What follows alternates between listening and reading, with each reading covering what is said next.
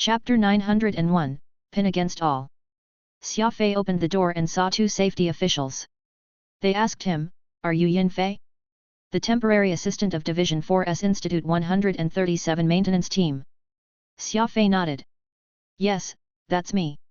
The board of directors would like to see you. They have something very important to announce." These two were rather polite. Xia Fei knew what they were trying to do, but he feigned surprise as he said goodbye to Flynn. At this moment, one of the safety officials gave Flynn a cold glance, which made Xia Fei get an ill foreboding. Frowning, Xia Fei followed the two safety officials. No matter what, the plan must proceed. At this point, there was no room for hesitation. Whoosh! A spatial compass brought Xia Fei to an unfamiliar large hall. It was brightly lit room, Spartan and clean. There was a cream-colored sofa in the middle, and several snacks and tea had been served on the coffee table. It was clear that the other side was prepared. Xia Fei sat down on the sofa and casually took a sip of tea. He then took out his compass from his spatial ring to see where he was. There were no windows, and the environment was isolated. The only way Xia Fei would be able to find out his location was by using his compass. "Hold on!" The two safety officials immediately stopped Xia Fei and thoroughly searched him. Xia Fei acted angry and even threw a small tantrum, but he did not resist. As expected, anything that could be used to verify his coordinates was confiscated, and even the small knife that Xia Fei used to peel apples was taken away.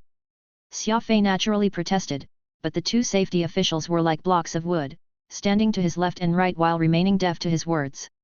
Xia Fei angrily sat down on the sofa, cautiously looking around him. It was not long before a fat, old man came in from outside. The moment the door opened, Xia Fei got a look outside. It was a long corridor, with no indication of where it might be. "He. You must be Yin Fei. I am the acting chairman of the board of directors, Mutso. Come. Sit down and let's talk." Mutso chuckled. The two large hoops he wore on his ears jangled around as he moved. Xia Fei wagered that these silver hoops weighed at least half a kilo. He truly had no idea how the man had managed to get them onto his ears. "Sir, is there no freedom in this corporation anymore? I was just about to call Professor Flynn, but then my compass got confiscated. Not only that, these two took many things of mine." Xia Fei pointed at these two wooden safety officials and grumbled. The two of them were well trained, making no noise and continuing to stand like spears. It was clear that they were not ordinary safety officials of the corporation, more formidable in terms of both bearing and cultivation. Mutso smiled. "This is all a misunderstanding. The corporation has its confidentiality regulations. We're currently in Research Division 1, you know how important this division is to the corporation. We naturally have to be stricter when it comes to security." Xia Fei was startled, surprise appearing on his face. Xia Fei complimented Research Division 1, and Mutso somewhat proudly said, "To tell the truth, the corporation is incredibly lucky to have produced a top-class talent like you. This sort of talent may not be seen even once in 1,000 years. It's not just me. Everyone in the company from top to bottom admires you. I currently have something very important to discuss with you." Xia Fei replied, "Please speak." He. Mutso dryly laughed. "Yin Fei, do you know about the Pinnacle Research Team?" Xia Fei pretended to pale in shock, hastily saying, "Pinnacle? I've heard rumors in the company and the academy, claiming that Division 1 has an incredible research team under it called Pinnacle. Could the rumors be true?" Mutso smiled. 1. Pinnacle Research Team really does exist. 2. Pinnacle is Pinnacle. It doesn't fall under the control of either the Board of Directors or Research Division 1. After all, Pinnacle is Fig Corporation's most advanced research team. Each person in the team is the best of the best in their respective field, in charge of the most important research subjects in the entire company. No one has the power to order this research team around. At most, they can only be negotiated with." Xia Fei hastily nodded, appearing to be very sincere. In Mutso's eyes, Xia Fei seemed like a great admirer of Pinnacle Research Team. Seeing that the moment was right, Mutso whispered, "Yin Fei, I won't hide it from you. Pinnacle Research Team is actually very interested in you and hopes to see you join them." Xia Fei's face immediately turned red, as if he was receiving some enormous favor. Given Xia Fei's acting skills, it was no problem at all to feign some exaggerated emotions and have them be believed. Xia Fei soon received a thick contract. This was the agreement that he needed to sign to enter Pinnacle. The densely packed words described Xia Fei's privileges and obligations. Xia Fei scanned it once and frowned. Once I sign this contract, I'll lose my freedom, my words and actions under complete control of the team, and the contract will only end after 300 years. Also, even after the contract is over, I have to live under the company's surveillance, unable to interact with any outsiders. Doesn't this mean that I'll essentially disappear from the universe? Mutsu nodded and patted Xia Fei on the shoulder. That's why I asked you to think about it. If you want to enter the Supreme Pinnacle Research Team, then you have to agree to all the conditions. Think about it carefully, not just anyone can work with the finest researchers in this universe. Xia Fei lowered his head and thought. He suddenly slapped his thigh and said, "Screw it. Didn't I start researching because I want to see what real technology is like? I'll sign." Mutsu repeatedly praised the wisdom of Xia Fei's choice, but in his heart, he muttered, "Sure enough, only weirdos come out of independent college. Go on, sign it. You don't even know that these 50 pages are no different from a slavery contract. Once you sign it, not even the mightiest gods will be able to save you." Mutsu guided Xia Fei along a corridor. This was Xia Fei's first time in Research Division 1, so he gawked at his surroundings. Mutsu did not mind indulging him. Those stalwart safety officials behind him seemed to say that after signing the contract, Xia Fei could say goodbye to freedom forever. Research Division 1 was very normal, though it seemed to be several times larger than the other 3 divisions. This was, after all, the heart of Fig Corporation. The research personnel alone numbered more than 100,000. As they walked along, they eventually entered an underground tunnel. Xia Fei slightly frowned and asked, "Could Pinnacle Research Team work underneath Division 1? Aren't these conditions a little too poor?" Mutsu shook his head. "Pinnacle is the company's most precious team. How could we make them work in a place like that? Still, this is the only path leading to Pinnacle." After making several turns, Xia Fei entered a spacious lobby. There was a spatial gate here that appeared rather old. Many of the parts on it were still mechanical when the Lore Realm had already transitioned to using electronics. Mutsu slyly paused and nodded at one of the stern safety officials next to him. The man strode forward, a small syringe appearing his hand. Xia Fei made no reaction, though it was better to say that he intentionally did not react. It was clear that Mutsu wanted to take Xia Fei to some unknown location, so he needed to knock him out first. Xia Fei understood everything the moment that light red syringe appeared. Plush! The tip of the needle jabbed into Xia Fei's neck, and with a thud, he crumpled onto the ground, fast asleep. Did everything check out? Mutsu walked over to Xia Fei as he asked. There were no problems. I checked his brain region and body several times, and he's not much stronger than an ordinary person. Even if he does have a little cultivation, it's nothing to fear, said that grim-faced safety official sternly. What they did not know was that the arc fragments modification had made Xia Fei truly seem like an ordinary person, but this was all a front. An exquisite disguise. The person Mutsu was bringing into Pinnacle was a super-speed warrior, who could kill a law sage instantly. The lone wolf of the Skywing clan. Mutsu sternly ordered, "The relay station has been activated. Take him away." Yes. The 2 safety officials grabbed Xia Fei by the arms and instantly disappeared through the spatial gate. After sending off Xia Fei, Mutsu walked back through the dark corridor. However, he did not follow the same path, instead making a turn and entering a spatial gate that was being guarded. Whoosh! A flash of light, and Mutsu appeared in a place akin to a prison cell. He was surrounded by sturdy alloy walls. At the very center was a massive square metal table. At this time, 4 strong men were pressing a man down on the table. While the man tried to struggle, he could not break free of the grip of those thick and muscular arms. Mutsu frowned and sternly asked, "What are you doing? How could you treat Professor Flynn like this? Hurry and let him go." Whoosh! The 4 guards immediately withdrew to the side, and someone brought in a comfortable sofa for Mutsu to sit down. On the table, Flynn got up and massaged his aching shoulders, fury in his eyes. Unexpectedly, the moment Xia Fei had stepped into Pinnacle, the insidious Mutsu had Professor Flynn seized. It was clear that the board of directors did not completely believe Xia Fei. "Mutsu, why the hell did you bring me here?" Flynn truly had some of the earnest zeal of a stubborn scholar. Though he had been arrested, he still pointed at Mutsu's nose and cursed at him, his attitude as aggressive as ever. Mutsu was unmoved, his eyes narrowing. "Flynn, you're a professional, so you understand the importance of that warbit. The company gives you two choices, tell the truth or remain in this dark cell for the rest of your life. Flynn was stunned, and then he said, Yin Fei was the one who made that warbit. I really have no idea how he managed to make it. Flynn did as Xia Fei asked.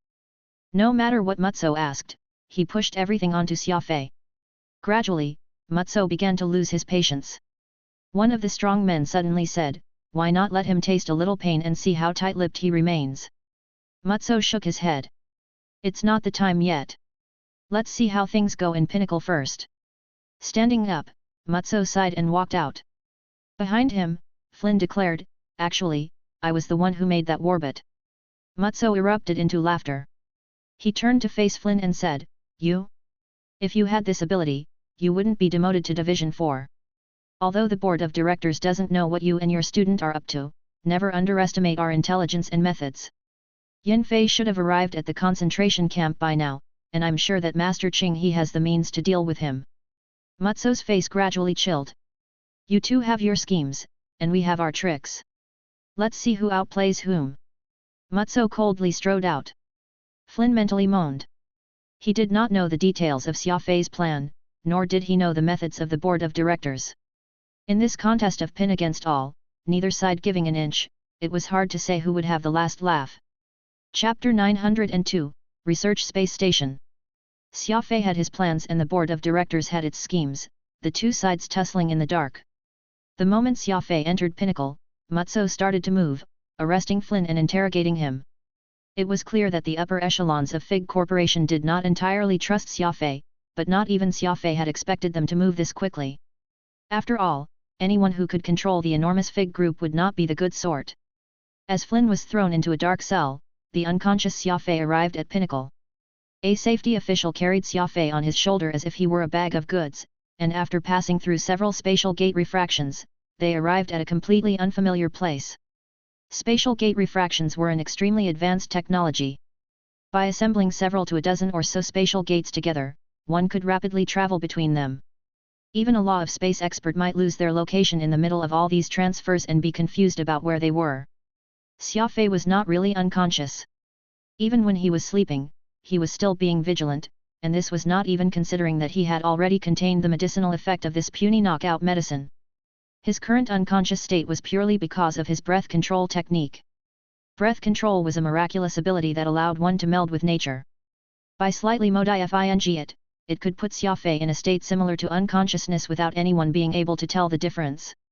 The two safety officials walked along a corridor and then threw Xia Fei inside a luxurious office. They then took positions to his left and right and began to wait. Through the giant window, Xia Fei realized to his astonishment that this was a planet similar to the Sun, with seething flames outside. An enormous sea of lava churned with waves that could reach 1,000 meters in height. Fortunately, the windows had been made of extremely advanced heat-resistant glass that reduced the heat and light, allowing him to witness this extraordinary view. Xia Fei continued to act unconscious, his expression as he lay on the sofa very natural and exposing not even the slightest flaw. Several minutes later, an old man in unkempt attire opened the door and entered.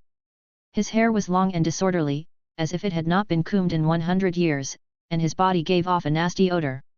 Elder Qing, this is Yin Fei, one of the safety officials respectfully said. This happened to the Qing He that Mutsu had mentioned, the supervisor in charge of Pinnacle. Qing He patiently sat down on a chair.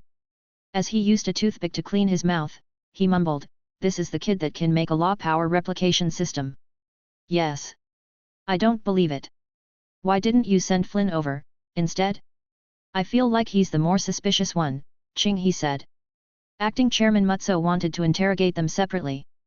Elder Qing is in charge of interrogating Yin Fei, while the board of directors is naturally in charge of Flynn. By dividing them, they can be conquered separately. Xia Fei was rather startled. The board of directors had made him join Pinnacle so that he would be separated from Flynn, allowing them both to be individually investigated. Xia Fei had naturally planned for everything. It was hard to say if Flynn could hold out, but of course, Xia Fei had planned for this scenario. It was just that Xia Fei had not expected the enemy attack to come so quickly. Qing He nodded. Glancing at the sleeping Xia Fei, he sternly said, "I understand.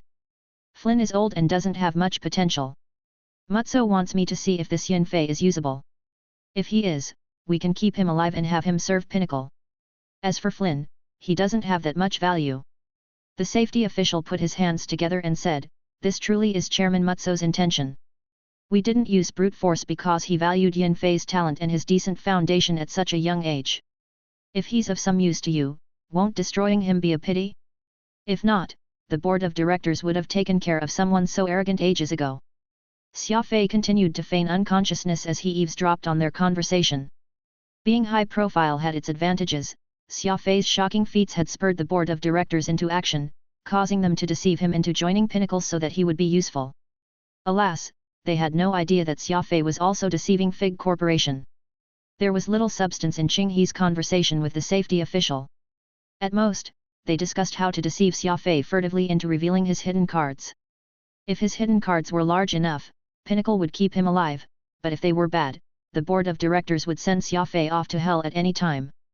Xia Fei found this rather strange. From start to finish, they had never worried about him resisting or escaping. It was as if they were sure that Xia Fei had no chance of escaping Pinnacle. Xia Fei could not help but speculate on what sort of special place the Pinnacle team was located for these people be confident about an outsider whom they did not understand. Once the conversation was over, Qing He asked, how long until he wakes up? 3 hours at least, and it may even go as long as 6 hours, the safety official replied. Xia Fei's sealed brain region and weak energy had tricked everyone.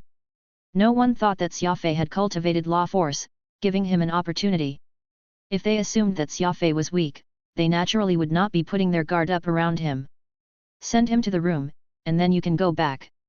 Qing He waved his hand while picking his nose with the other. A comfortable apartment, the windows shut and the room dimly lit. Xia Fei lay motionless on the bed, still feigning unconsciousness, but his mind was rapidly working. Xia Fei currently understood 3 things. First, the board of directors had been wary of him and had intended to move against him and Flynn this entire time. It was just that Xia Fei and Flynn had different circumstances, so they were treated differently. Xia Fei had potential, so one side of the net had been left open for him. Flynn was not as lucky. Second, the Pinnacle team was in a secret location, perhaps not even in the lore realm. He knew this from the vast sea of stars outside the window. He appeared to be on a mobile space station that changed locations every hour. Third, even though Xia Fei was now in Pinnacle, he had no means of locating Alpha, nor could he make any reckless movements. If Pinnacle consisted of several modules, the moment Xia Fei attacked one in which Alpha was not located, the entire operation would be rendered pointless. Analyzing these 3 points, Xia Fei quickly reached a conclusion. Until he found Alpha, he needed to be patient. He could only start his rescue plan once he was completely sure of Alpha's location. Xia Fei faintly smiled and really did fall asleep. Even in this difficult situation, he needed to seize any chance he had to rest. Once he was done thinking, Xia Fei decided to rest and recover from the fatigue that had come from several days of cultivation. By the time Xia Fei woke up, it had been 6 hours. He opened the window and saw that the scenery outside had changed again. The space station was traveling through a small asteroid belt, deserted and silent. He walked out and saw that the corridor was empty. At this time, he heard someone calling for him in the distance.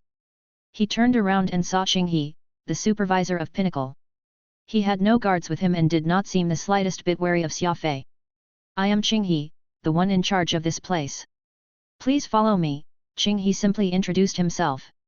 Xia Fei pretended to have a headache, massaging his head as he followed Qing He, muttering, how did I end up here? Why don't I remember anything? Qing He softly smiled, seemingly mocking Xia Fei's poor constitution. He explained, Mutso of the board of directors sent you over. There was some turbulence when you passed through the spatial gate, and you somehow fainted. Xia Fei hastily looked around and asked, where is Chairman Mutso? Why don't I see him anywhere? Qing He replied, this is Pinnacle. Not even the members of the board of directors can go in and out when they please here. He's already gone.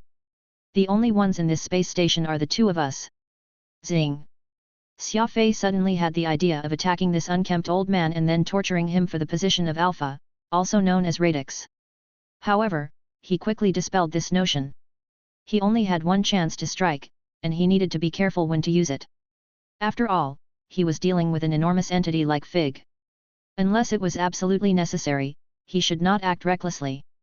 The moment he exposed himself, he would find it hard to infiltrate Pinnacle again.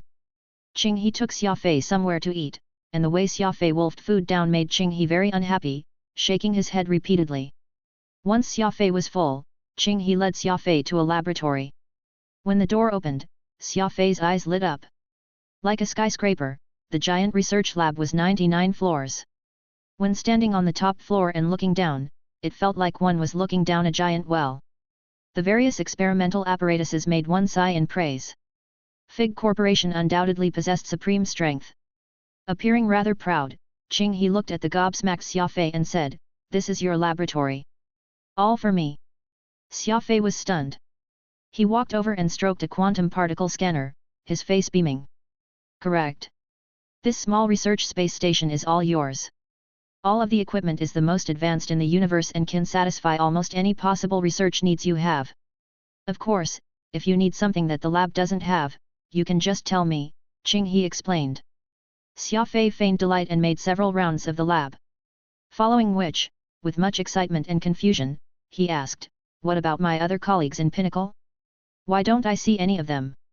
Qing He shook his head. "They all have their own workplaces. Normally, they don't interfere with one another. Only when they need help resolving some difficult problem will they gather together for a discussion. After all, anyone who can enter Pinnacle is an expert in their field, and they rarely need the help of others." Xia Fei slightly frowned. This was different from what he had expected. While he was in Pinnacle now, he had been separated from the others by the crafty Qing He and placed on this wandering space station. Each day he could not get close to Radix was another day his plan could not proceed. Realizing this, Xia Fei said, "If there are some jobs that I can't do alone, there will be some assistance, right?" Xia Fei's scheme was very shrewd. Any intelligent life form had a weakness, and as long as Qing He gave him some assistance, Xia Fei was sure that he could break through their mental defenses and make them cough up the secrets of the Pinnacle team. Pa pa pa. Qing He clapped his hand several times, and 12 robots emerged from behind a door. They circled around Xia Fei and stared at him with their cold electronic eyes. "These are your assistants," Qing He indifferently said. Xia Fei's heart sank. These were not the assistants Xia Fei wanted at all, for robots were far too loyal. When they stood behind Xia Fei, robots were the most loyal of companions, but if they stood against him, they were the most troublesome of enemies. Chapter 903, 12 Hours. In the darkness of space, the research space station constantly changed positions. Every hour, Xia Fei would appear in a different location. Though he could see the sea of stars from outside the windows, Xia Fei found it impossible to determine his position from them. After all, the universe was simply too vast. A small research space station was like a pebble in the ocean, not remarkable in the slightest. Moreover, it was pointless for Xia Fei to know his own location. What he needed was Radix's location.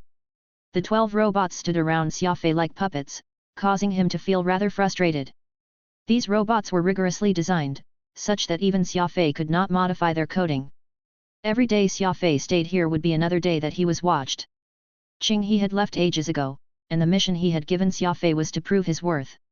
In other words, Qing He wanted Xia Fei to show that he was worthy of staying in Pinnacle. Xia Fei knew that proving himself was really about him handing over the law power replication technology. Xia Fei was not worried about divulging his secrets. While the law power replication technology seemed very flashy, it was actually far from usable on the battlefield. Xia Fei had already reached his limit when he made enhanced Warstar. It was just that Qing He and the others had not seen the robot themselves, so they did not understand its limitations. If handing over the law power replication technology was enough to get close to Radix, Xia Fei naturally would do it. The problem was Xia Fei could not be sure. As time ticked by, Xia Fei paced back and forth in the research space station, pretending to get used to his new home. In actuality, he was thinking about what he should do next. After drinking a cup of tea, Xia Fei went up to the main control computer. This deep space research station was almost completely automatic. Xia Fei simply needed to provide the blueprints, and the machines would automatically produce what was pre-ribbed. This seemed very convenient, but it was actually bait. Every step Xia Fei did on this computer would be sent to Qing He. He lightly tapped on the screen. Alpha had not communicated with Xia Fei. It seemed like he did not know where Xia Fei was and how he was doing. It was not just Flynn who had been separated from him, Xia Fei had also lost his connection with Radix. Suddenly, Xia Fei craftily smiled, and his fingers began to move across the screen rapidly. Far away from the Deep Space Research Station, the main research station of the Pinnacle Research Team. The Pinnacle Research Team consisted of the main station and 12 mobile stations. Xia Fei was one of these 12 mobile stations. Just as Xia Fei expected, Qing He returned to the main station after leaving Xia Fei in Station 12. Through the surveillance, he was able to keep track of Xia Fei's every movement. Next to him was the Deputy Supervisor of Pinnacle Team, Lian Taidong. The reason the board of directors called Pinnacle the concentration camp was this pairing of Qing He and Lian Taidong. Qing He was a crafty fox, while Lian Taidong was brutal and vicious. With one as the brain and the other as the brawn, they had a vice-like grip over Pinnacle that those people in it were in such suffering that they begged for death. Oh? It seems like Yan Fei is starting to code? Is he planning to take out the law power replication technology? Qing He stroked his chin and said. Lian Taidong fiercely waved a fist around and savagely said, he had best obediently hand it over, or else this old man will pulverize him. Qing He nonchalantly said, you warriors, all you know is how to use your fists. How boorish. Look at me. I just gave Yan Fei a little taste of power, a little incentive, and he completely fell for it. Lian Taidong snorted. Your methods are too slow and takes too much effort. I certainly don't have the time to play around with that kid. Qing He suddenly brightened. Spotting a few promising buds in Xia Fei's code, he anxiously said, the law power replication technology. It really is the law power replication technology. Hurry. Start up the copying system. A worker pressed a button. In this way, all of Xia Fei's actions would be copied by the main research station. If Xia Fei was building a robot over there, Qing He's side would also be building an exact copy. This code doesn't make much sense. Why is it so complicated? Qing He looked in confusion at the lines of code that Xia Fei was typing out. Normally, AI coding was done using the mech language, similar to how a building would always be built using the same kinds of materials regardless of the shape. However, Qing He did not really get what Xia Fei was trying to do. He had brought a lot of things that had nothing to do with constructing a building, throwing them onto the worksite and slowly putting them together. Qing He grew more and more confused, for Xia Fei's coding was getting stranger and stranger. He did not even understand 5% of it now. It was as if Xia Fei was a naughty child, randomly pounding out this code that was extremely important for AI control. In Research Station 12, Xia Fei was moving faster and faster, a happy smile on his face. Don't think that you're something else just because you can keep a watch on me. I want you to see me complete my code and not understand a single thing. Xia Fei inwardly muttered. Different solutions called for different actions, it was only natural that Qing He could not understand, for Xia Fei was laying out a massive riddle. Segmented rotation coding. This was the skill Xia Fei was applying. Xia Fei was building 999 buildings at once, all of them connected to each other. Qing He would never be able to understand which buildings were livable and which ones were packed with danger. Among many segments of code, only 3 might work. The rest were a smokescreen. Anyone who did not know segment rotation coding would never be able to walk out of the maze. Suddenly, Xia Fei's coding was interrupted. Someone had abruptly input some characters, which forced Xia Fei to delete and retype. What's going? Is there something wrong with the main computer? Xia Fei wondered. Xia Fei quickly changed his mind, though, for these seemingly random pieces of code were actually words. Someone had secretly sent Xia Fei a message. Continuing to appear unperturbed, Xia Fei went back to typing while trying to understand the message. Xia Fei was soon able to comprehend this shocking message. The board of directors started to doubt the safety of the corporation's main system, and a powerful search bug was installed. I can only use this method to communicate with you, and I hope that you are able to notice it, as I don't have much time left. The search bug is already destroying all of the traps I set up. Xia Fei was stunned. This was clearly a plea for help from Alpha. How much time do we have left? Replied Xia Fei in the same method, using the coding language of the mech race. 12 hours at most. His gaze went cold. Xia Fei had been planning to get closer to Radix slowly and steadily, but the enemies were moving too quickly, barely giving him any breathing time at all. No matter what, you must watch this computer. The moment I send the signal, immediately take control of the main system and then turn on all the screens near you and type out text on all the screens around you. Remember, only those lights around you, Xia Fei typed back. Alpha paused for a moment, and then he replied, the moment I access the main system, the system will automatically cut me off. I'll only have access for 1/10,000th of a second at best. Not even enough time to find my own location. Plus, Fig Corporation has a powerful security team that can get anywhere they need to in a matter of minutes. Fig Corporation's main system naturally had the ability to limit functions significantly. Radix could access the system, but he could not use the short time he had with it to find out where he was, or else Xia Fei would have had him do it a long time ago. Unless Xia Fei was in the area when Radix lit up the screens, it would be impossible to find him. At this point, we can only take a gamble. Trust me. Xia Fei typed back. This was an extremely risky endeavor. Xia Fei and Radix had only 1/10,000th of a second. Everything moved quickly. The automatic production system and AI coding moved in unison. A combat robot was being produced as a complete set of robot code was being written by Xia Fei. The main research station and Station 12 were synchronized, moving at exactly the same speed. Qinghe did not have the time to understand why Xia Fei's code was so complicated. He was only concerned with the robot taking shape in the workshop. No matter how smart Yan Fei is, everything he has will still be ours. Qinghe smugly declared as he stood in the workshop. Xia Fei's coding was truly profound, so Qinghe decided that he would just stop looking since he could not understand it. Lian Taidong shook his head. You promised Mutso that if Yan Fei has the ability, you'll train him, but it seems like you deceived him. You only want to obtain Yan Fei's technology. Qinghe nonchalantly said, I'm doing what's best for the both of us. Think about it. Yan Fei already possesses such heaven-defying abilities. If he stays in Pinnacle for too long, won't he eventually outshine us? Thus, we can't keep anyone around that's too smart. Lin Taidong sternly said, I'm in charge of the team's safety, so I'm not the one who's afraid of being replaced. That's just you. Qinghe was frustrated over having his sore spot prodded, but then he began to laugh. Lian Taidong was all talk, but he would never dare to defy him. This was because Qinghe had a firm grasp of information that could be used against Lian Taidong.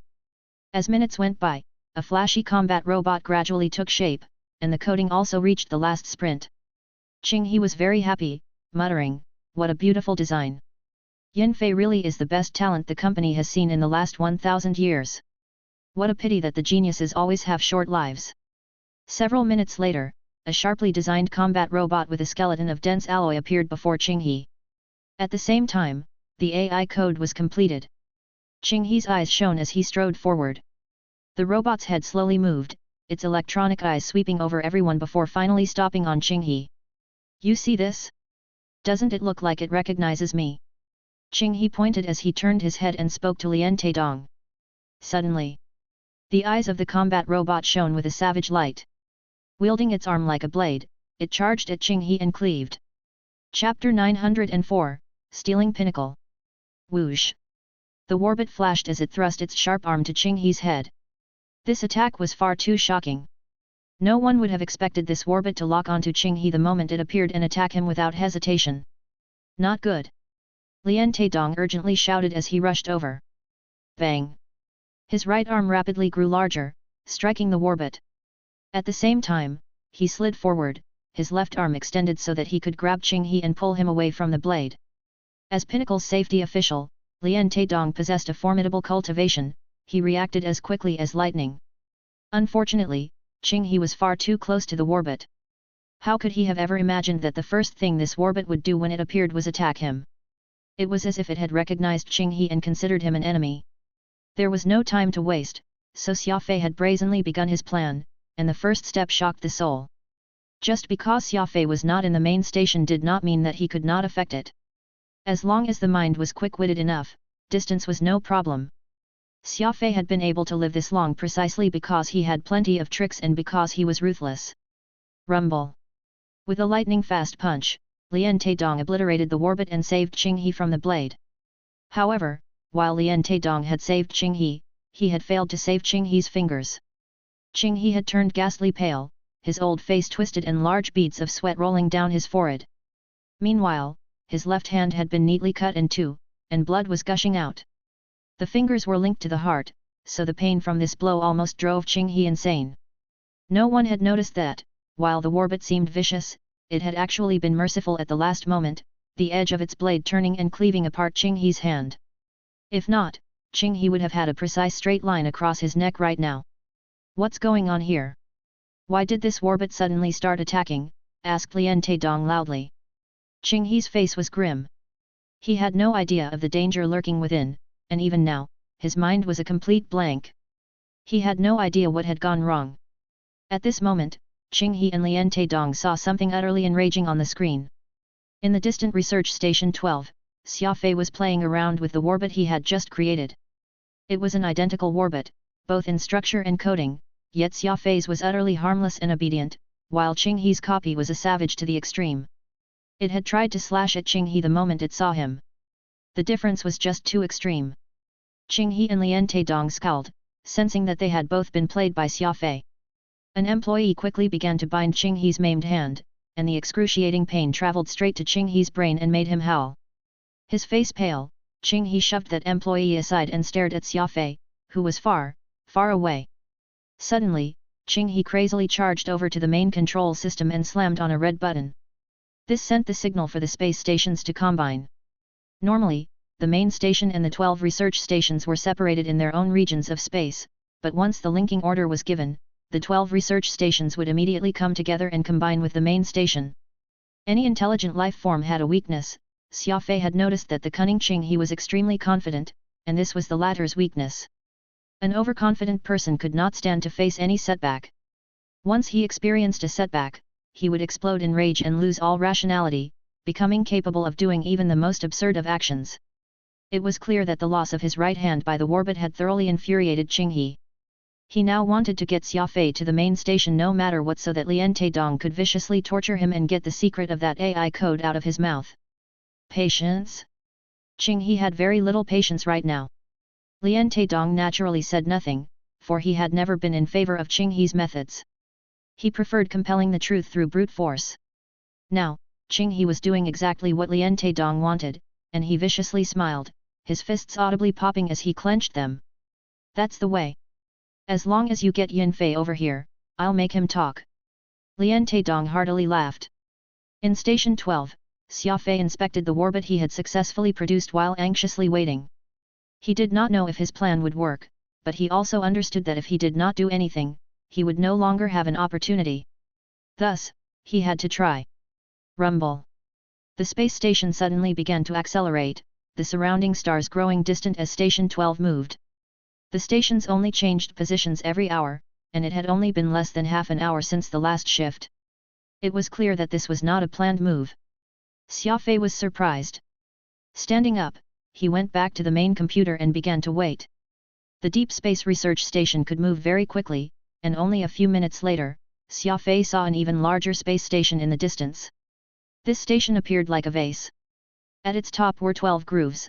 A small research station was able to embed itself in each of these grooves perfectly. Xia Fei's eyes brightened. It was clear that this was Pinnacle's main base. His plan had worked even better than expected. In Qing He's rage, he had decided to gather all of Pinnacle's research stations. Station 12 quickly approached. At the same time, many more identical stations appeared in the distance. Pa! Xia Fei tapped on the keyboard, sending out the signal. It now depended on Radix. As long as he could infiltrate the main system and send out his signal, Xia Fei would be able to determine whether Radix was on the main research station or not. At this moment, the 12 robots at Xia Fei's side seemed to receive some sort of order. They circled around Xia Fei, 2 of them grabbing his arms. They began to escort him to the main station. Xia Fei did not resist as he was moved along by this squad of robots. He could see that the main station was much larger and the equipment was of better quality. Xia Fei saw 2 nervous researchers as he was being escorted. They looked at him with pitying gazes as if they sympathized with his situation. Whoosh! The 2 robots opened a door and threw him inside. At the same time, Xia Fei felt a gust of wind as a fist hurtled toward him. This was Lien Taidong. Pinnacle's only safety official, the fierce individual who single-handedly ensured all of Pinnacle's safety. Crafty approach. Xia Fei went down using his momentum, his body moving bizarrely. His head tilted to the side, which caused Lien Taidong's fist to brush past and miss him entirely. While it seemed like a clumsy way of dodging, it actually required a considerable foundation in terms of skills. Xia Fei had cultivated the crafty approach for many years, so his movements now were extremely deceptive. Thus, it was hard to tell if he had intentionally dodged. Lien Taidong frowned. Before he could see what was happening, Xia Fei had avoided his punch. This made him feel very sullen, for he thought that he had miscalculated and failed to strike his target. Xia Fei used the time that he was falling to the ground to assess his surroundings carefully. This was the main control room of all the research stations, and about a dozen employees were busying away next to their tasks. On the side, He was furiously glaring at him. "What are you standing around for? Break this brat's arms!" He brutally ordered. Lien Taidong loudly laughed. Pointing at Xia Fei's nose, he said, "You heard him. Hurry up and say everything you know, save yourself the torture." Xia Fei ignored Lien Taidong and He, his eyes were completely focused on the screen. As seconds went by, Radix could break through the main system at any moment and release his signal. Xia Fei was now 90% sure that Radix was nearby. All Xia Fei needed was a sign, and then he could stop pretending and use his full strength. Alas, there was still nothing on the screen. It seemed that Radix had encountered difficulties in attacking the main system. "Tisk! You brat, you have no idea what's good for you. Let me loosen up your bones a little first." Lien Taidong was somewhat frustrated. He grabbed Xia Fei by the arms. He was using a special martial arts move that could let him break Xia Fei's bones the moment he seized Xia Fei's arms. Suddenly, at the moment Lien Taidong moved to seize Xia Fei, the entire system broke down. All of the lights on this enormous station lit up at once. They illuminated the sea of stars like beacons in the darkness. All of the screens became lines of nonsense code, glitching all over. After 0.1 second, though, the system's madness stopped. Still, this was enough for Xia Fei to reach a conclusion. Radix is here. Xia Fei realized, a wicked smile appearing on his lips. There was no need to keep pretending. Rumble. Xia Fei flipped over and jumped off the ground, moving as quickly as lightning. Peacock blue erupted in fury. 6 giant blades of grass instantly swept through the control room. The employees were beheaded by the sharp blades before they even had time to blink, their blood splattering across the room. Lien Taidong and He were swept up by peacock blue and held in the air, the sharp white flowers cutting at their flesh and inflicting excruciating pain on them. "What treachery! Yin Fei, you're a warrior!" Lien Taidong shouted, his face livid as he glared at Xia Fei. Peacock blue was now extremely tough after being strengthened by the unparting pine, such that not even Lien Taidong and his law sage cultivation could not break free. "You're right, but it's already too late." Xia Fei raised an eyebrow as he spoke. Plush! Peacock blue exerted its strength, instantly crushing Lien Taidong into a paste. Blood splattered everywhere as He's face turned ghastly pale. Red lights began to flash madly across the entire main space station as if it were some kind of warning signal. He forced himself to focus. His face turned savage as he snarled, "Even if you kill me, you can't escape." Pinnacle possesses the highest safety level in the entire Fig Corporation. The emergency signal has already been sent out. In just 1 minute, a powerful security team will arrive. "Yin Fei, you're dead meat." Xia Fei was unmoved, though. He simply turned around and smiled at He. Suddenly, a giant black shadow appeared in the universe. A tunnel between this place and dark space had opened. Bang! An enormous golden demon chrysalis emerged. It was little Goldie. Since their last meeting, it had somehow grown even larger. It had once been half the size of the moon, but it was now just as large. Little Goldie opened its mouth and swallowed up the entire space station. Little Goldie retreated into dark space, and that curtain of darkness disappeared. The sea of stars was now completely with no trace left of the space station. He's eyes went wide, unable to believe what had just happened. This made no sense. In just a few seconds, Pinnacle Research Station had been pulled into dark space. It must be understood that Pinnacle was the essence of Fig Corporation. Not only did it possess laboratories of the highest level, it also imprisoned many heaven-defying scientists like Radix. It turned out that Xia Fei's plan had never been to take away only Radix. He was stealing all of Pinnacle. 1. My name isn't Yin Fei. It's Xia Fei. 2. Who said that I wanted to escape? I've always been someone who takes. Xia Fei looked at He and craftily smiled. Chapter 905, The 10,000 Buddha Radiance moves out.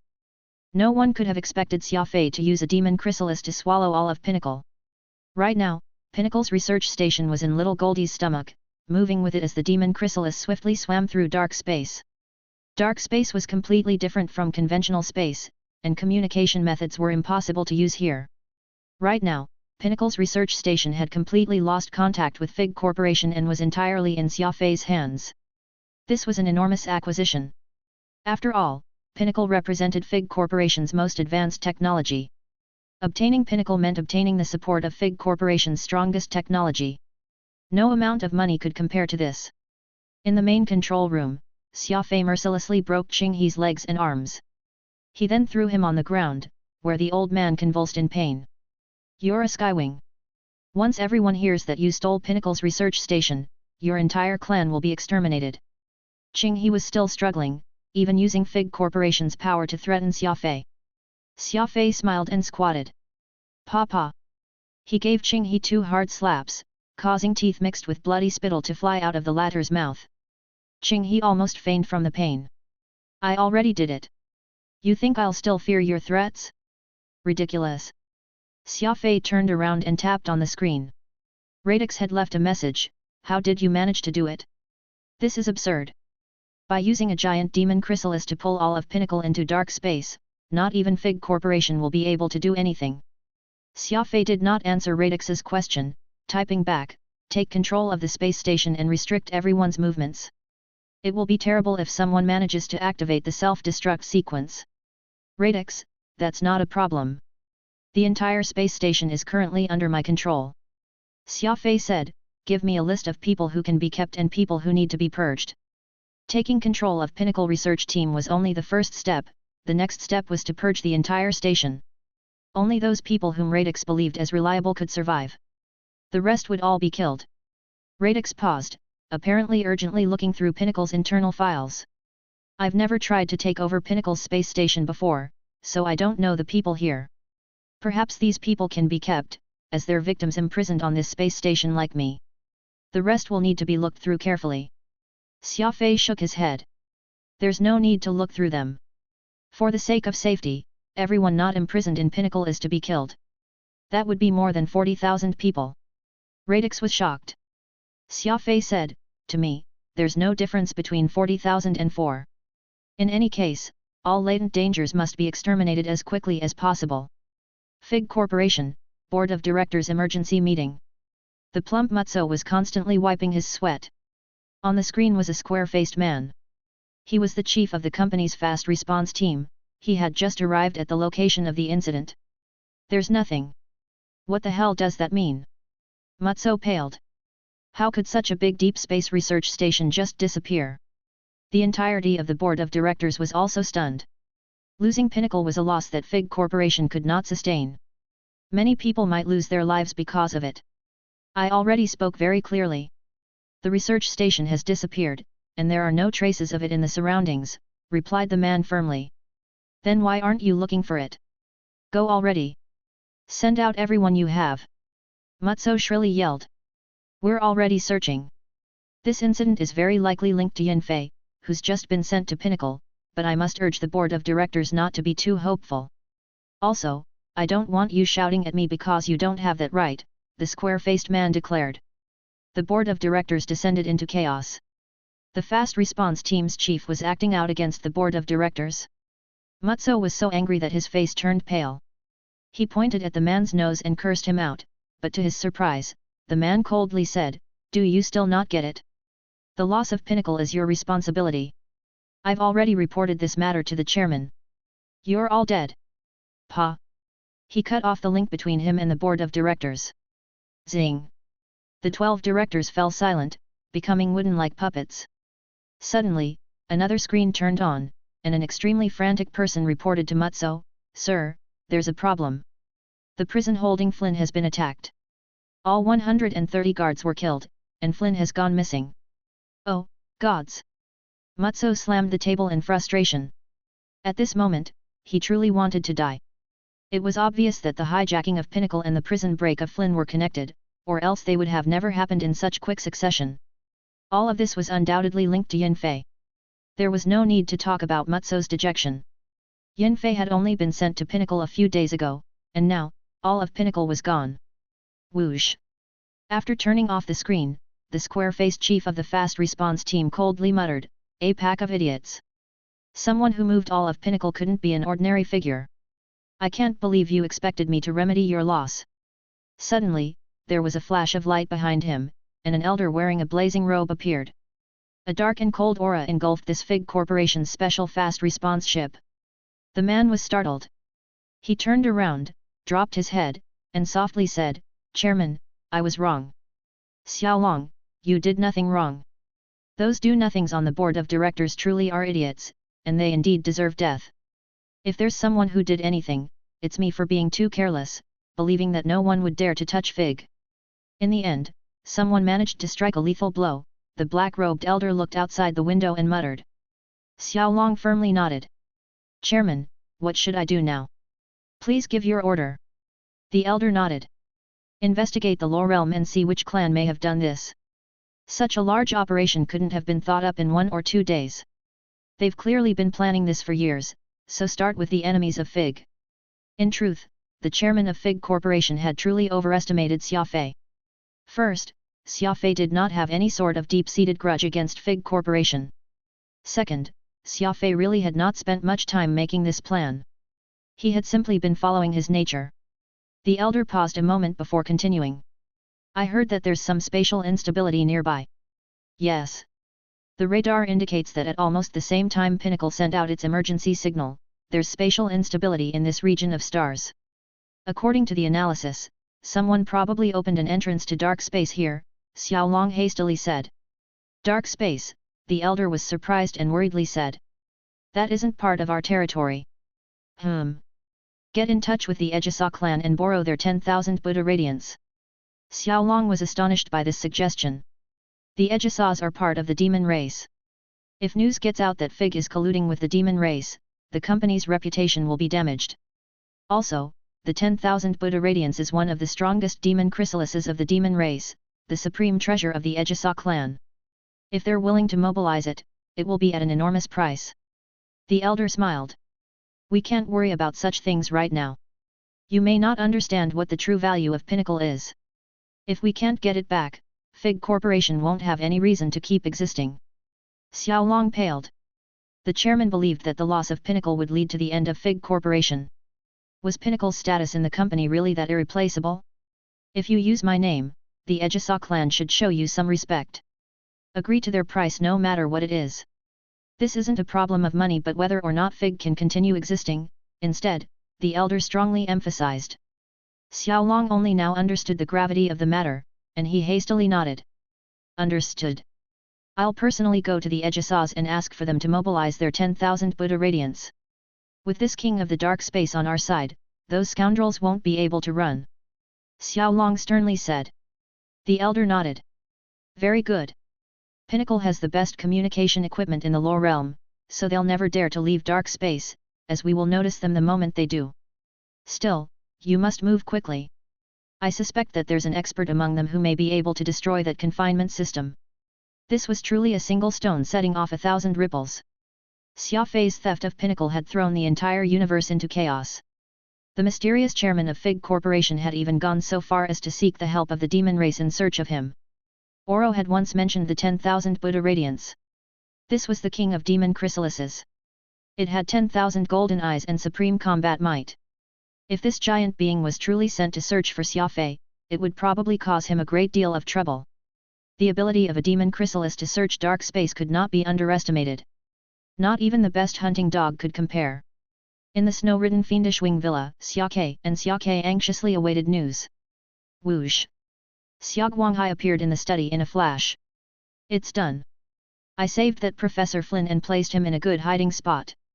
Xia Ke nodded. "You left behind no evidence." Xia Guanghai smiled. "You guys can rest easy when I'm on the job. Xia Fei left us an opening in Fig Corporation, so we're able to get in easily. No one could detect us when we used our clan's methods." Xia Guanghai seemed rather proud. When Xia Fei had been laying out his plan, he had had Alpha secretly work with the Skywing Wolf Pack, and their methods had been flawless. "Why are you two so nervous?" Xia Guanghai frowned. Where did Xia Fei go now? Ha! Xia Lianing sighed. It's gotten rather serious. Xia Fei is really too much. He stole all of Pinnacle.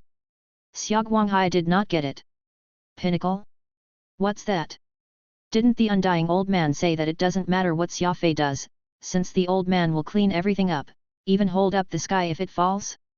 What are you all so depressed for? Xia Guanghai was as frivolous as ever, referring to the grand ancestor as the undying old man. Xia Ke and Xia Lianing both stared at each other in speechless silence. Finally, Xia Ke said, I fear that not even the grand ancestor thought that Xia Fei would make such a big mess. I don't quite understand what Pinnacle is, but I do know that Fig is in chaos now that it's gone, even that Fei Chuan, who hasn't appeared in ages, showed up. Xia Guanghai was startled, frowning. Fei Chuan. That guy who's able to fight evenly with our clan's grand ancestor, Fig's mysterious chairman. Chapter 906, Radix's Real Body. Little Goldie rapidly traveled through dark space. As Xia Fei had requested, its destination was the Hidden Realm. It was attempting to transport Radix and this superclass research station there so that they could become Xia Fei's personal property. It must be said that Xia Fei possessed an astonishing appetite. The mech race's army under Sentinel Goddess Sophie's command was incredibly powerful. If it obtained this top-class research station of the Low Realm, its strength would soar even more. Little Goldie's belly had become a secure fort, swallowing up this massive space station and preserving it. This was only possible with its enormous body. Little Goldie had been growing at such a crazy rate that Xia Fei suspected that it would soon grow large enough to swallow the heavens if it was not restrained. Oro's demon chrysalis raising methods had been a huge help to Xia Fei. With a flip of his hand, he could penetrate through the spatial barrier and send out a signal to summon the demon chrysalis. Little Goldie had tracked this signal and followed Xia Fei all the way to the station, where it had ultimately busted through the fabric of space and swallowed up Pinnacle. The demon race was the natural bane of the god race. Xia Fei had left behind traces of his demon race methods the entire way here, and it had probably been because he cultivated both the demon and god race's techniques that he had remained undetected so far. Last time, he had relied on a demonic formation to kill off the last two of the four frenzied slayers. He had learned quite a few secret techniques from both the Skywings and Oro. When he ran into the god race territory, he would use demon race techniques, and when he ran into the demon race territory, he would naturally use god race powers. At some point, Xia Fei had become a person who consumed both gods and demons. No matter which side ran into him, they would not have much of an advantage against him. In the command center, Xia Fei stood before three dejected old men. Just like Radix, they were elites in their field, but because their methods had been too sharp and penetrating, Fig had quietly silenced them and taken them to Pinnacle, where they were put into servitude. Xia Fei found them in the lowest level of Pinnacle's research station, inside a locked room. Perhaps out of fear that they would escape, they had all been locked up in complicated cells with multiple locks. It took Xia Fei some time to undo all those locks. Thankfully, he had a good foundation, so while there had been some twists and turns in the process, he ultimately managed to save these three. Xia Fei had been planning to release Radix first, but for some reason, Radix stopped him and strongly requested that he release these three first. It was possible that the system holding Radix was too intricate, such that not even he was confident of unlocking it, so he wanted these three to work with Xia Fei. Xia Fei had already purged Pinnacle, killing anyone that could not be trusted. Even the robots had not been spared. After all, Fig Corporation's power was just too vast, and Xia Fei had essentially kicked a beehive. He must be careful and wipe out any possible buds of danger. Xia Fei lit a cigarette and took a few puffs. In front of him were the Mechatronics Master Teddy, Electronic Systems Master Yabli, and Celestial Artificer Wind Raja. Together with the still imprisoned King of the Mechs, Radix, these four were the backbone of Pinnacle Research Team. No one else could match them. Xia Fei acted with utmost caution. These three had just been through Xia Fei's rigorous questioning. Upon which, he confirmed that there was nothing suspicious about them and that they hated Fig Corporation to the bone. They were filled with immense gratitude to Xia Fei for saving them. Xia Fei could easily use their sentiments so that he could control these experts. Isn't there still one more victim imprisoned? Let's go and let him out. The straightforward Celestial Artificer Wind Raja loudly said. As fellow prisoners, all three of us should understand that we can't let our brother keep suffering. Yabli and Teddy both nodded in agreement. Teddy said, no matter what sort of restrictions bind our last brother, I'm sure that the four of us together can break them. Yabli added, that's right. There's no time to lose. Let's go right now. These three had rather bold personalities, and as they had all been imprisoned for many years, they shared a common foe. While they had been in Pinnacle's research station for many years, this was their first time meeting, so they were not that accustomed to talking to one another yet. From this, one could see just how cautious Fig Corporation was when it came to controlling these individuals. Xia Fei nodded and asked, I think the same. Radix, what do you think? There was a pause, and then a line of words appeared on the screen, then let's give it a try. You mustn't be surprised when you see my real body, though. Xia Fei was startled. What did Radix mean? Sentinel goddess Sophie had shown Xia Fei pictures and videos of her father many times. They depicted a very majestic silver robot, so why did Radix warn him not to be surprised? Was Radix not a robot? On the bottom floor of Pinnacle's research station, Xia Fei followed Radix's instructions and found door number 1. This was a giant 6-layered alloy airtight door, far larger than the ones holding Yabli and the others. It appeared that Radix's existence was an even greater secret than the other three. Whoosh! The heavy alloy door opened, revealing an extremely complicated chamber. Even before entering, the group gasped in surprise. Purely from the arrangements in this room, they could tell that Wind Raja and the other two had not even been on the same level. It was clear that Radix had been in a far worse situation than them. Xia Fei frowned. Standing at the entrance, he asked, Radix, can we go in? A synthesized voice replied, you can go in, but you must be careful not to touch anything. Xia Fei nodding and indicating that the three of them should follow him. He entered the room and immediately sensed that this place was bursting with energy pulses. Xia Fei found that these energy pulses were rather similar to those of the arc fragment. Did Radix have some connection to the mysterious arc? Frowning, Xia Fei said nothing. All four of them were soon inside the prison chamber. Within was an egg-shaped holding device connected to cables, pipes, mechanical arms, and other such things. This was where Radix was being held. Oh, God! This sealing system is far too high level, it's even connected to the space station's self-destruct sequence. It seems that we'll have to disable the self-destruct sequence first, the mechatronics expert, Teddy, said. Mechatronics and electronics were connected fields, so Teddy was very confident when it came to electronics. No, the self-destruct sequence has a circuit. Even a slight modification will cause the compartment to become unstable. Yabli shook his head to reject Teddy's idea. The three of them began to discuss how they could save Radix, but this system was simply unbelievable, and it was freakishly difficult to undo, too. Even with these three masters working together, they did not have much confidence. Xia Fei frowned and asked, who designed this system? Isn't the technology level far above Fig Corporation's current level? All four of them furrowed their brows. They had thought of several solutions, but none of them was perfect. Radix suddenly said, the three of you, please leave for a few moments. I'd like to speak with Xia Fei. Xia Fei nodded. Teddy and the others cautiously made their way out of the room, and the alloy door closed, leaving Xia Fei alone with Radix. Pa! With a crisp clack, the egg-shaped device holding Radix opened. Alas, it was empty. Where was Radix? The only thing inside was a silicon microchip hooked up to numerous cables. Xia Fei was stunned, taking a deep breath. This is your real body? Radix replied, correct. They feared that I would run away, so they dismantled my body, leaving only the master microchip. Xia Fei said nothing. Radix had originally been a robot, and the most important part of a robot was the master microchip. As long as this chip was there, they could switch bodies at any time. When Xia Fei first saw Dimsky, he was a robot cockroach, an indication of just how flexible robots could be with their bodies. Xia Fei inspected the insides of the egg-shaped receptacle, and then his eyes flashed. I think I've found a way to get you out. Radix curiously asked, what is it? Xia Fei pointed at the numerous interfaces inside the egg. These are confinement devices. If I move quickly enough, I can replace you with an ordinary chip. Radix pondered Xia Fei's words. Working from the outside was rather difficult, as Xia Fei did not dare to touch many of the circuits recklessly, but there were fewer problems when working from the inside. This was because Radix was a microchip that had been inserted into the system. With his superspeed, Xia Fei was completely capable of switching out Radix in 1/1,000,000 of a second. This will be very dangerous, Radix worriedly said. Xia Fei replied, no matter how dangerous it is, we have to try. I've already made the calculations.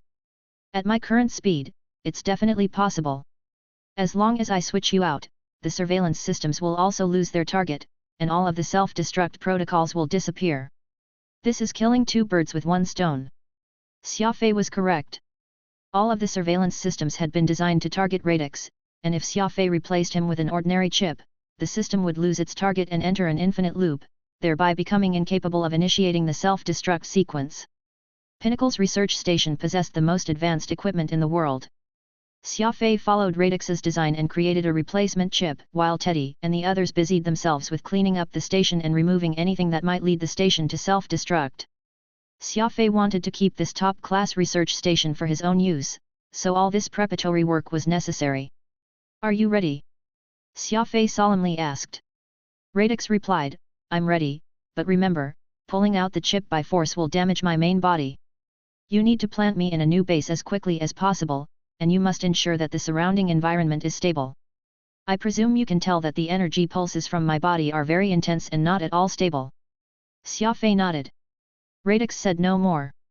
Before he was pulled out, he needed to cut off all his connections to the system and return to his state as a cold microchip.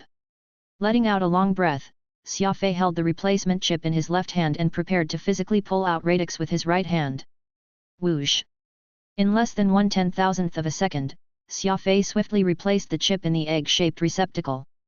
His fingers were steady and his eyes were grave when he pressed the replacement chip in place. He did not dare to move in the slightest. Whew! Whew! The lights in the room began to go out as all of the surveillance equipment started to fail. Xia Fei's chip had fooled the system, and this formidable security apparatus now no longer presented a threat to him. Xia Fei shrugged. What he needed to do next was simple. Once he found a temporary vessel to place Radix in, the king of the mechs would be completely free. Suddenly, as Xia Fei was placing Radix in the base, little Goldie's body shuddered. It seemed that it was under attack. Even worse was that this intense shuddering had almost caused Radix's microchip to fall from Xia Fei's hand. Following which, Xia Fei's hand trembled as Radix began to grow extremely unstable. The energy pulses intensified, verging on explosion. It must be understood that the energy of Radix's body was similar in nature to the arc fragment. Once it exploded, let alone Pinnacle's research station, even little Goldie would be blasted into oblivion. Dark space itself would tremble. The situation was dire. Xia Fei acted without hesitation. If he wanted to stay alive, he could only absorb this strange energy, using that mysterious rainbow ball in his seventh brain region. Chapter 907, Little Goldie's Dedication. There was a sudden development, and the situation had turned dire. The microchip carrying Radix was extremely unstable, and at this time, little Goldie had come under attack. In dark space, little Goldie and its moon-sized body was fleeing, behind it was a demon chrysalis 10 times larger. This demon chrysalis had 10,000 golden eyes, and each eye glinted with savagery. This was the legendary king of demon chrysalises, the 10,000 Buddha Radiance. The 10,000 Buddha Radiance had the most eyes out of all demon chrysalises. This was a sign that it had the greatest combat power. Its Buddha-like head was clearly much larger than its body, so it seemed rather top-heavy and out of proportion. Rumble! The 10,000 Buddha Radiance's 10,000 eyes erupted with lethal beams all at once. It savagely attacked the fleeing little Goldie, but the latter did not even turn around. It merely shifted its body to the right, just barely avoiding the attack. For some reason, little Goldie's movements were rather hesitant, as if it was very concerned about something and did not dare to make too big moves. This had put it in a dangerous situation and had almost resulted in it being hit several times. In truth, little Goldie was not that weak. While it only had one eye, it possessed swift speed and nimble movements. When it had knocked away all those dark life forms with a single move, that had been one of its proudest moments. Now, when it was facing the savage 10,000 Buddha Radiance, little Goldie did not dare to use its full strength, for in its belly was the Pinnacle's research station and its savior, Xia Fei. Exotic beasts protected their masters, and little Goldie was no exception. Little Goldie quickly moved through dark space, evading the attacks while maintaining a steady posture. It would rather be injured than let Xia Fei in its belly be hurt. The situation was getting more and more critical. After all, 10,000 Buddha Radiance was an adult, while little Goldie was a child barely a month old. The gap between the two was just too vast. 10,000 Buddha Radiance, which had lived in dark space for many years, had abundant experience in dealing with enemies. No matter what, little Goldie would never be able to escape its pursuit. Fortunately, little Goldie's keen intuition allowed it to find a way out constantly. A dozen or so minutes went by, and little Goldie was still holding on, but it was seemingly rather tired, panting for breath. To help Xia Fei, little Goldie had ventured deep into space. Now, it had been charged with delivering Pinnacle's research station to the Hidden Realm. Little Goldie had not rested at all over the last few days. In its constant rush, it simply could not compare to the 10,000 Golden Buddha, which had been waiting for its foe and building up its strength for one big attack. Ha! This monster is on its last legs. Let's put on a little more pressure and take it down. This is a golden demon chrysalis. I really want to cut open its stomach and see what's going on inside. A woman standing atop the 10,000 Buddha Radiance's head pointed at the panting little Goldie, excitement evident in her eyes. Next to this young woman was an old man, who was not at all as impatient as her. He calmly sat atop the 10,000 Buddha Radiance's head, a sinister smile on his face. My child, it only has one eye, yet it's able to reach such a massive size and move so quickly. It's clearly some kind of mutant. Killing this sort of mutant will be too much of a waste. We don't need to rush. Let's slowly push it into a dead end and then capture it. We may be able to sell it for a good price afterward, said the old man as he stroked his beard. The elder patted the 10,000 Buddha Radiance on the head, and this savage fellow unhappily slowed down. It continued pursuing little Goldie, but not as fiercely as before. This father-daughter pair was demon chrysalis tamers from the Edgesas that Fig Corporation had hired at a high price, Eve and Ella. The older one was the father, Ella, and the freckled and formidable lady was Eve. Demon chrysalis taming was a specialized profession in the demon race. Generation after generation tamed and raised demon chrysalises, spending their entire day interacting with dark space. Normally, demon chrysalises did not need to be accompanied by tamers. They just needed to be left in dark space, fed from time to time, and be taught a signal they understood to mean that they should gather. However, this was the pride of the Edgesa clan and the king of demon chrysalises, the 10,000 Buddha Radiance. This was why Ella and Eve had taken on the heavy responsibility of raising it, and they were also the ones to take up Fig Corporation's commission and search for the lost Pinnacle's research station. Eve was a level 2 law overlord, while her father Ella was a formidable, darkness-type level 5 law sage. Oh. Little Goldie had been unable to escape the 10,000 Buddha Radiance, which made it feel very uneasy. Part of this was because it felt like it was letting down Xia Fei. It appeared to be far more troubled by being unable to deliver Xia Fei safely to the Hidden Realm, viewing its own precarious situation as unimportant. This golden demon chrysalis is very persistent. Its body is already trembling, but it's still fleeing as hard as it can. I really want to capture it soon. Eve coldly snorted. Bang! Accursed thing, you can't even catch up to this little thing. What's the point in keeping you around? She savagely punched the 10,000 Buddha Radiance beneath her, causing its blood to seethe. It appeared that this ugly woman did not care whether the demon chrysalis lived or died. Whether it was her clan's 10,000 Buddha Radiance or Xia Fei's little Goldie, they were all just toys to her. Ella shook his head and said, hitting it is pointless. This golden demon chrysalis has a powerful desire to live. It won't concede unless it gets pushed to a dead end. Let me teach you a trick. Ella forcefully patted the 10,000 Buddha Radiance's head 3 times, and in a flash, the giant demon chrysalis became violent and accelerated. Bang! The 10,000 Buddha Radiance suddenly accelerated and shot off at an angle, moving its massive body and shoving little Goldie to the side. Little Goldie became frantic. It knew that it was not alone. In its belly was its savior and something very important to its savior. No matter what, it could not panic. Little Goldie tried its best to maintain its gliding state, using its flesh to absorb the impact. This would ensure that Xia Fei and Pinnacle's research station were safe, but it forced little Goldie to endure enormous pain. Perhaps because it hurt too much, it painfully howled, a howl that sounded very miserable. What a strange fellow. It seems to be protecting something, Ella frowned as he muttered. It would let itself get injured just to protect something? It seems like this beast is a fool and has no idea how to seize advantages and avoid harm. Humph. Let's see what you do this time. Ella ordered the 10,000 Buddha Radiance to ram little Goldie a second time, and little Goldie did the same thing, using its body to absorb the impact so that it could shield Xia Fei from harm. It was in an extremely miserable situation. Xia Fei had already guessed that little Goldie was in trouble, or else Pinnacle's research station would not be shuddering so much. Fortunately, Xia Fei, Teddy, and the others had already gone out and removed any systems that might lead the station to exploding or self-destructing. Otherwise, in the middle of this sort of bitter battle, the result would be impossible to predict. Xia Fei really wanted to rush out and help little Goldie, but he was currently facing another huge problem. The microchip holding Radix had grown extremely unstable, so Xia Fei was forced to absorb its energy to prevent it from exploding. Whoosh! His hands served as conductors, guiding that frenzied energy into his seventh brain region. In the absorption process, Xia Fei was astonished at how similar this energy was to the arc fragments.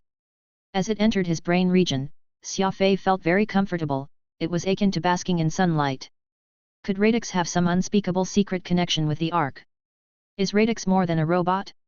If he's just a robot, why would this master microchip be carrying such powerful energy? Xia Fei thought to himself. However, the situation was too dangerous for him to think. Xia Fei had to absorb all this frenzied energy to avoid a mishap. Boom! The speed at which Xia Fei absorbed this energy was akin to a hyperdrive. As Xia Fei grew higher in rank, the speed at which he absorbed energy also reached an unprecedented level. That mysterious energy ball in his seventh brain region grew much even larger, such that it could now store an absurd amount of energy without collapsing. This was a side effect from Xia Fei absorbing the arc fragment. The microchip had somewhat of a different energy from the arc fragment, but it was also extremely similar. Who could say what changes it would bring onto Xia Fei?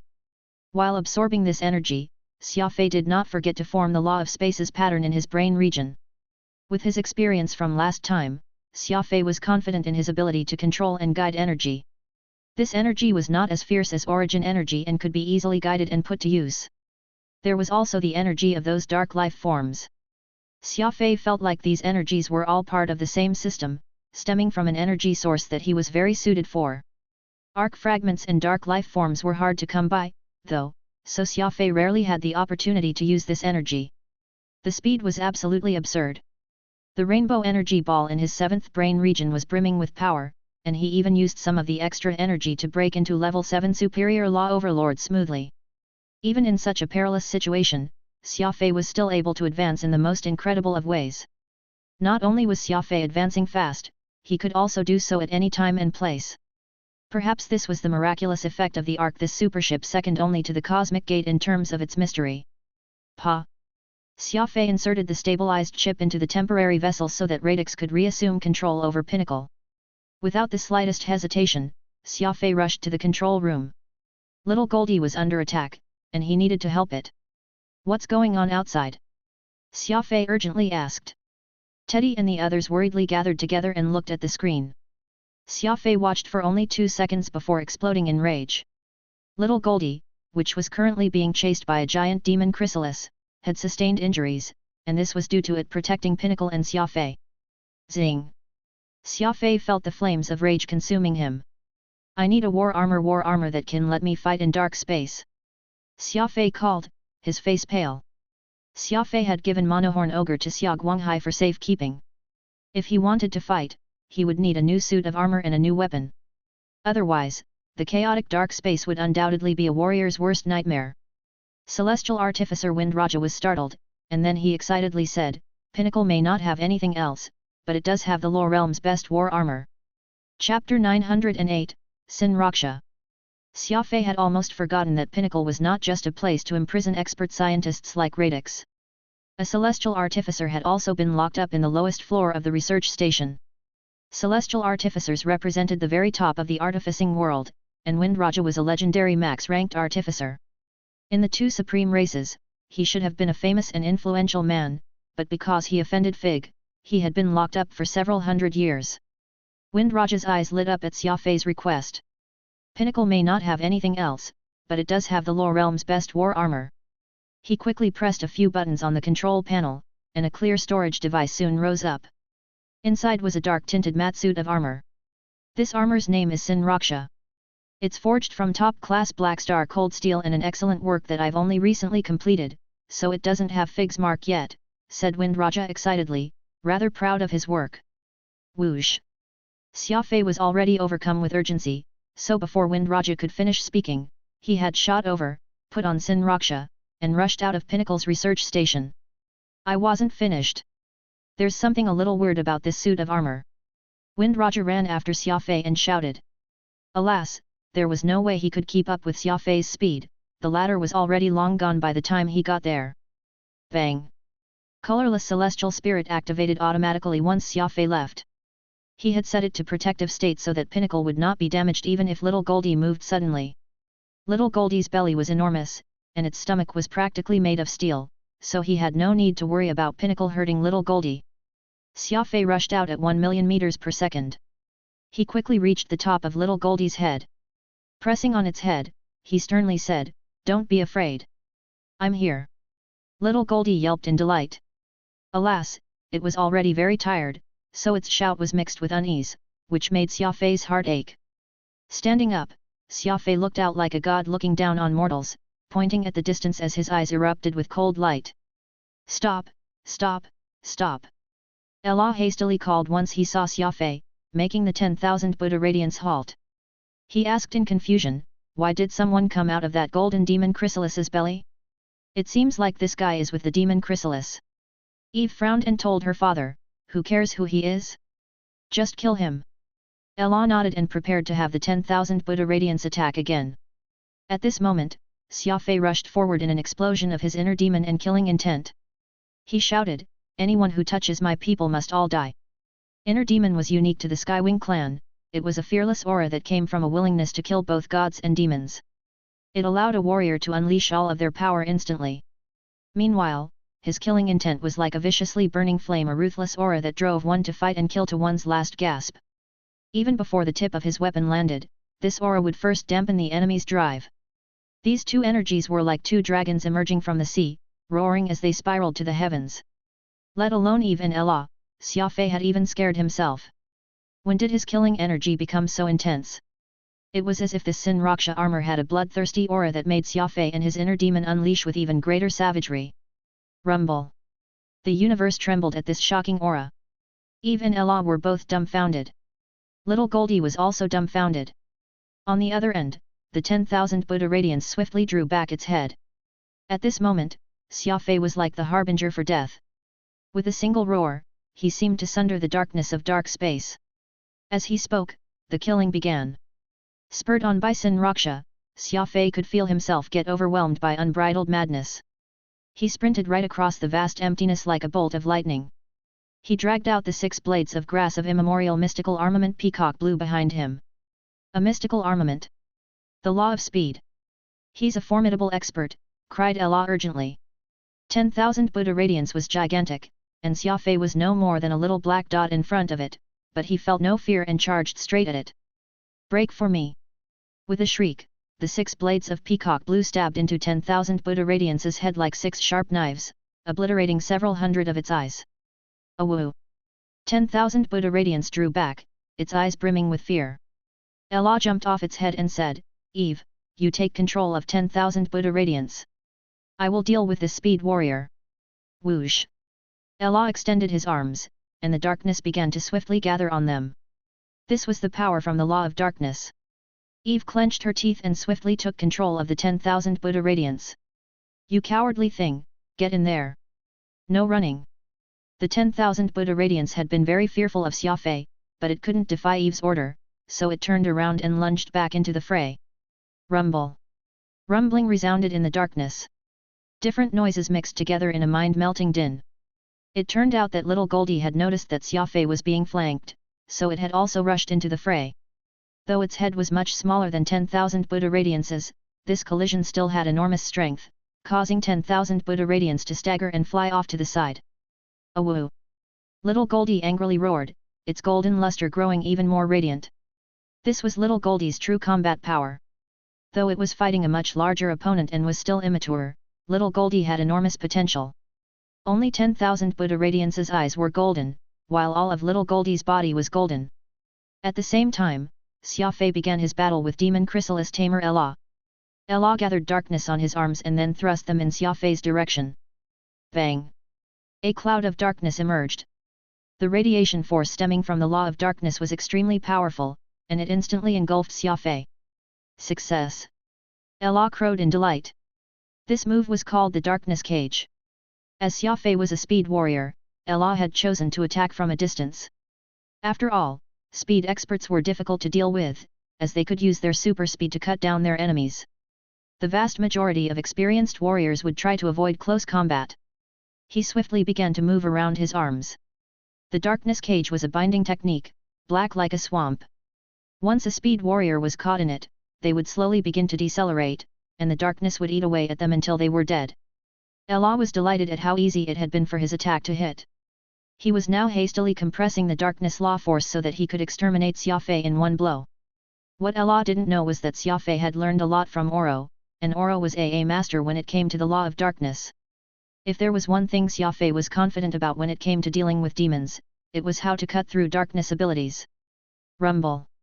With a deafening explosion, Xia Fei blasted through the darkness law force that engulfed with the law of primal chaos. It shattered like porcelain, into 1,000 pieces. 10,000 pieces. Xia Fei was still maintaining a speed of 1 million meters per second. He rushed up to Ella at under a 0.3% of light speed. Ella was still wondering how Xia Fei had broken out of the darkness.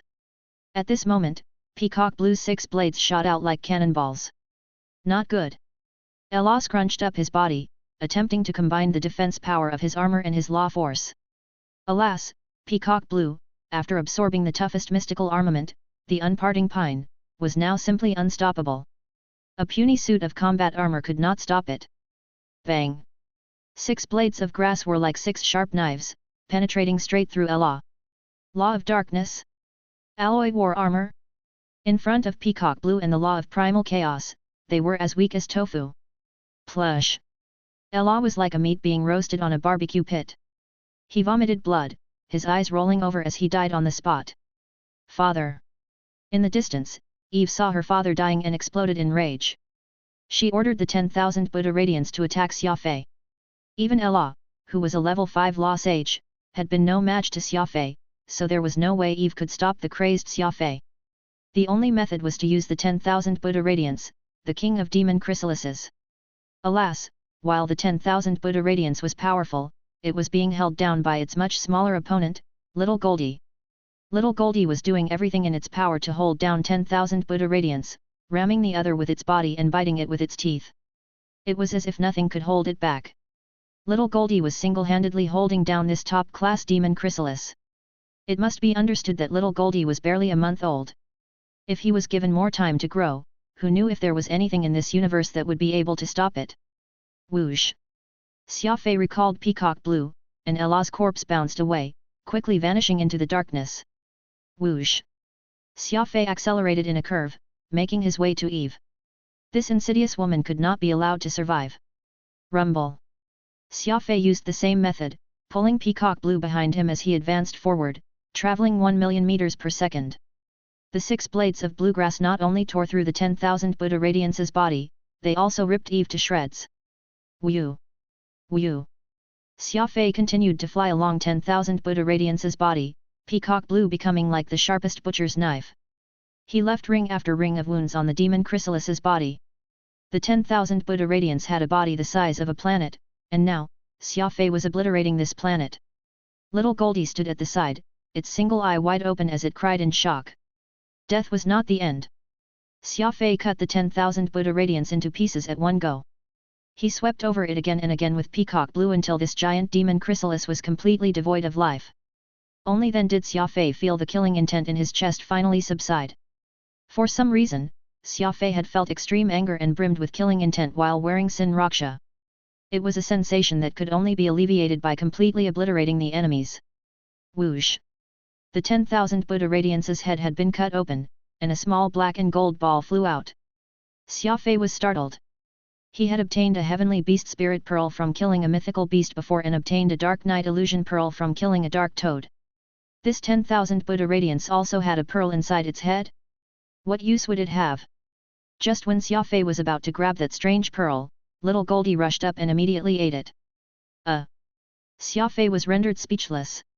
His personal exotic beast, Furball, was a foodie who ate vast amounts of origin crystal every day, and now this demon chrysalis, which he had started to raise, also turned out to be a foodie. Its appetite was even greater than Furbal's, too. Little Goldie happily chewed on the pearl and smiled at Xia Fei, so he found it hard to get angry with the creature. After all, this fellow was truly loyal to Xia Fei, protecting him even in the most dire of circumstances. He had truly been moved by its display of loyalty. Forget it. Good things should be kept in the family, and you, little Goldie, aren't an outsider. Giving you the pearl to supplement your power is also fine, Xia Fei muttered. Suddenly, after eating the pearl, little Goldie's body showed some change. It began to shudder abnormally. Chapter 909, Powerful Allies of the Hidden Realm. Little Goldie was acting very abnormally, but it was hard to say whether this was out of excitement or pain. In short, its body fiercely shuddered as energy pulses came out of its body. Several minutes later, little Goldie burped, a sour gas coming from its belly. It giggled at Xia Fei as if nothing had happened, its honest and simple appearance truly amusing. However, Xia Fei stared at little Goldie in disbelief. This was because the demon chrysalis had experienced a huge transformation in only a few minutes. The large eye had split in two, and the mouth had moved from the belly to the front of the head. Little Goldie seemed to be in the middle of changing from the normal appearance of a demon chrysalis. It was still that strange golden color, but the rest of its body had rapidly shifted. Right now, little Goldie looked like a giant caterpillar, its soft golden fur appearing very comfortable to sit on. It was clear that little Goldie had gotten promoted. After swallowing the pearl of the 10,000 Buddha radiance, little Goldie now had a much thicker aura and was full of energy. In a single motion, it had turned from a child to a teen. Compared to Furbal's slow growth, Xia Fei was more delighted with little Goldie's fast maturity. Pa! Xia Fei walked up to the demon chrysalis and gave it a light slap, excitedly saying, "Good job! I guess that you didn't waste the pearl. You've actually evolved." Little Goldie nodded its head, its two giant eyes warmly looking at Xia Fei with a silly smile on its face. "Let's rest nearby for a bit. You went through a lot just now," Xia Fei said. "Hing!" Little Goldie bellowed and turned its body around to show off its powerful post-evolution muscles. It must be said that pearl had a truly superb effect. Not only had little Goldie been stripped off all its fatigue, the big creature was even bursting with energy at this point. "I understand. Let's get on our way then, but remember to keep in mind of your safety this time," Xia Fei ordered. Little Goldie hastily nodded and continued to show off its new strength to Xia Fei. It seemed to be saying that, even if it ran into another 10,000 Buddha radiance, it would be able to handle it alone. Xia Fei smiled as he entered through the gaps of little Goldie's teeth. This was truly a fortuitous outcome. He had never expected to have a friend in dark space, and one that was very loyal and powerful. Dark space was a strange and distorted space. There were few, beyond the organisms that lived in dark space, that understood its complicated spatial structure, knowing where the channels headed and which channels were dead ends. Demon chrysalises were born rulers of dark space, so they were familiar with this dark world. Having a demon chrysalis was an immense blessing to Xia Fei. If traveling through ordinary space became impossible, he could summon little Goldie and infiltrate through dark space. Moreover, the god race rarely used demon chrysalises, and little Goldie was a bizarre and powerful existence. With little Goldie, the Skywings and all of Xia Fei's friends would benefit. As he thought about all the benefits the loyalty of little Goldie would bring him, Xia Fei shut off the colorless celestial spirit defense and returned to Pinnacle's research station. Little Goldie set off on its original route. This unexpected promotion had left little Goldie bursting with energy, so it was traveling much faster now. Like a super submarine, it traveled through dark space and took Xia Fei to the hidden realm. In the main control room, Teddy and the others were also feeling very excited. After all, they had escaped from Fig and obtained their freedom, and all of this was because of Xia Fei and little Goldie. Was that the legendary 10,000 Buddha radiance? Celestial Artificer Wind Raja excitedly asked. "I've heard of that gigantic creature before, but that's my first time seeing it. I didn't think that you would be able to kill that giant thing and the two demon chrysalis tamers so easily. My 3 years of forging Sin Raksha weren't in vain with you using it." The mention of Sin Raksha had Xia Fei frowning as he sternly asked, "There's something strange about this Sin Raksha armor. When I put it on, I naturally got a big boost in combat power, but I also felt extremely angry, with nowhere to vent it. It felt like the only thing that could end it was killing my enemies." Teddy and Yabli turned to look at Wind Raja, who turned red in the face. "Hear me out first.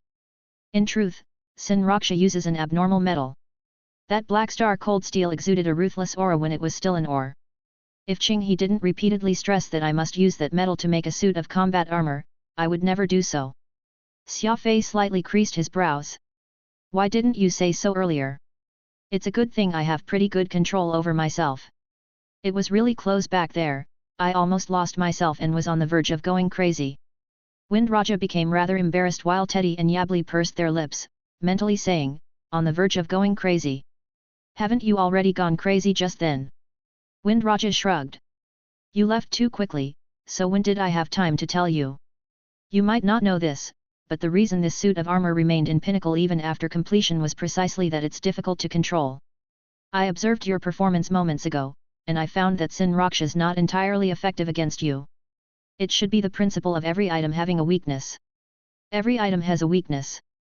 Xia Fei curiously asked. Wind Raja explained, this is a theory among us artificers.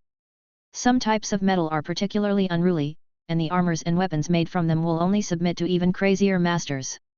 Giving such to ordinary people will only hurt them. You have a very wild and unruly personality, so even Sin Raksha has to submit to you. As such, you're the perfect owner for this suit of armor. You just need a little practice to obtain full control of Sin Raksha. Xia Fei rolled his eyes at Wind Raja. What did he mean by wild and unruly? He had always pegged himself as the very reasonable kind. Of course, this was only when Xia Fei wanted to be reasonable. With one glare from him, reason would naturally have to step to the side.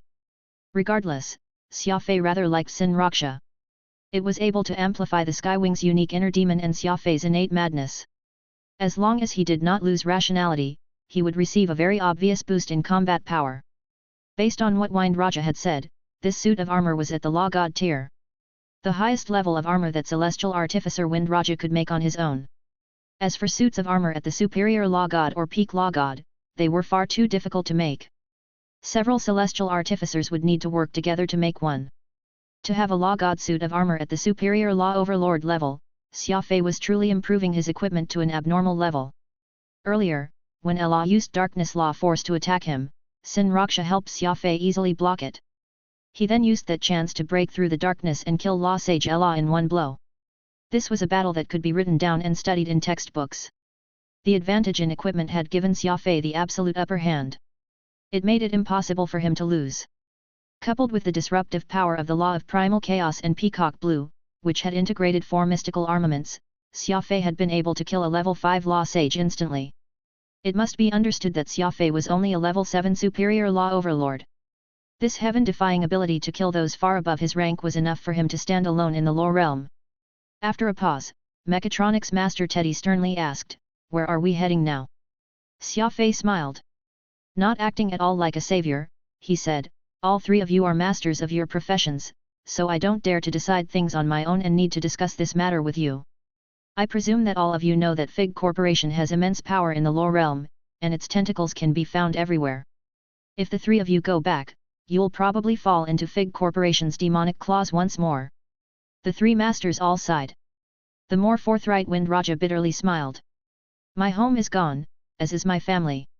What would I even do if I were to go back?" These words almost had all 3 men crying. To control them, Fig Corporation had annihilated their families. Just like with Radix's mech race, the clans of these 3 masters had been exterminated long ago. They no longer held any hopes for the Law realm and had no lingering attachments. Xia Fei was naturally trying to persuade them with kind words. While he did save them, he had no intention of hanging this achievement over their heads. Instead, he was persistently trying to think about a way out for them. As the saying went, only with one's back against a large tree could they enjoy the cool shade. The 3 of them were alone and had offended Fig Corporation, so they naturally had no way out. Xia Fei was merely expressing his stance. What did a person who had just regained their freedom fear the most? They naturally feared falling under the control of someone else again. Only those who had lost freedom understood how precious freedom was. Xia Fei was matching their taste and letting them experience freedom's advantages. When Xia Fei was young, he had already thoroughly studied all the twists and turns of human nature. These 3 masters had no idea that Xia Fei was willingly letting them go so that they would be easier to capture later, all for the sake of making these 3 masters of their respective fields to ultimately become his willing subordinates. The 3 masters turned gloomy when they realized that they had nowhere to go.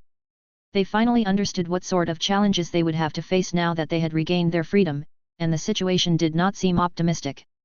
At this moment, the most straightforward of them, Wind Raja, said, "Xia Fei, you saved us, so we'll just follow you wherever you go. As long as we can taste the air of freedom, it doesn't matter where we go." Teddy and Yabli were both a little surprised, but they expressed their agreement with Wind Raja's words.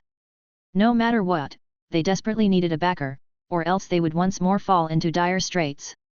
The time was ripe, so Xia Fei stopped concealing his plans. He nodded and solemnly said, "I actually do have an idea." "Please explain," Teddy said. Xia Fei replied, "We're currently heading for a secret realm. That place is very safe, and you will have a lot of freedom there. The three of you can stay there for a while and enjoy a free and unrestrained life." Xia Fei specifically emphasized the word freedom, and the three masters found themselves very tempted. They had been imprisoned for several hundred to 1,000 years, so which one of them did not want to enjoy such days? Thus, they all began to ask in detail about the Hidden Realms situation. Xia Fei patiently explained, and the three masters' smile gradually grew as excitement sparkled in their eyes. "You may not know this, but I'm a member of the Skywing clan," Xia Fei informed. "Skywing? The demon-sealing fiendish blade. No wonder you have such incredible speed. You're a member of the famous Skywing clan." The three masters were shocked. After all, the Skywings were far too famous, and the demon-sealing fiendish blade was a long-established name in the lore realm, occupying an important place in the universe very early on. "All three of you are top-class masters in the circle, and my Skywing clan can always be counted on to keep our word. As long as the Skywings exist, no one will dare to cause trouble for the three of you." Xia Fei waved his hand and firmly declared. This was a fatal attraction for Teddy and the others. Everyone knew that the Skywings were free and relaxed people. Even if they were only servants in the clan, they would still have some status, and no one would dare to look down on them. Gaining the protection of the demon-sealing fiendish blade was all that one could wish for. The three masters soon totally surrendered, intending to follow Xia Fei to the end. Compared to Fig's tough and unyielding methods, Xia Fei had managed to gain not just the servitude of the three masters but their hearts as well. From now on, the Hidden Realm would have three more powerful allies. Also, with the return of the King of the Mechs, Radix, an ascent to the heavens was inevitable. Once the conversation was over, Xia Fei assigned the three of them jobs and then went alone to Prison Cell 1 to seek Radix. Radix had not communicated with Xia Fei through the screen this entire time, so he could not help but worry. "What's wrong?" Xia Fei went inside and shouted. He received no reply despite shouting 3 times. Xia Fei was stunned, an ill foreboding welling up in his heart. Chapter 910, 3 Demons and Peak Law Overlord. Radix was silent, so Xia Fei could not help but worry. He had gone to great lengths just to extract Radix from Fig Corporation. What would he do if something happened to the Mech King? Squatting, Xia Fei carefully inspected Radix's main control chip. Robots entirely relied on this chip, and as long as this chip existed, they could be reborn. It was extremely important. After inspecting the system several times, Xia Fei discovered that this ancient microchip had seemingly fallen into a deathly stillness. It was impossible to turn on but was also completely undamaged, which was rather strange. As Xia Fei was feeling confused, a weak voice rang out in his mind. Though he had never heard it before, the tone was very similar to Radix's. "My soul almost dispersed just now. By absorbing the energy of the microchip, you almost killed me," said the voice feebly. In shock, Xia Fei hurriedly asked, "You're Radix. How can you talk to me like this? Besides Phantom, no one else has been able to establish a mental connection with me." The voice in his mind panted for breath. Radix seemed to be in a very feeble state. "I don't know who Phantom is, but as long as the method is right, the immortal soul can establish a connection with anyone. It's not anything too difficult." Xia Fei's eyes flashed as he sternly asked, "So you're like Phantom, an immortal spiritual being, not a robot?" After a few moments of silence, Radix replied, "I originally didn't plan to tell you, but since you found out, there's no point in keeping it hidden from you. Yes, I'm a spiritual being that had been implanted into that ancient microchip." Xia Fei's jaw dropped in shock. Disbelief was written across his face. The King of Mechs was a spiritual being. This was truly unbelievable. After a brief pause, Radix added, "I originally had a comprehensive defensive system, specifically designed to keep the energy pulses from causing an explosion. Alas, to gain my freedom, I had no other choice but to give up the system. Thus, we had a really close call when you pulled out the chip. Xia Fei frowned. My apologies. I harmed you. Radix casually said, you mustn't say that. You saved me. Although I took some damage, if you didn't take decisive action and used that rainbow heavenly pearl in your brain region to absorb the energy, I really might have turned to dust. You're very good, showing no hesitation when you need to act. At that moment, even I thought that I was done for, but then you pulled me back from the edge. After praising Xia Fei's resolve, Radix seriously said, I'm too weak, so I need you to help me again. The other problems can wait until later. Xia Fei sternly nodded.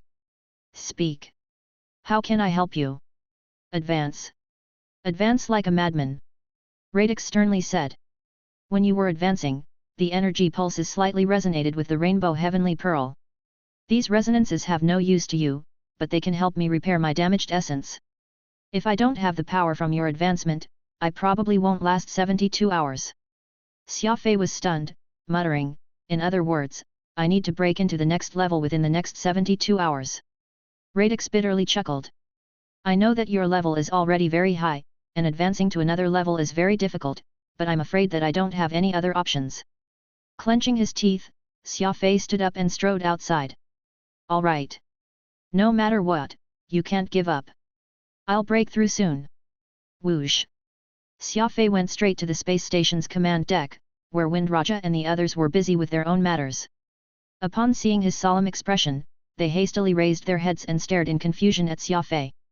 There's been an emergency, so I need to enter seclusion right now. I'll leave this place to the rest of you, Xia Fei scanned the trio and sternly said. This space station contains the essence of Fig Corporation, and it is protected by layer upon layer of defenses. No matter what, I hope that all of you can do your best to dig out any hidden dangers within these systems and remove them. It will be a pity if such a formidable research station gets destroyed. It will be a disaster if we take it out of dark space while it still has some secret signal emission system installed, and all of us will end up dead. After a moment of shock, all three masters thumped their chests and promised Xia Fei that they would do their best to dig out all of Pinnacle's signal equipment so that the best research station of Fig Corporation would truly be theirs. Xia Fei nodded, then he turned, and left. He returned to prison cell 1 on the lowest floor of the space station. As the 6-layered alloy gate closed, he began to cultivate crazily. Don't worry. I promised Sophie that I will bring you back, and I always keep my promise. Xia Fei's eyes exploded with light as he declared. The corpse of the 10,000 Buddha radiance floated in dark space. The massive demon chrysalis, which had been chopped into countless pieces by Xia Fei, died a terrible death. Anyone who came across this place would mistake it for a hellish battlefield. Whoosh! 48 hours after Xia Fei left, 3 giant demon chrysalises arrived at the scene. They were not as large as the 10,000 Buddha radiance, but they were still enormous creatures. Heavens! Our clan's 10,000 Buddha radiance was killed. Who could have done it? The 10,000 Buddha radiance was the king of dark space, and Ella was a demon chrysalis tamer with many years of experience. How could they have been lost here? The Ejisa clan warriors on the 3 demon chrysalises were all stunned. Darkness appeared on their faces as they surveyed this gruesome scene. None of them could believe that the pride of their clan, one of the top-class demon chrysalises of the demon race, was gone just like that. It was clear that the opponent was not just strong but also extremely vicious. Hing! The 3 demon chrysalises, each with more than 1,000 eyes, mournfully wailed. Exotic beasts had intelligence, as did demon chrysalises. The 3 of them were 10,000 Buddha Radiance's children. When their father died, they entered into a frenzied rage back at the Ejisa clan's base. The tamers responsible for raising the demon chrysalises realized that something had gone wrong, so they released these 3 demon chrysalises and followed them to this place, but what they ended up finding was this gruesome massacre. The 10,000 Buddha Radiance and 2 top-class demon chrysalis tamers had all been killed. After howling in rage, the 3 demon chrysalises began to eat their father's body silently. There was a great rumbling with every swallow. It was clear that they still burned with rage. How can they even be eating their own father? An Ejisa youth covered his mouth and said. He had become a demon chrysalis tamer not too long ago and still did not understand a lot. In his view, even a vicious tiger would not eat its cubs, yet even though the 10,000 Buddha radiance died such a painful death, its children were eating his flesh. Next to him was an elder with pronounced cheekbones, a cunning light in his sharp eyes. He snorted and said, "Do you know why our clan only has one 10,000 Buddha radiance?" The young man shook his head, frowning as he looked at the 3 demon chrysalises. Because the 10,000 Buddha radiance has never been raised. It's inherited. Only when the old 10,000 Buddha radiance dies will a new top-class demon chrysalis become its progeny. This is how their status in the dark space has been passed on through generation after generation, the elder coldly explained. The young man was startled. He seemed to have realized something and hastily said, "Oh, I remember now. The 10,000 Buddha radiance has a dual-colored spirit pearl in its head, and when it dies, its descendants can eat that to inherit its power, but the books mention nothing about them eating the flesh of their parents, right?" The elder heartily laughed, and then his eyes turned vicious. "That's only if the circumstances are normal. Our 10,000 Buddha radiance here died with great resentment, and even the dual-colored spirit pearl in its head was stolen. This is wonderful news." The youth was utterly baffled. Tilting his head, he asked, "Grandfather, the 10,000 Buddha radiance is dead, and even its spirit pearl was taken. This is clearly an awful situation, so how can you call it wonderful news?" The elder patted the youth on the head and excitedly replied, "Then watch closely. Our clan's 3 demon chrysalises are about to emerge from their cocoons and be reborn." The young man still did not understand, so he could only swallow his confusion and keep watching. After the 3 demon chrysalises had finished eating their father's body, they began to weave cocoons in the middle of dark space. Black threads wove together, wrapping around the 3 demon chrysalises, and then they suspended themselves upside down in space like silkworms that had yet to emerge. The elder had already gathered his men to watch from far away. The youth's mouth had dropped open as he looked at this incredible sight. These demon chrysalises had become adults a long time ago. They were already massive beings with 1,000 eyes, but they were now entering cocoons for a second time. What was going on here? The elder excitedly said, "Life will always be able to find a way. These 3 demon chrysalises have lost their father's inheritance, so they will never be able to become the 10,000 Buddha radiance, but their father died while brimming with resentment. After eating their father's corpse, they have inherited their father's abilities and anger. They have become true demons." The elder loudly laughed as he declared, "Our Ejisa clan should thank the expert who killed the demon chrysalis. With the death of the 10,000 Buddha radiance, our clan has gained 3 demons. They will be even stronger than before. Just wait. Once these 3 demon chrysalises emerge from their cocoons, they will dominate dark space." Pinnacle Research Station, Prison Cell 1. There was only half an hour until Radix hit his limit, and Xia Fei was still flying along the difficult path of advancement. That rainbow-colored energy ball in his 7th brain region was releasing energy like crazy. This time, Xia Fei had entrusted the white jade swimming dragon ring to Xia Guanghai, so he could only rely on this strange ball of energy. Radix was the king of the mech race and was an enigmatic figure. His nature as an immortal soul already had Xia Fei feeling amazed, but that he could repair his essence using energy pulses through his advancement? How could that be explained? Xia Fei did not understand any of this, and he still had many more questions, such as those concerning the Ark and the Cosmic Gate. However, at this moment, Xia Fei had cleared his mind of any thoughts and was focused entirely on breaking through. For as long as he could keep Radix alive, there was still hope. Rumble. Less than 1 minute away from the limit of 72 hours, Xia Fei finally broke through. Whoosh! There was a brief and strange energy pulse, and a second later, Radix had devoured it all. So powerful! Truly too powerful! You broke through 2 thresholds in a row within 72 hours. This advancement speed is absolutely absurd. Radix excitedly said. Seemingly empowered by the pulse of energy created by Xia Fei's advancement, Radix's voice was clearly much more energetic. Indeed. This was not the first threshold Xia Fei crossed in these 72 hours. It was his second. He had achieved peak Law Overlord. Chapter 911, Radix and the Ark. Xia Fei crossed 2 thresholds in 72 hours. This elated Radix, whose voice was clearly much more energetic after using the energy produced by Xia Fei's promotions to strengthen himself. Xia Fei did not say much. Peak Law Overlord meant that the next step was the Law Sage Celestial Threshold. For this step, if the foundation was not sturdy enough, Xia Fei would have to expend a great deal of energy trying to break through the Law Sage threshold. Thus, Xia Fei decided to clear his mind and solidify his gains first. It was a long journey from the Law Realm to the Hidden Realm, and even when little Goldie used the shortcuts in dark space, it would still take some time. Wind Raja and the others were still busy dismantling Pinnacle's research station signal devices. These signal emitters did not work in dark space, but once they returned to conventional space, they could immediately demonstrate their prowess. Xia Fei had made up his mind to turn Pinnacle into his, so he needed to get rid of any possible dangers as soon as possible. This was the only way could he safely leave Pinnacle in the Hidden Realm. 36 hours later, Xia Fei finally finished solidifying his foundation. Exhaling, he opened his eyes and lit a cheap cigarette for himself.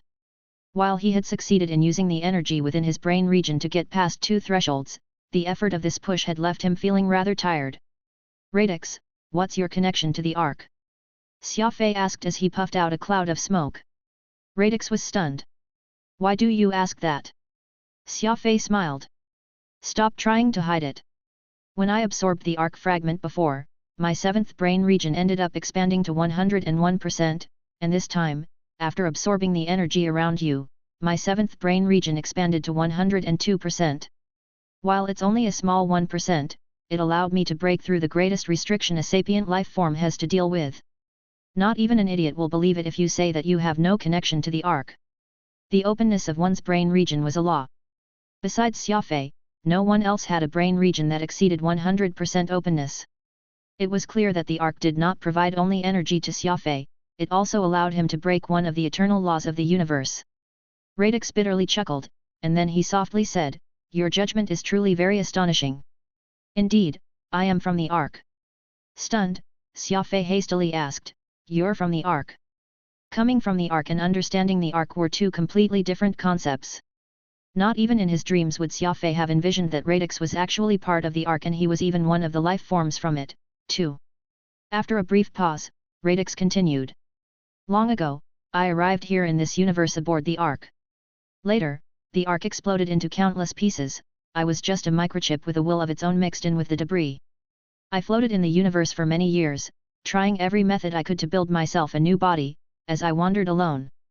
Afterward, I felt that living alone was very boring, so I built many robots and created the mech race. As I was the creator of it, they acknowledged me as king.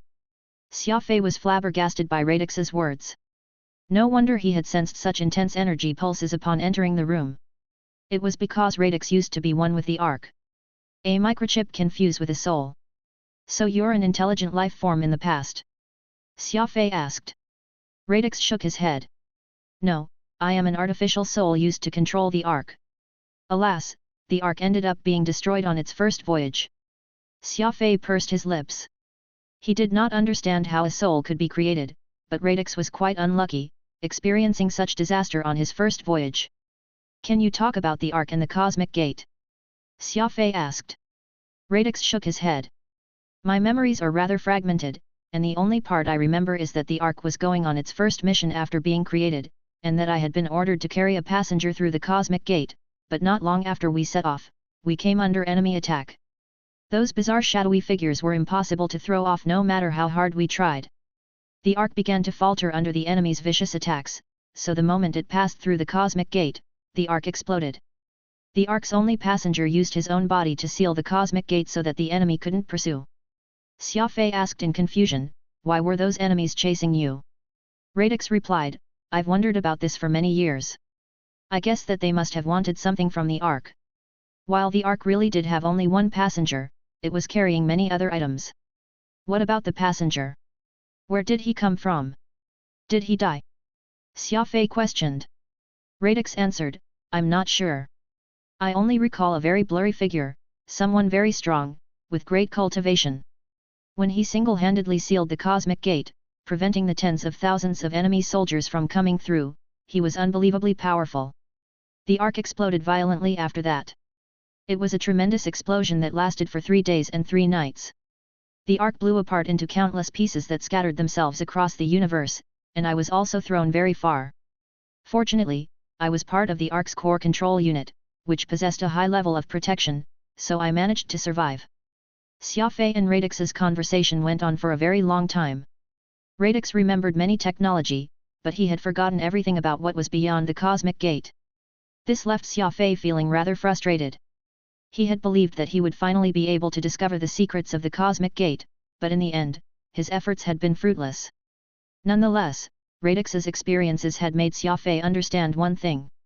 There was life outside the Cosmic Gate, a very cruel and wicked life. The moment the Cosmic Gate was opened, they would become a nightmare for all sapient life. After some thought, Xia Fei asked, "The legends say that the Ark brought life. Is this true?" Radix replied, "This universe has always had life.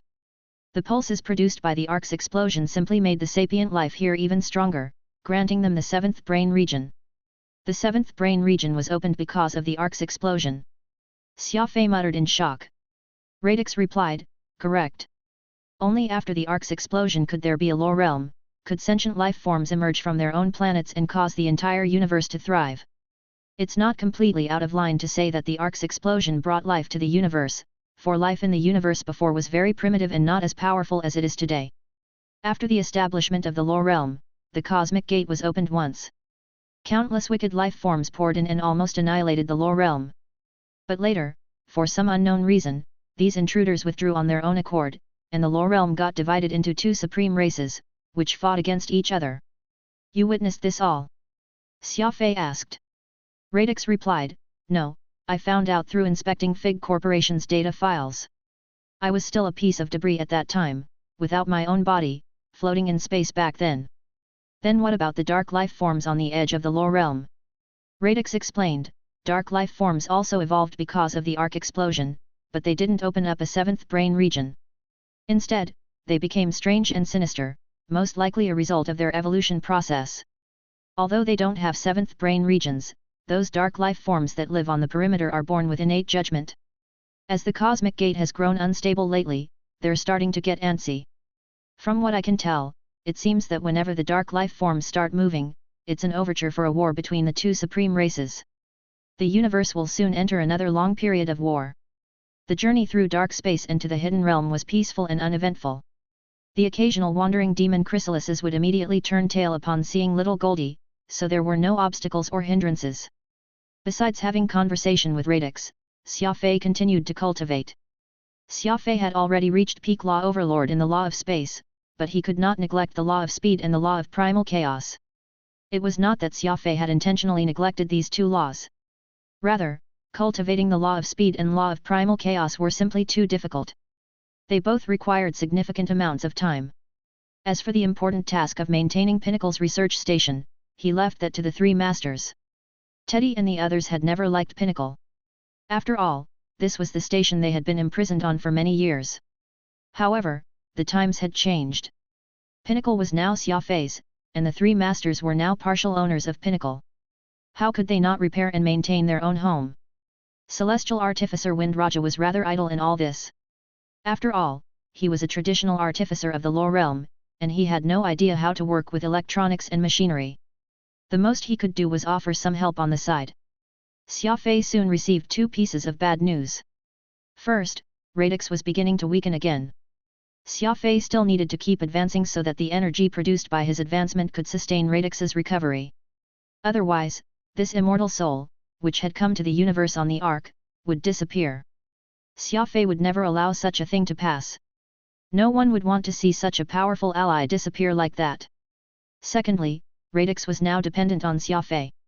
He not only required the energy pulses from any advancement to survive, but could only use Xia Fei's.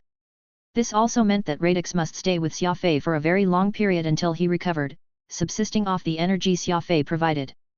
Xia Fei did not make any comments. From Phantom to Oro, Xia Fei had always been accompanied by strange beings, so Radix was nothing new. However, Radix's dependence on Xia Fei's advancement still left him rather uneasy. In order to keep Radix alive, Xia Fei had to advance constantly and swiftly, like a rocket. Advancing in the laws of space, primal chaos, and speed did not come easy. It required rigorous training and a little luck. Xia Fei noticed that Wind Raja did not have anything to do, so he decided to cultivate the law of artificery with him. The grand ancestor of his clan, whom he had still not met, decided that Xia Fei should become a Protean master, so he would have to cultivate the laws of artificery and energy eventually. Wind Raja was quite surprised and happy that he could guide Xia Fei in cultivating the law of artificery. He was happy because his temperament was a good fit for Xia Fei, and they got along well. Wind Raja was very content that he could pass on his skills to someone else, and he was even happier that it was to his savior. He was surprised because Xia Fei had dabbled in a freakish number of fields. He was already an outstanding warrior, but he was also proficient in auxiliary fields like pharmacology, energy, and artificery.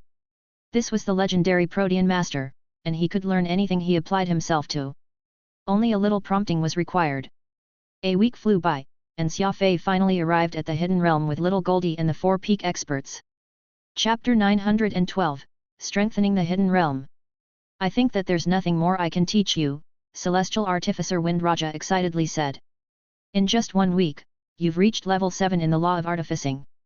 I've never seen such an amazing individual in my life. Xia Fei frowned and asked, level 7 isn't the peak of artificing, so why do you want me to stop cultivating? To tell the truth, Xia Fei had not felt level 7 of the law of artificery to be too difficult. Perhaps because the law of artificery was an auxiliary law, it was less difficult, and Xia Fei also had the help of the wondrous rainbow energy ball in his brain region. Perhaps these were what had allowed him to progress so quickly. As for powerful laws like speed and primal chaos, even with Xia Fei's astounding talent, he still found them difficult to cultivate. After all, these 2 law forces were both super laws that defied the heavens. Wind Raja chuckled. Slow and steady progress is the key to advancing in all law forces. As a warrior, you are familiar with law forces, possessing incredible talent that lets you crazily advance in cultivation, but ordinary artificers like me are too weak, so we cultivate laws very slowly.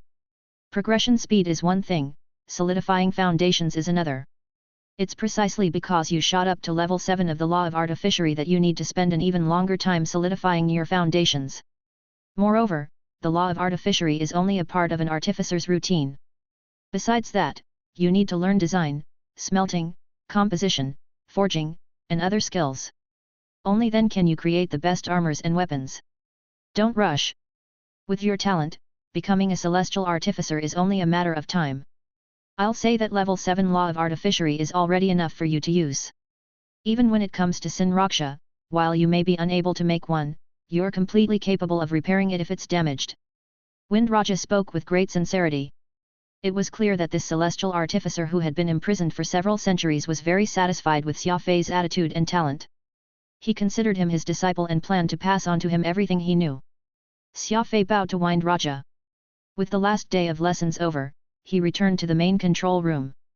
On the way, he asked Radix, how much can your current energy last you? After a few moments of thought, Radix replied, the pulses produced when advancing in the law of artificery are rather weak. At my current energy reserves, I can last 1 month at most. Xia Fei frowned. In other words, in 1 month, no matter what law it is, I must quickly advance in order for you not to dissipate. Precisely, Radix affirmed. Xia Fei pursed his lips.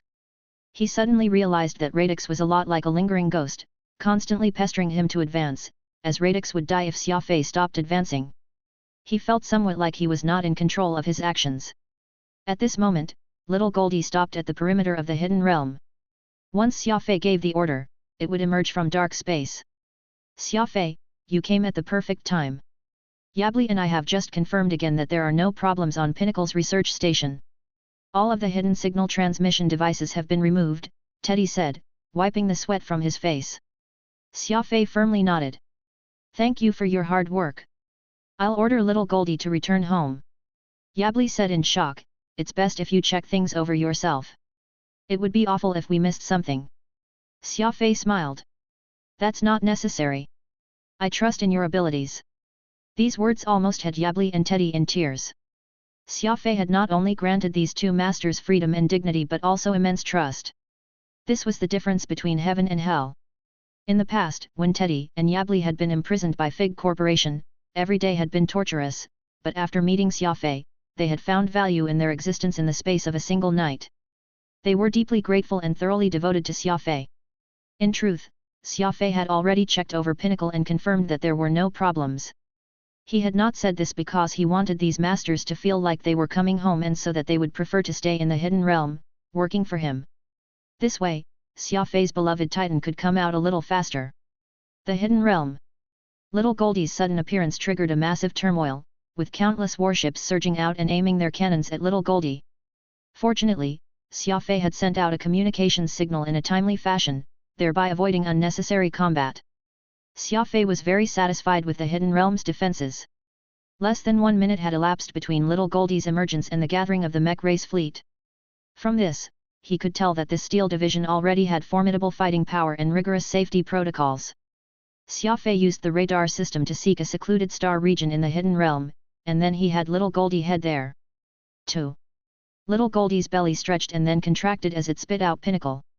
It was thanks to its massive body that Xia Fei had been able to bring Fig Corporation's best research station out and into the Hidden Realm. Teddy and Yabli quickly moved to anchor the space station, and a few minutes later, everyone who had been left in the Hidden Realm arrived. Unlocking the access compartment with a smile, Xia Fei welcomed Sophie, Warstar, Sophie, and Phantom. Pod, Avril, and Xiao Yu were at Sunset Villa, protected from the shadows by powerful experts sent by the Skywings. The Hidden Realm was extremely boring, and Xiao Yu and Avril were both at the age where they wanted to be moving around. Barring special circumstances, Xia Fei did not intend to make them suffer in the Hidden Realm. Dimski's eyes widened when he saw the Pinnacle Research Station. As the head researcher of the mech race, he had never seen such advanced equipment before. After all, Pinnacle had been created by the Lower Realm's Fig Corporation, and its level of technology was many times greater than that of the Hidden Realm. My God! I must be dreaming. Was there really something this good in the universe? Dimski muttered, his jaw dropping. Warstar frowned, saying, even in the Lower Realm, this research station is considered top class. Xia Fei, how did you get it? I stole it, Xia Fei indifferently replied. Zing! Everyone was rendered speechless, even blushing in shame. Dimski made a weird yelp. Just how long have you been in the Lower Realm, that you've already started burglarizing the place? Are you going to steal the entire Lower Realm next? The Lower Realm was where the strongest fighting powers of the universe resided. The mechs were astonished as they should be to hear that he had stolen Pinnacle from there. Xia Fei did not say anything else about this topic. He introduced and recommended Teddy, Yabli, and Windraja to Sophie's group, and everyone was once more shocked. Teddy and the other two had not imagined that Xia Fei would have such a powerful force in the Hidden Realm, and it was made entirely of loyal robots. Sophie did not see her father and became very disappointed. Xia Fei walked up to her, grabbed the piece of morphite that Phantom was possessing from her hand, and whispered, Radix has returned, but he's in a rather strange state. I'll explain it to you later. Sophie was startled, and then she excitedly nodded. The young and female body she was wearing now had more humanity to it, no longer seeming so cold. This was probably Phantom's work. Xia Fei made a round of introductions so that the three masters and little Goldie could familiarize themselves with the mechs. Xia Fei had reaped a rich harvest this time, and everyone was satisfied. Dimski had been the Hidden Realm's only scientist, but now he had Teddy, Yabli, and the best research station in the universe. The Hidden Realm's research capabilities had undoubtedly received a huge boost. Even those tech companies in the Lower Realm would probably have to concede defeat. Meanwhile, Warstar peppered Windraja with questions on how to strengthen mech warriors.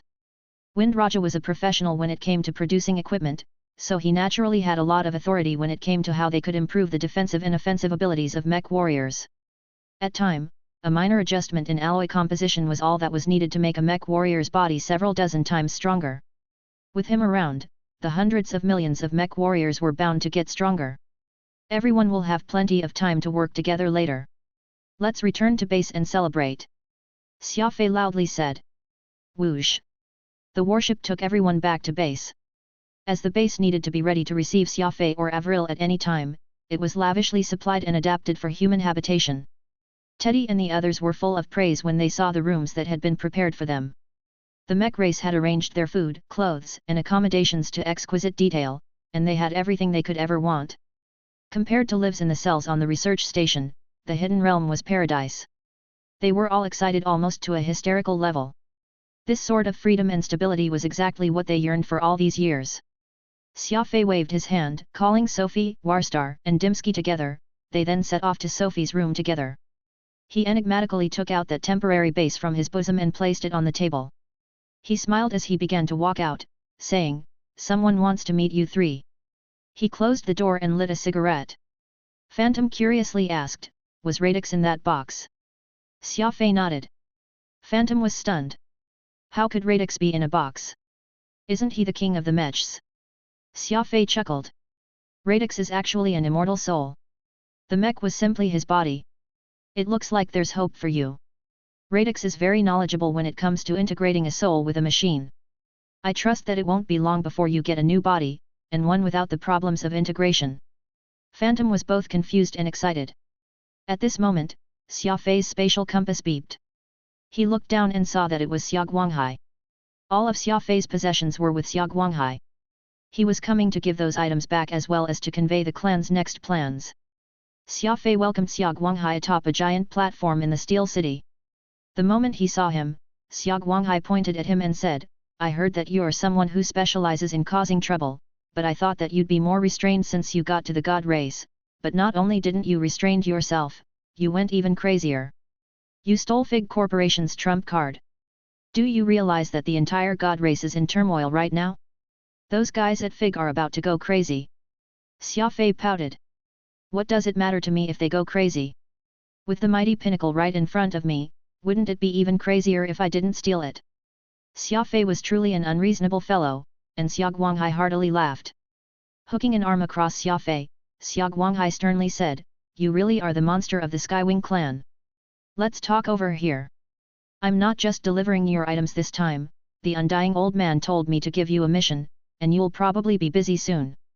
Chapter 913, Enhanced Titan. In the room, Xia Guanghai returned all of Xia Fei's possessions, as well as Furball. Furball immediately rushed up to Xia Fei and began licking his face, his attitude even clingier than before. Xia Guanghai bitterly smiled. Furball really listens only to you. 2 days, I tried to play with him, but then he went crazy. I almost got into a fight with him. Xia Fei smiled and gave Furball 2 grade 6 origin crystals as snacks. This fellow had a strange personality and would not yield to anyone else except Xia Fei. It was not even good enough that Xia Guanghai was on good terms with Xia Fei. When he got angry, he no longer distinguished between red and green or black and white. What orders does the Grand Ancestor have? Xia Fei asked. Xia Guanghai's expression immediately turned serious. The undying old man seems to have encountered a problem recently. Because of his stubborn insistence on seeking the truth of the Cosmic Gate, some people have started voicing their opposition to him in the Palace of Gods. Startled, Xia Fei swiftly asked, Is the situation serious? Xia Guanghai smiled. It's serious. Extremely serious. The old man flipped the table in the Palace of Gods, declaring that anyone who tries to stop him will be his sparring partner. It ended up silencing all of the Palace of Gods. Ha ha ha. I almost laughed to death after hearing about it. All those law gods were scared out of their mind by the old man alone. Xia Fei immediately relaxed. He felt a deep admiration for this grand ancestor that he had yet to meet. This old man was tyrannical to the extreme. Flipping the tables in the Palace of Gods? Only a few people had the guts to do such a thing. Xia Guanghai paused before continuing. Our clan's old man is very formidable, so nobody dares to provoke him, but this doesn't mean that people won't try to hinder him from the shadows. In truth, the old man has a lot of responsibility resting upon his shoulders. The Hall of God Kings has tried several times to send our clan to the front line, but the old man has stopped it every time. This is also what led him to stand in opposition to the Hall of God Kings. Apparently, the Hall of God Kings' main faction is in favor of war with the demon race, but the stubborn opposition from the old man and several other law gods has prevented this proposal from going through. Otherwise, the 2 races would have started fighting ages ago. It's very strange. Our god race has the old man leading the anti-war faction, and the demon race also doesn't seem of one mind, with some clan leaders opposing war. The 2 prac races appear calm on the surface, but in the background, things are about to reach an irreconcilable level. That old man from our clan has an extraordinary temper, and if he says he's not going to fight, then he's not going to fight, but Xia Fei, do you know what he's worried about? Xia Guanghai's brows furrowed as he asked. What? Friends becoming enemies. The moment the Hall of God Kings stops giving the old man face and pushes through the proposal to go to war, then our Skywing's days in the Lore Realm will come to an end. The old man may have a tough personality, but his words carry enormous weight. He won't turn around no matter what, even if he's driven out of the god race. Xia Fei was stunned by what he was hearing.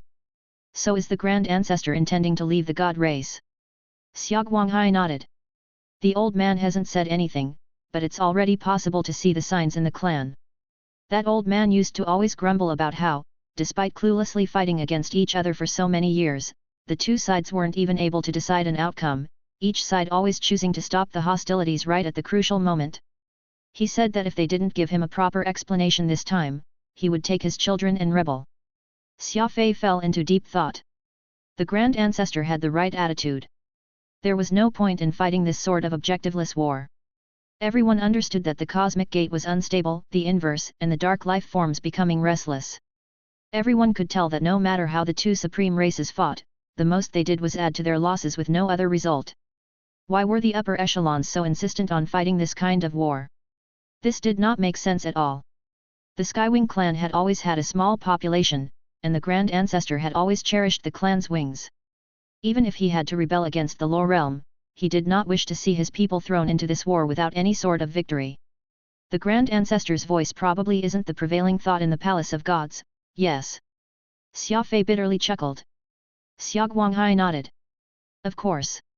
In truth, everyone is already angry, but they fear the power of the Palace of Gods. There are probably few people like the old man who are willing to stand up in opposition. I'm guessing that the Palace of Gods has already made up its mind, and the majority of them are willing to go to war. After some thought, Xia Fei asked, so what's this business the Grand Ancestor needs me for? Xia Guanghai looked around and then whispered, the old man was investigating in the Palace of Gods when he inadvertently came upon this place called the Eye of the Cosmos. He wants you to go and take a look. In addition, he wants you to meet someone in his place. Xia Fei replied, there's no problem with that, but what's this Eye of the Cosmos, and who does the Venerable Elder want me to meet? Xia Guanghai shook his head and gave Xia Fei a sealed box. Your answers are all here. Open it and take a look. Xia Fei put away the box and said, I'll take a look when I get back. Xia Guanghai chuckled. Here, I thought you would open it and let me see. No wonder the old man sent you. You really are cautious. Xia Fei said nothing. The facts of the matter were clear. If the Grand Ancestor had wanted Xia Guanghai to know what was inside, he would not have sealed the box and simply given it to him. It was clear that the Grand Ancestor wanted Xia Fei to do this job alone.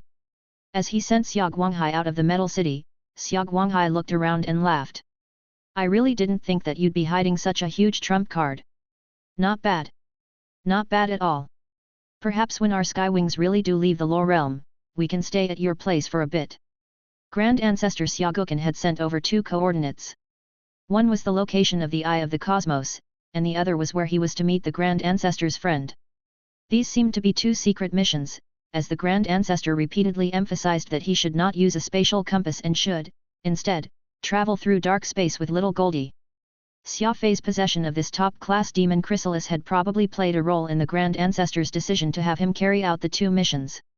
Xia Fei decided to waste no time getting moving. After all, these 2 coordinates were far away, and the journey itself would take some time. Xia Fei gathered everyone together to hold a closed-door meeting. In the conference room, Sophie, Warstar, and Dimsky were excited. Though he did not know what Radix had said, the 3 mech race leaders were all far more invigorated than before. Pa! The screen turned on, and a model of the Titan appeared. This is a warship? So powerful! It seems like the work of a god. I've never seen such a fierce warship before, said Teddy in shock. Windraja and Yabli were also very excited. After all, the Titan was a peerless existence. Anyone who even glanced at it would be stunned by its domineering exterior. Xia Fei nodded. Pointing at the Titan model on the screen, he said, this is truly an extremely powerful warship. It's called a Titan. Titan-class super warships have doomsday devices installed, those can destroy all opposition, even obliterate the stars. They also possess incredible and watertight defenses. If a fleet made of super warships like this attacks, I'm confident that no one will be able to stop it. Xia Fei explained the Titan's abilities and functions, and Teddy and the others became even more excited, admiring the power of the Titan. After a pause, Xia Fei said, the Titan class is the most important mission this base has. This warship is truly incredibly powerful, but right now, I don't actually want this sort of behemoth. Zing! Dimsky immediately stood up, seeming very angry. He had put a lot of effort into building the Titan, the entire mech race had even been working night and day for several years for this endeavor, but now, Xia Fei was saying that he did not want the Titan? Dimsky could not accept this.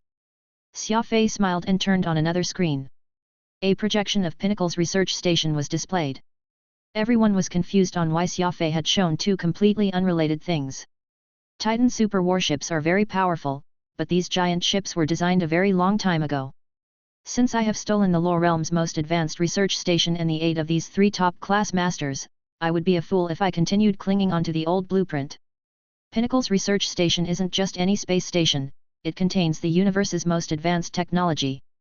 Everyone, think about it. What do you think would happen if we could fuse Pinnacle's technology with the Titan? Xia Fei scanned the crowd and waited for their answer. Enhance the Titan. Dimsky slapped his head and excitedly said. Correct. What I want is to enhance the Titan.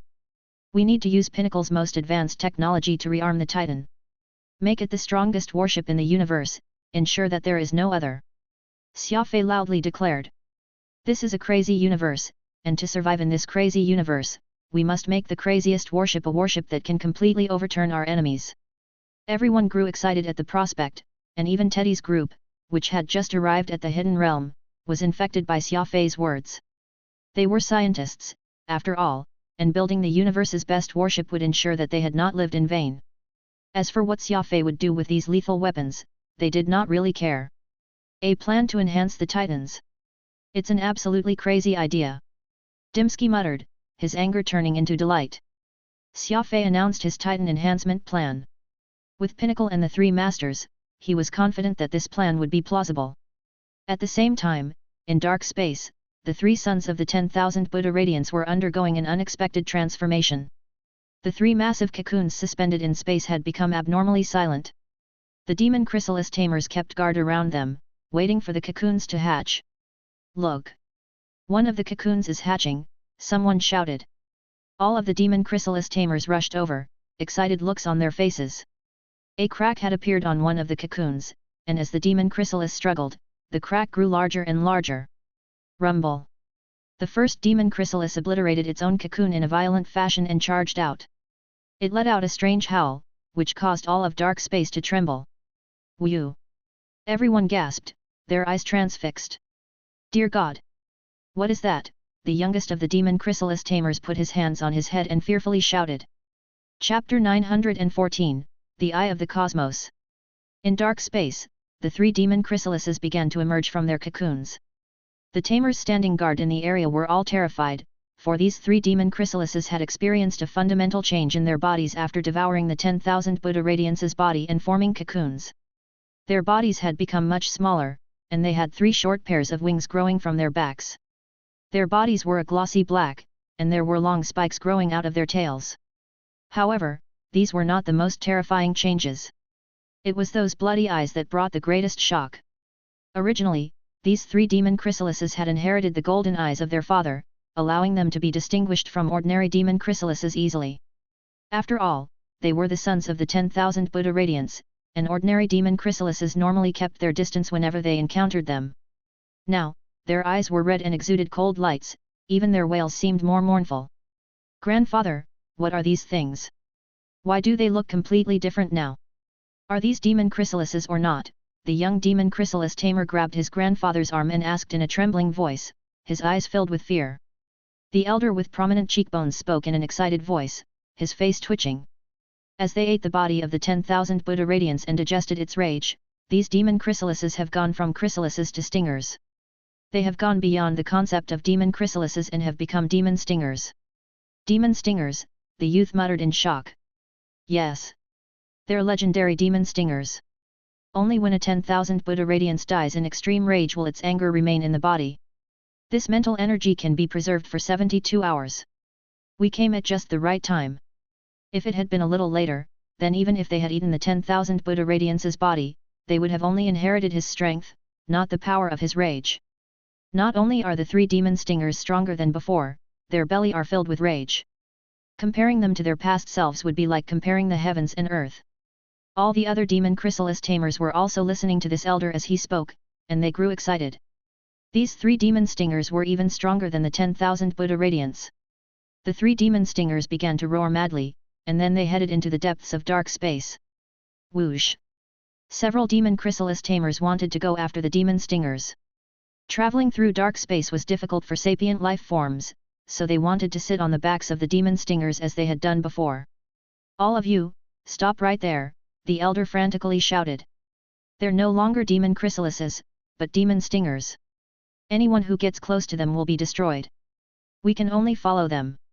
Everyone was baffled, with someone asking, where are they going? To get revenge, the elder coldly said. To avenge their father, the 10,000 Buddha radiants. Only after they get revenge will their eyes go back to gold and will they begin to accept our commands again. Demon stingers are so powerful partially because of how they're mutated by the power of revenge. Even if their foe is at the other end of the universe, they won't give up. Let's just have the smaller demon chrysalises follow them. Everyone fearfully took a breath. The power of revenge was truly formidable. The demon stingers would chase their enemy even to the ends of the universe and then kill them. This was how fiercely the flames of vengeance burned. Whoosh! Whoosh! Whoosh! They had brought some small demon chrysalises with them, and so the tamers now rode them to follow the furious demon stingers into the depths of dark space. The hidden realm. Little Goldie was rather content with its life here. It could eat almost anything, and the mechs fed it warship remnants and scrap metal. It swallowed up a giant pile of metal about the size of the Himalayas and then smiled as it happily chewed away. It had only been one day, but little Goldie was already much larger than before. Xia Fei had finished all his arrangements, so he now got onto little Goldie's back and mentally transferred the coordinates the Grand Ancestor had given him to little Goldie. Demon chrysalises were truly incredible beings. With a single nod, little Goldie immediately knew where to go. It had only been born 2 months ago, but it knew the most secretive places of dark space as if it were an old horse, as if a map of dark space had appeared in its head from the moment it was born. Xia Fei left behind the colorless celestial spirit and the Gemini in the hidden realm. The colorless celestial spirit was a formidable defensive barrier. Not only could it defend the hidden realm, Dimsky and the others could research it and use it to enhance the Titan super warship. The Gemini was considered the fastest ship in the universe. Xia Fei was hoping that the Titan would be able to travel 100 million light-years in a second. The Gemini was divided into 2 ships, a small one and a large one. Xia Fei took the Gemini with him, storing it in his spatial ring that had a volume of 1 million cubic meters. As the Titan neared completion and the lower realm was beset by more and more chaos, the hidden realm was becoming more and more important. Xia Fei would make the universe's #1 fleet here. How could this do if they did not have the strongest defense? Fortunately, the hidden realm was not alone. With the addition of the 3 Masters and Pinnacles research station, the hidden realm finally reached the highest tier of research in the universe. Whoosh! Little Goldie opened up dark space and started its journey with Xia Fei on its back. The demon chrysalis's body was so huge that Xia Fei could even cultivate the law of speed if he wanted to. However, Radix recommended that he cultivate the Beast Spirit Codex first. Xia Fei felt that this was fine. He already had a foundation in the Beast Spirit Codex, and cultivating it was not difficult, so completing the cultivation of this codex a little earlier was a decent choice. 2 days later, Xia Fei felt his entire body relax as he broke into the second layer of the complete Beast Spirit Codex. Excellent! You are now at the intermediate layer of the Beast Spirit Codex. While it's only intermediate, you are now much stronger compared to when you only had the simplified version of the Beast Spirit Codex.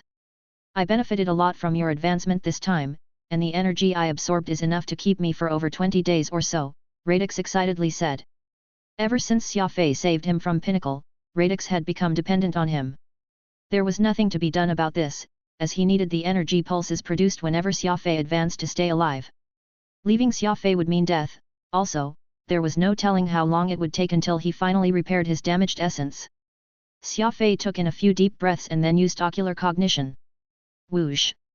Suddenly, Xia Fei's eyes erupted with light, and his vision became extremely powerful. Even in the darkness of this space, he could still see very far.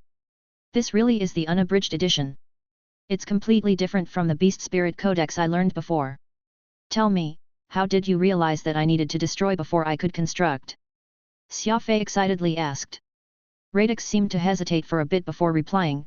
There are some records in the databanks saying that if a life form wants to keep getting stronger, it will need to evolve constantly. As the systems of the past serve as bottlenecks, getting past the bottlenecks will require completely new systems. Let's use you as an example. While destroying the cultivation you had in the old Beast Spirit Codex might have caused you to lose the ability to control exotic beasts temporarily, the moment you started learning the new system, you discovered that, though your cultivation had been abandoned, the foundation was still there. This is why you were able to make amazing progress while cultivating the completed version of the Beast Spirit Codex. Xia Fei nodded. It felt like going from the old Beast Spirit Codex to the complete version was a qualitative leap, a little like upgrading a system's software.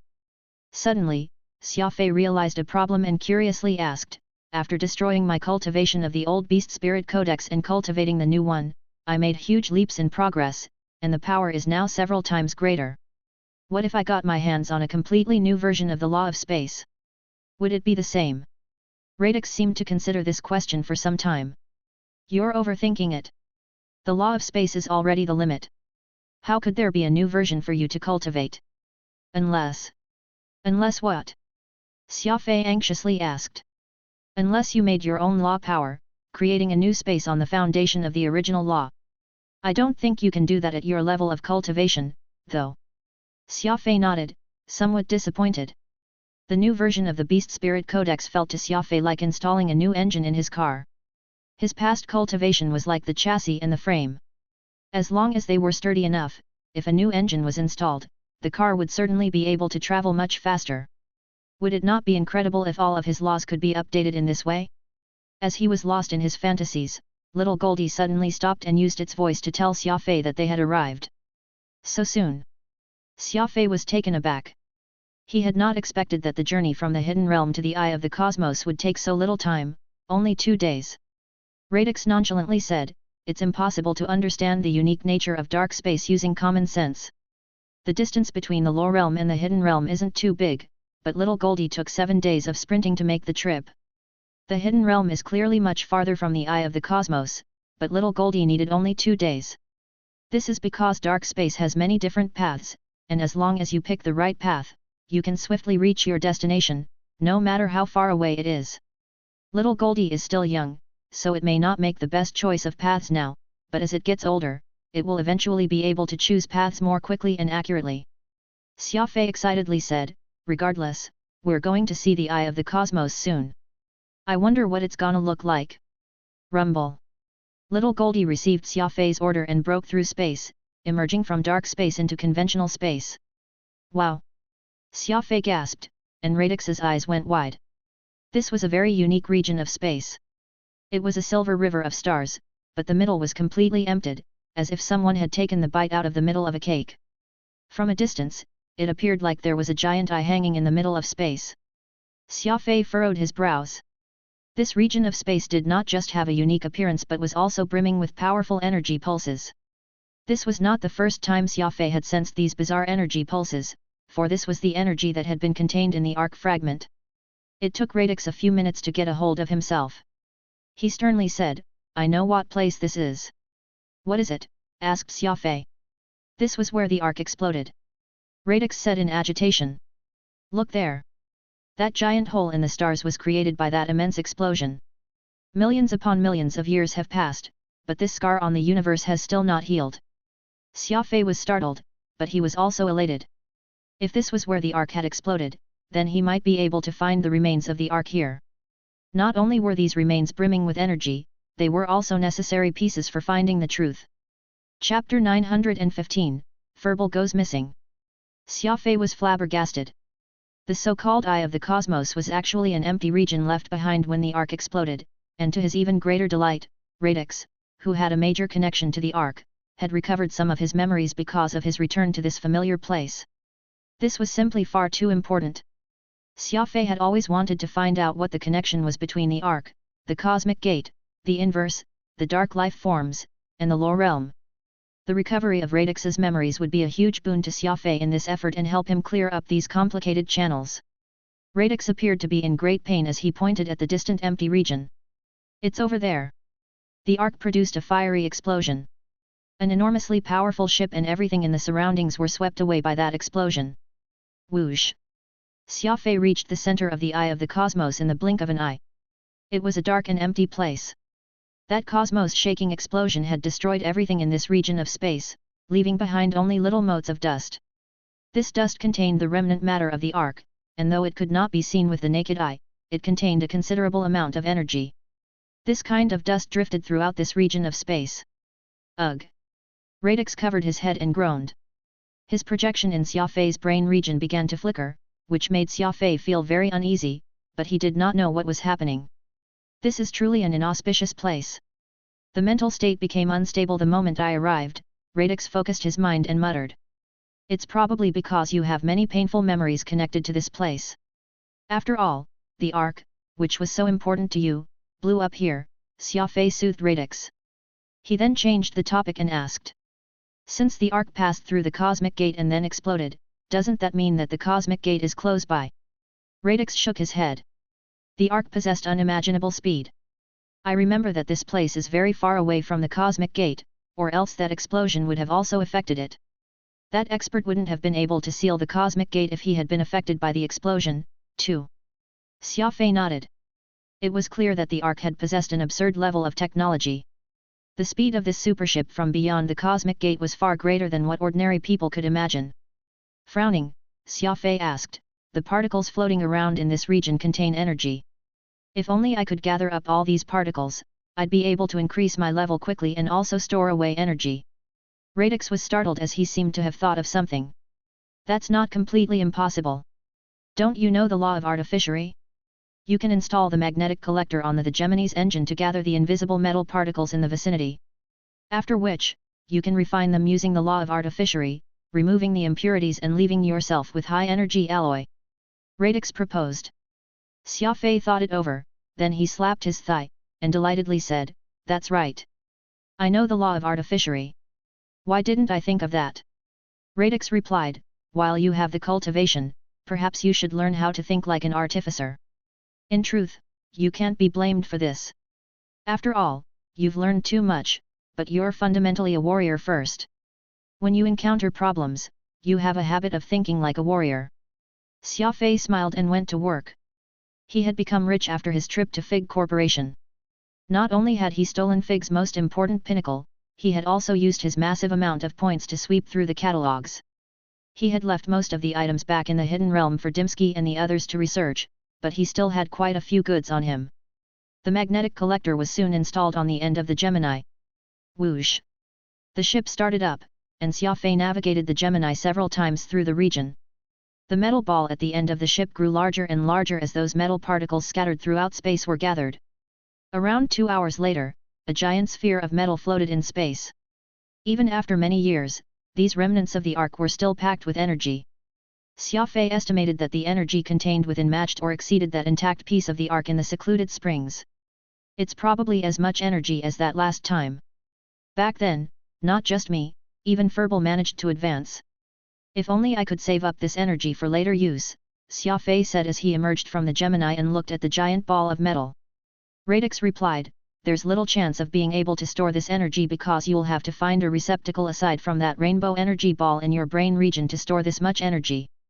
The energy pulses aren't very intense because of all the impurities mixed in, but once you purify this energy, it won't be so easy to control. Taking it away simply isn't possible. Xia Fei nodded. Since he could not take it with him, he would absorb it all. It was time to gather energy. Xia Fei cautiously began to use the law of artificery to remove the impurities in the metal ball, and it began to shrink, the energy within growing purer and purer. Whoosh! That pleasantly pure energy surged into his body, and the rainbow energy ball began to release a dazzling light. There's a lot of energy, enough for me to get past the Law Sage heavenly threshold. Xia Fei excitedly thought.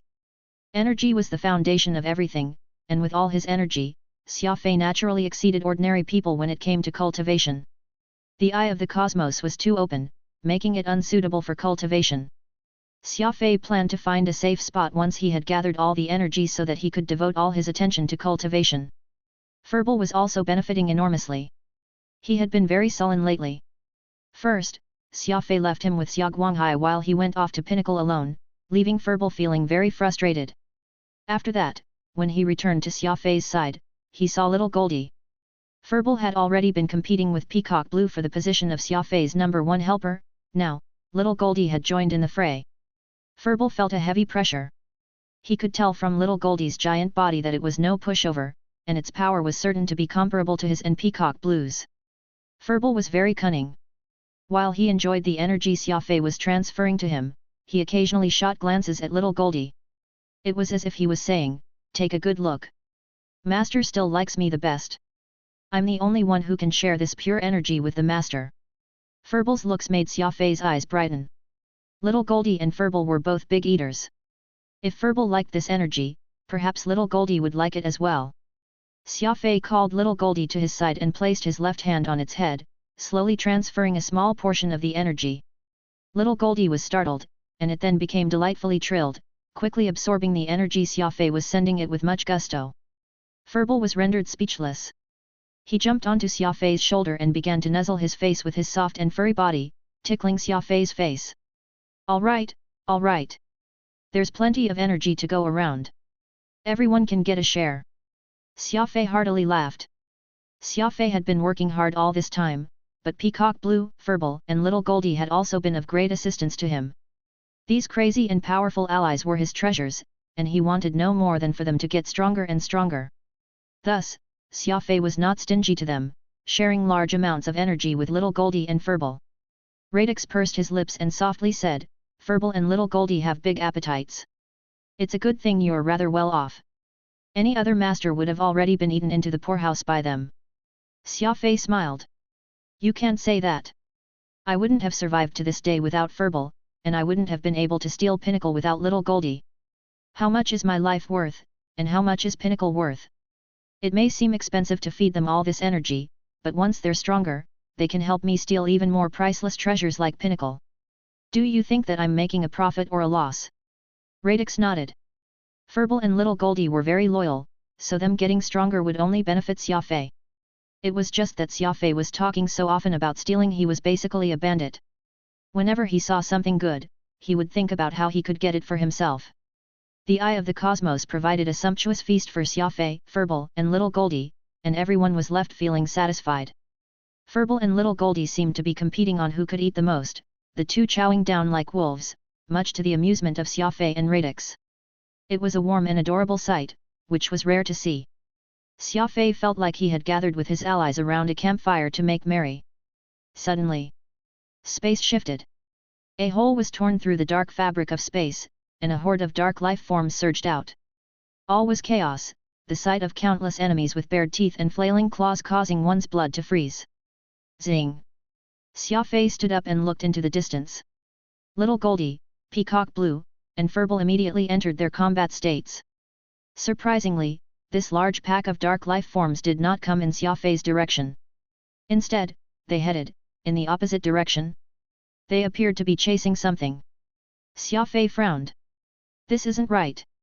We're right here, but those dark life forms don't even look our way. Something is very wrong." Radix was startled and sternly asked, "What do you plan to do?" Xia Fei replied, "Never let enemies succeed. If they want something, we destroy it. Follow me." Whoosh! Xia Fei explosively accelerated, moving toward that horde of dark life forms at 1,000,000 meters per second. Furball and little Goldie followed him as they brimmed with power and majesty. Furball was a holy beast, so there was no need to mention his majesty. Little Goldie was a mutated demon chrysalis, and it exuded the glory of a king. Together with Xia Fei and his fiendish energy, they created a team that no one could underestimate. As they got closer and closer, Xia Fei was finally able to make out that the dark life forms were chasing a flashing light.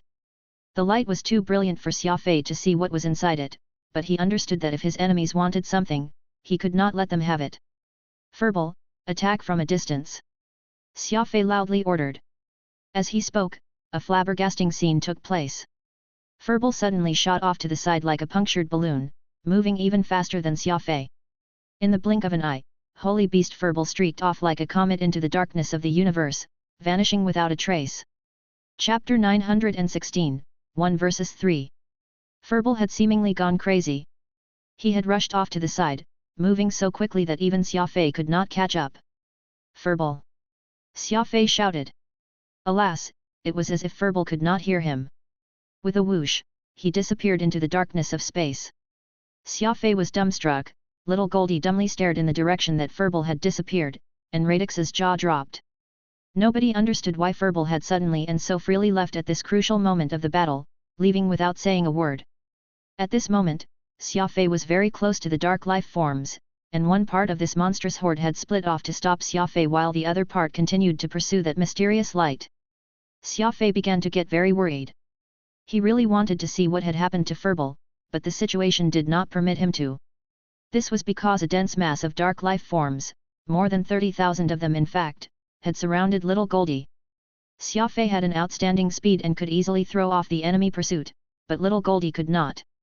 It was a demon chrysalis, the king of dark space, but once it went from dark space to conventional space, its power would be greatly reduced. Peacock blew. Xia Fei roared, and the weed shot through space. Using its 6 long blades of grass, it swept through these pitch-black monsters. Whoosh! The blood crystal got to work. Under the control of the blood-scale wisdom tail, the fiendish knife became like some fanged beast, slaughtering its way into the enemy formation. Wherever it went, the dark life forms would be drained until only dregs remained. This was Xia Fei's first time using the blood-scale wisdom tail to control the blood crystal, and he realized that when the blood crystal began to fly, its power was much greater than before. The blood-scale wisdom tail could be considered miraculous. Not only could it allow the blood crystal to fly far away from Xia Fei, he could even feel that the dagger was in his hand. It moved quickly, the control was flexible, and the attack range was practically endless. If Xia Fei could set his sights on something, then the blood crystal could attack it. Hing! Little Goldie panicked, as numerous dark life forms were crawling on its back and biting it. The demon chrysalis had a massive body, and these dark life forms were like ants crawling all over it. Although they could not hurt little Goldie, their constant gnawing left little Goldie extremely frustrated. After all, it was only a child barely 2 months old. Little Goldie lacked Xia Fei's composure and cool-headedness. It shook its body in an attempt to throw the enemies off. Alas, the effect was minimal. Rumble! Xia Fei suddenly accelerated, instantly getting onto little Goldie's back and using Peacock Blue to wipe out all these foes. The blood crystal was the vanguard, taking the front, while Xia Fei and Peacock Blue were the street sweepers, removing any force left behind. These dark life forms were clearly no match for Xia Fei. The most they could do was annoy little Goldie. The over 30,000 dark life forms were soon wiped out, allowing little Goldie to breathe in relief. Xia Fei furrowed his brows. Furball and the mysterious light had gone off in 2 completely different directions. If Xia Fei wanted to find Furball, he would have to give up on the pursuit of the golden light. What should he do? Gritting his teeth, Xia Fei decided to go and find Furball.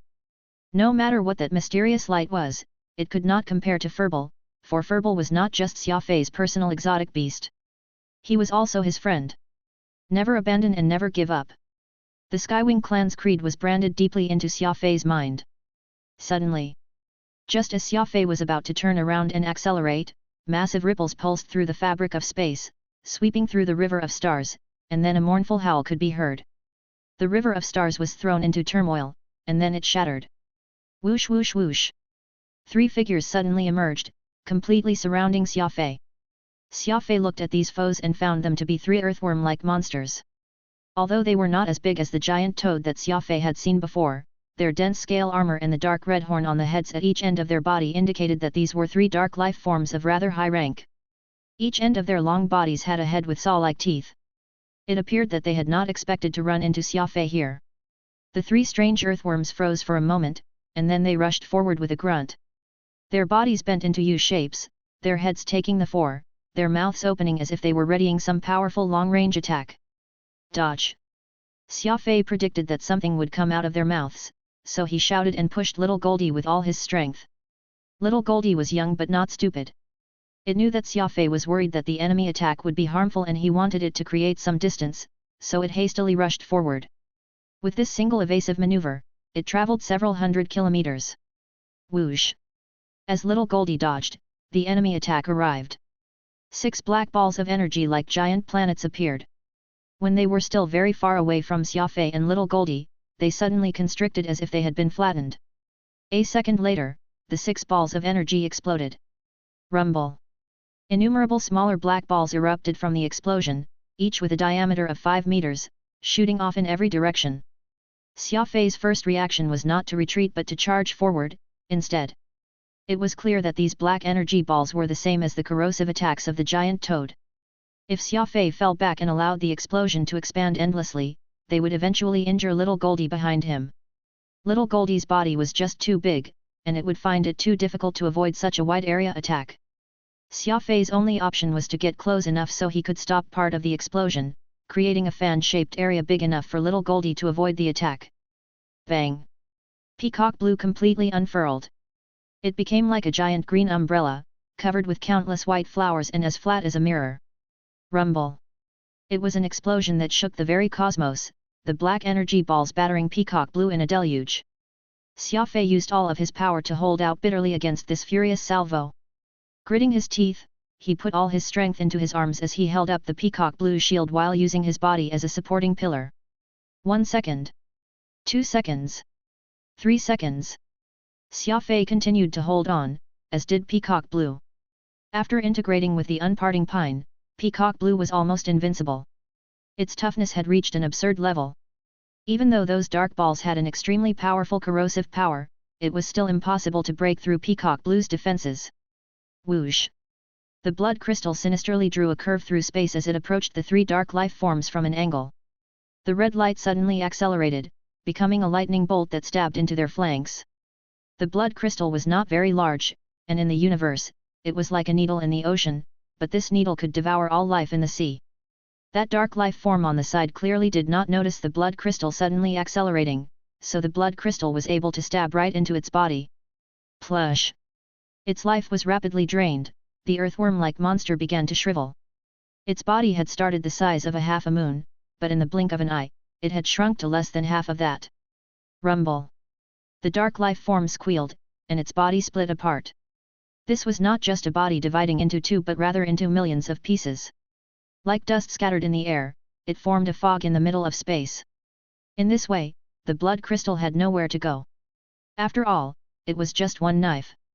It could not possibly deal with hundreds of millions of enemies. It was not just this heavily injured dark life form that did this, the other two divided their bodies out of caution.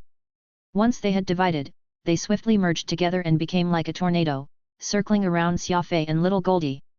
They were like a school of sardines, and when the little sardines came together, they could truly form a creature of mammoth proportions. However, a school of sardines would only consist of tens of millions of fish, but these three dark life forms had divided into billions of fish. Oh, no! These dark life forms can divide themselves. You can only deal with this many enemies by using a wide area attack. Radix said in shock. Xia Fei knew that law attacks were very ineffective against dark life forms. While the blood crystal and Peacock Blue would work, how could they deal with so many enemies at once? Fortunately, after dividing themselves, the dark life forms had seemingly lost the ability to attack in return for the ability to survive, but Xia Fei was still very worried. Rather than being watched by enemies he could not kill, it would be much better to fight. The dark life forms were very cunning. They seemingly knew that their mono forms were no match for Xia Fei, so they had decided to split up into giant schools of fish. While swimming around, they would seek a chance to come back together and beat down Xia Fei before splitting up again. Xia Fei was forced into a rather passive position. Things would be better if he had Furball, for his wide area energy attacks could destroy tens of thousands of these life forms with a single blow. Xia Fei furrowed his brows and began to fall back while protecting little Goldie. Little Goldie used its two eyes to shoot golden flames in an attempt to destroy the enemy pack. Alas, these dark life forms did not fear this kind of attack. Little Goldie's seemingly fierce offensive did barely anything at all. Suddenly, Xia Fei stopped and solemnly looked to his right. Not good. Another enemy. The three demon stingers appeared, flapping their short wings. Xia Fei was stunned, as were the three dark life forms. What were these three beings? The eyes would become particularly red upon meeting enemies. The three demon stingers had not only inherited the 10,000 Buddha Radiance's power but also its endless loathing for Xia Fei. Having taken Xia Fei for their mortal foe, they would never rest until he was dead. Hing! The three demon stingers ignored the sinister dark life forms and charged right at Xia Fei. The demon stingers did not seem to care about these dark life forms, all they wanted were the lives of Xia Fei and little Goldie. In this way, Xia Fei and little Goldie were being attacked from two sides. His eyes radiating cold light, Xia Fei flourished Peacock Blue and the blood crystal as he prepared to fight. The dark life forms watching from the distance would not let such a good opportunity pass.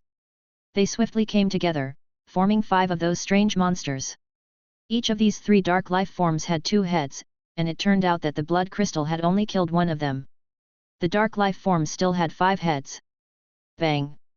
Just like before, the dark life forms unleashed energy balls that could not hurt Xia Fei but were lethal to little Goldie. Xia Fei was startled and hastily turned around to block the attack with peacock blue. At this moment, the 3 demon stingers crazily lunged forward. Behind you! Radix urgently called. Whoosh! Little Goldie suddenly charged forward, going into battle with the 3 demon stingers. The demon chrysalis faced these 3 demon stingers alone, while Xia Fei faced the 3 dark life forms by himself. Chapter 917, Furbal's 6th Form. This was a tough battle. These dark life forms had the ability to divide their bodies, leaving Xia Fei with nowhere to attack. If this were a single and whole dark life form, Xia Fei would already kill it 1000 times. The problem was that the enemy was constantly changing. Boom! The blood crystal rushed over, and the 5-headed dark life form instantly broke up back up into countless little balls. The blood crystal missed and flew straight through, unable to take the life of the dark life form. This guy is too cunning. It's drawing your attention so that you can't help little Goldie. Once little Goldie loses, you'll be surrounded, said Radix urgently. Xia Fei naturally understood the situation on the battlefield. Little Goldie was holding off the 3 mutated demon stingers alone. These fellows were smaller than little Goldie, but they were abnormally coordinated and far more savage than the average demon chrysalis. Those red eyes made it seem like they had gone crazy. Little Goldie showed no fear against the attacks of the demon stingers, and it had also made good use of the arc energy Xia Fei had given it. It exploited its massive body to make overwhelming attacks. Anything struck by little Goldie's planet-sized body would be sent flying off very far. However, the 3 demon stingers were unwilling to concede. The hatred in their chests served as mental energy, they were clearly more durable than little Goldie. Thus, they hovered around little Goldie, charging up and attacking him whenever they had a chance. As the saying went, 2 fists find it hard to overcome 4 hands. Little Goldie had outstanding reversed genes and was a true king of demon chrysalises, but it was helpless against its more numerous foes, and little Goldie gradually began to panic and fall into the enemy's tempo. Xia Fei was aware that the most frightening thing for a warrior was to fall into the enemy tempo. The young little Goldie still did not know this. After charging around, it soon became clear that it was getting tired. If this battle continued, the situation would soon become dire. Xia Fei coldly laughed. In these few minutes, his brain had been thinking, and he now had the answer. The next step was to break out of this encirclement. 19 realm wind wheels. Rumble. Xia Fei thrust out his arms, and 19 frightening spatial fissures appeared in the sea of stars. Each one was in the form of an arc and had a diameter of 5 kilometers. This was one of the strongest law of space combat techniques Xia Fei knew, and it was part of the true inheritance of the Atlanteans. Every time it was used, it would consume an enormous amount of energy, but it was not as simple as just a particularly strong technique. It obliterated everything in its path. The enemy he was dealing with was no ordinary warrior, but a dark life form. Even the strongest law technique would be much weaker when encountering a dark life form. Even if Xia Fei unleashed his strongest attack, it was not guaranteed to wipe out the enemy completely. Why did he persist then? The 19 giant spatial fissures suddenly split apart, taking the form of a giant net that enclosed the numerous fragments of the dark life form. Following which, the fissures began to push toward the center. The 19 realm windwheels possessed astonishing power and were a wide AoE attack. The dark life form naturally was unwilling to take the attack like this, so it hurriedly condensed back together, but this was exactly what Xia Fei wanted. He wanted to squeeze his scattered foe into a fixed space so that he could execute the second step of his plan, release the restless energy in his 7th brain region and use this energy to drive the law of primal chaos. To create a superstorm guided by the law of primal chaos. Normal law powers may be unable to do anything to a dark life form, but Xia Fei's law of primal chaos had never been ordinary. It was a power that could subvert everything, turning black to white, and the living to the dead. Whoosh! In a flash, the dark life form's body began to congregate like bees returning to their hive, buzzing and humming as they were squeezed into a small space. Although they had not returned to their complete form yet, this density was enough for Xia Fei. Law of primal chaos! Xia Fei shouted, his eyes erupting with killing intent. The rainbow energy ball was just about to activate his powerful law of primal chaos, fusing his 2 trump cards into a frenzied tsunami that was certain to annihilate everything in its path, when something completely unexpected happened. There was a silver streak in space, like a lightning bolt coming out of the blue. It struck the congregating dark life form. There was a white explosion of light, like 10,000 lightning bolts crashing down in unison. It was simply impossible to describe this stunning scene. The silver lightning bolt seemed capable of hacking a sun into 9,999 pieces. Rumble. The giant lightning bolt wrapped around the dark life form. Using its innate ability, it instantly vaporized the monster. Xia Fei was stunned and hurriedly turned his head, wanting to who had preempted his trump card to kill this dark life form first. It was simply astonishing timing. Just when Xia Fei gathered up the dark life form in one place, that silver lightning bolt cracked down. This was clearly intentional. A woo! A frightening howl came from the distance, the sound wave almost throwing the stars into turmoil. A silver ball of gigantic proportions charged out, and with those cunning little eyes, it could only be Furball. You actually advanced again, shouted Xia Fei excitedly, his eyes flashing. Exotic beasts protected their masters. Naturally, Furball had not abandoned Xia Fei, nor would he ever. After absorbing too much energy, Furball was finally on the brink of promotion. After completing his evolution in the distant sea of stars, he rushed back. He had been the perpetrator of that attack, getting ahead of Xia Fei to destroy the dark life forms. Heavens! Furball is massive now. He's now in existence on par with Little Goldie, said Radix excitedly. The approaching Furball was now the size of a moon. In the past, Xia Fei had always complained about how Furball would never get any larger, but now that this guy had grown up, he experienced a crazy growth spurt. He had left the size of a palm and had come back the size of a moon. No wonder Furball got away from us to evolve. This seems to be a very crucial evolution, granting him a crazy appearance. Radix crowed. At the crucial moment, Furball had broken into level 6, becoming a moon-sized holy beast. The tables were instantly turned. Xia Fei stood in the center, his eyes cold and aloof, and at his side were 2 moons, 1 gold and 1 silver. The 3 demon stingers stood on the other side, howling and not daring to attack. The difference in strength between both sides was far too great. Putting aside Xia Fei, those demon stingers might not even be able to deal with Holy Beast Shatterstar and Little Goldie, the king of demon chrysalises. It must be understood that Furball and Little Goldie were both the size of moon. 1 gold and 1 silver, they were like the mythical generals of the Shang dynasty, Hung and Ha, their bodies exuding majesty. I don't know what you are, but regardless, you will all die today. Xia Fei waved his hand and declared. Awoo! Hing! Furball and Little Goldie howled, their voices so frightening they distorted the fabric of space. 1 second later, Xia Fei, Furball, and Little Goldie charged out together like 3 swords. The tips of their blades were pointed straight at the 3 demon stingers. Plush! Xia Fei flicked his wrist, taking back the blood crystal, the energy of the last demon stinger having been devoured. In the blink of an eye, Xia Fei's party had slain the demon stingers as easily as chopping melons.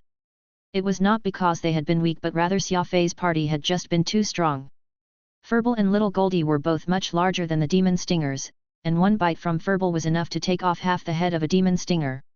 With the now flight-capable blood crystal, peacock blue that had integrated 4 mystical armaments, and the crazy Xia Fei, how could the 3 demon stingers possibly contend against such a powerful force? Moreover, for Furball, breaking into level 6 had not just increased his body size but also made his attacks much more powerful. Right now, the attacks Furball released were like lightning bolts, capable of striking from very long distances with essentially the same power as the Shatterstar strike. This was how powerful Furball was right now. Have you seen life forms like this before? Xia Fei pointed at the 3 demon stingers and asked.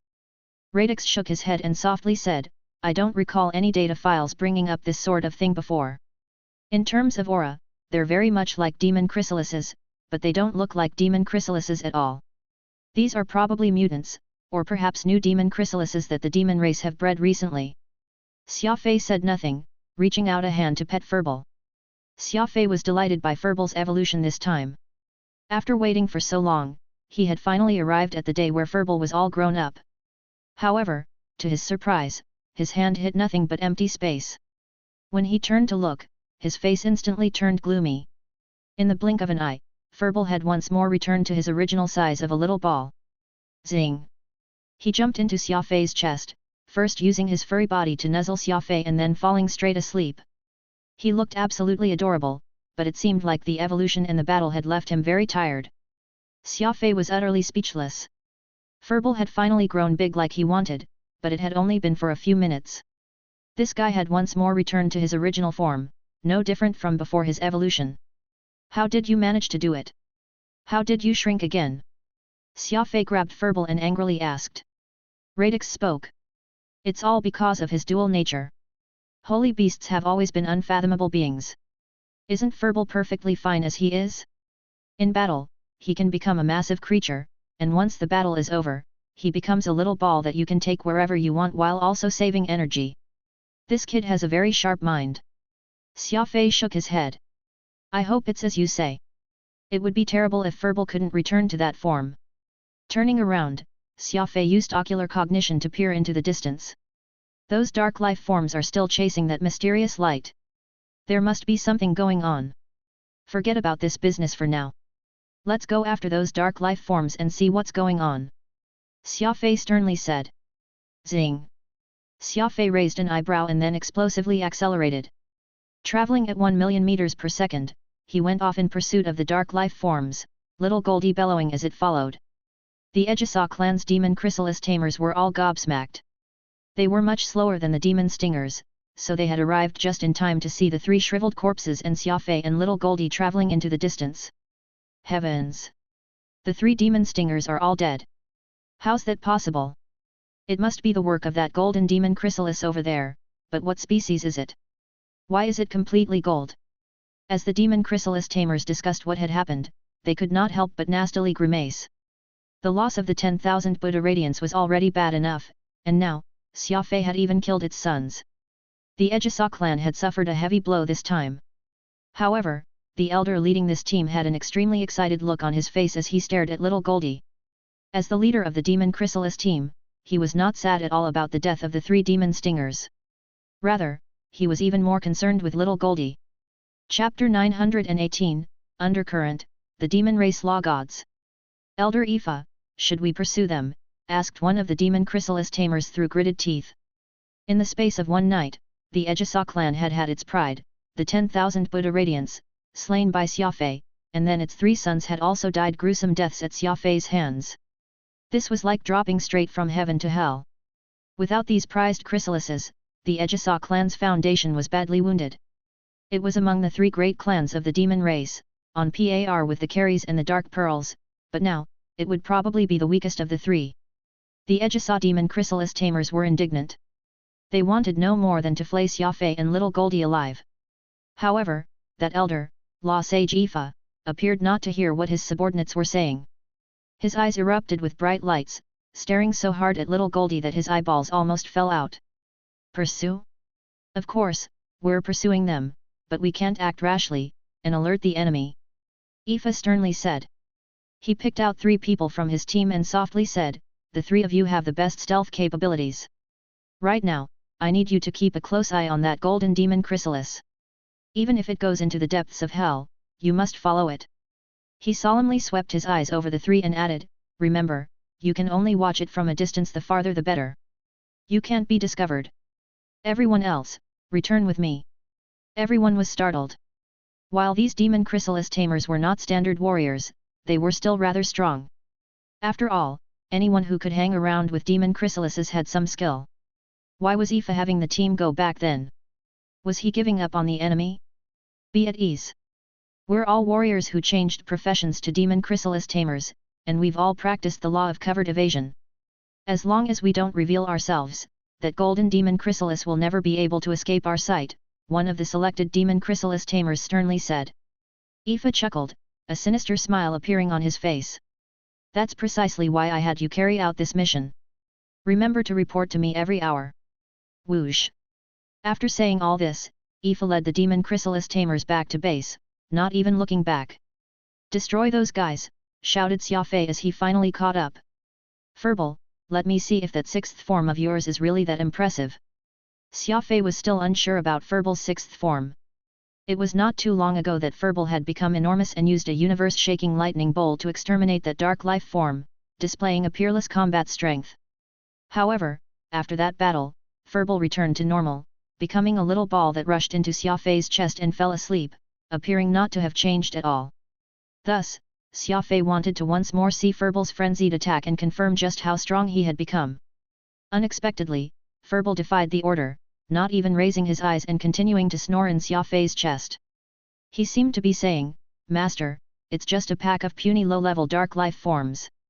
Why do I, Furball, need to do anything?" Xia Fei raised an eyebrow and was about to unleash his rage when Radix said, "Furball seems to be very tired. You also saw that lightning bolt. It must have required an immense amount of energy. Let him keep resting. In any case, it's certain that Furball has entered his sixth form. No one can change that." Xia Fei nodded and said nothing more. Furball truly did seem very tired.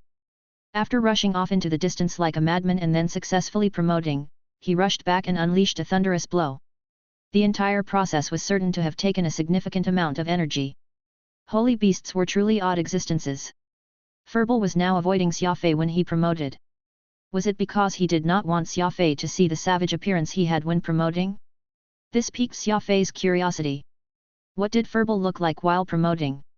Was it like a little ball explosively inflating, or did he turn into some sort of monster? In the blink of an eye, Xia Fei had caught up to the pack of dark life forms, and Peacock Blue and the Blood Crystal were unleashed. Like a powerful bulldozer, Xia Fei plowed through the tens of thousands of dark life forms, obliterating these weak monsters. Whoosh! Xia Fei and Little Goldie continued to accelerate forward. In front of him, that blurry point of light did not stop just because Xia Fei killed the dark life forms. On the contrary, it accelerated, as if it knew that Xia Fei was far more frightening than the dark life forms. Ocular cognition! Xia Fei yelled, his eyes exploding with white lights. Through ocular cognition, he wanted to see what was running away. Whoosh! All Xia Fei was a white and indistinct ball, but he still could not tell what was inside. Strange! That thing's body seems ethereal, not corporeal, Xia Fei muttered as his brows furrowed. Radix said, "As we get closer, I am able to sense a familiar energy fluctuations. It's as if I have interacted with this mysterious little light before, but I can't remember." Curses! Xia Fei was startled. Radix found this light familiar? This made it even more imperative that he not let it escape. Whoosh! That mysterious light suddenly began to descend. This place was far from the eye of the cosmos, and fragmented asteroids and shattered planets gradually appeared. This area was no longer as desolate. The light soon cunningly hid itself in the remnants of an exploded planet, and Xia Fei quickly followed. Bang! His feet hitting the ground, Xia Fei curiously raised his head and looked around. That mysterious light had vanished somewhere in this place, which showed signs that a sapient life form had lived here. A head had been carved into a large cliff face, cold and craggy. The sculptor seemingly wanted to display the heroic aura of the subject, but as they lacked the skill, the head instead seemed fiendish, brimming with brutality. Xia Fei frowned. This was clearly a deserted region of space, so this random stone head could not help but make one's imagination run wild. Moreover, this head, which had seemingly been sculpted a long time ago, was rather old. He looked around. That mysterious light had disappeared here, but he did not know where it was hiding. There's a tunnel here. Xia Fei noticed that there was something strange about the stone head's chin. He walked over, Peacock Blue extended from his right hand and delved into the rock. Xia Fei suddenly pulled on his arm. Get out here! A giant stone, which had to weigh 1,000 tons, was pulled out and flung into the stars. Beneath that giant stone was a hidden tunnel, about 2 meters wide and 3 meters tall. Weird. This tunnel wasn't artificially made, so why was it artificially sealed? Radix muttered. Xia Fei sternly said, "It's very simple. We'll find out once we go inside." Several minutes later, Xia Fei stood in a cave overflowing with spirituality. Above him was milky white stone, and the walls around him were all smooth as a mirror, as if they had been chiseled out. There was nothing else besides these. Xia Fei exhaled. He knew that this cave had originally been extremely cramped, but someone had unleashed an immense power to widen this cave to several hundred times its original size. Perhaps it was the energy storm released when one was promoted, or perhaps it was the work of some mystical armament. Xia Fei did not know. What he did know was that only a super expert was capable of turning an ordinary natural tunnel into this. These smooth walls looked like they had been worked by a scalpel, cut open with a single slice. When it came to spirits, Xia Fei felt this way because he had sensed abnormal pulses in this cave. Though he did not know what it was, Xia Fei felt like they were similar to soul ripples, akin to the immortal souls of Radix and Phantom. Suddenly, Radix had said nothing this entire time, his hands holding his head. Suddenly, he began to shudder, seemingly in great pain. What's wrong? Xia Fei hastily asked. Memories. Radix grunted. My memories are starting to get mixed up. This place feels extremely familiar to me. Xia Fei was startled and nervously watched Radix. This place was not too far from the Eye of the Cosmos, and the Eye of the Cosmos and the Ark were closely linked. Perhaps this cave, which had been hollowed out, was also connected. The Ejisa clan, the Great Hall.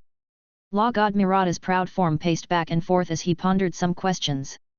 Next to him was the overseer of the clan's demon chrysalis group, Ifa. You're saying that the golden demon chrysalis may be the legendary king of kings, the supermutant of demon chrysalises, the supreme golden Buddha? Mirada sternly asked. Ifa nodded, his expression excited. I don't dare to be certain, but what else could a powerful golden demon chrysalis be except the supreme golden Buddha? Our demon race has been raising demon chrysalises ever since we first discovered them, but in all those countless years, a golden demon chrysalis has only appeared once.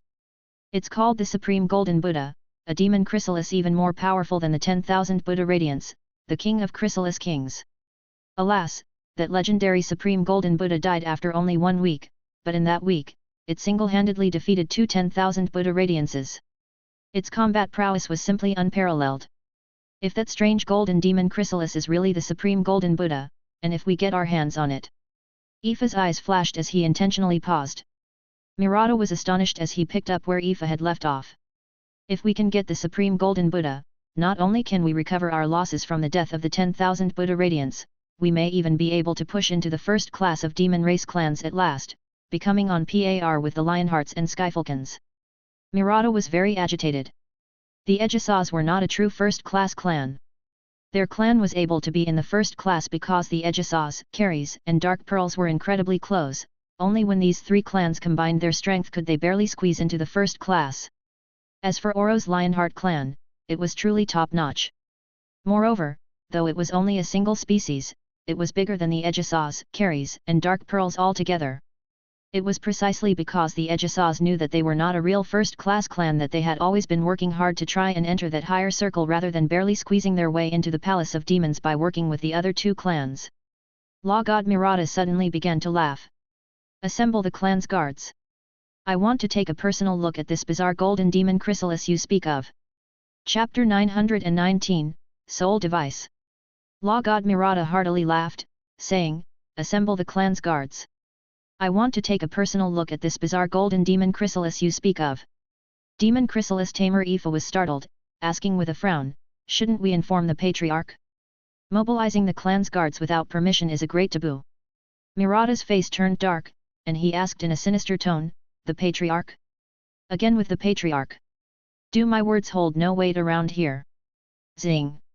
Ifa immediately broke out in a cold sweat and hurriedly shook his head to deny this. Everyone in the clan knew that, while Mirada had a law god's cultivation, he lacked a law god's composure, and his mood could flip faster than one could flip a page. Everyone only expressed obedience to him on the surface, but nobody actually liked him deep down. Mirada refused to let up, pointing at Ifa's nose and saying, What's your status? You dared to defy my order? When the patriarch isn't here, I am the patriarch. Hurry up and convey my orders. This gold demon chrysalis will be mine. Ifa hastily stood up and withdrew while inwardly cursing Mirada. The Ejisa clan had 2 law gods.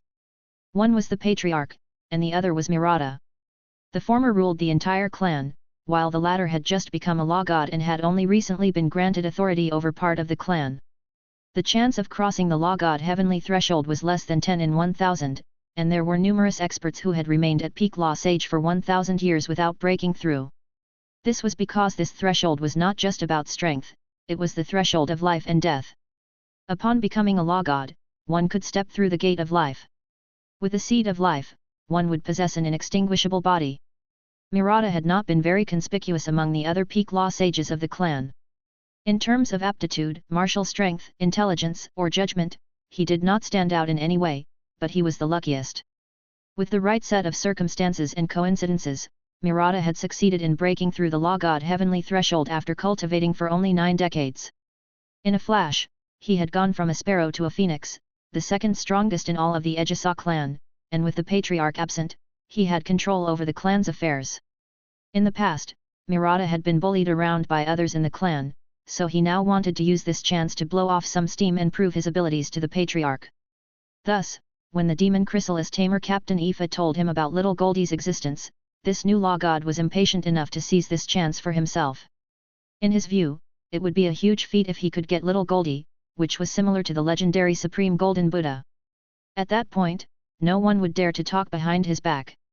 Normally, status in the big clans was connected to cultivation, and whoever was strong was king. There was naturally no problem with Murata's cultivation. Alas, he had a terrible character and had never gotten along with anyone in the clan. In fact, he was almost universally disliked. Thus, many people were unwilling to accept him as the second in command based on the clan's hierarchy. Still, it was true that Murata was a law god, and nobody could dispute that. On the surface, they submitted to his status, but many of them plotted against him in the shadows. This left Murata feeling very frustrated. Eventually, he had become obsessed with getting some achievements under his belt. On the outskirts of the Eye of the Xomas, Xia Fei and Radix found a rather strange cave. Radix was having a terrible headache, seemingly recalling some painful memories. It was already absurd that a soul could be inserted into a microchip, and that this soul was seemingly suffering from amnesia. Xia Fei found this very hard to comprehend. The technology from beyond the cosmic gate was not just advanced, it was also very mysterious. Xia Fei did not get it. Why did a warship also need an immortal soul? Was technology that used souls very common beyond the cosmic gate? Moreover, that white point of light had also vanished without a trace. No matter how hard Xia Fei searched for it, he could not find it. After some time, Radix stopped moaning, and his eyes grew brighter and brighter. I think that I know why the insides of this cave are inexplicably larger. It must be Hosu. He's not dead.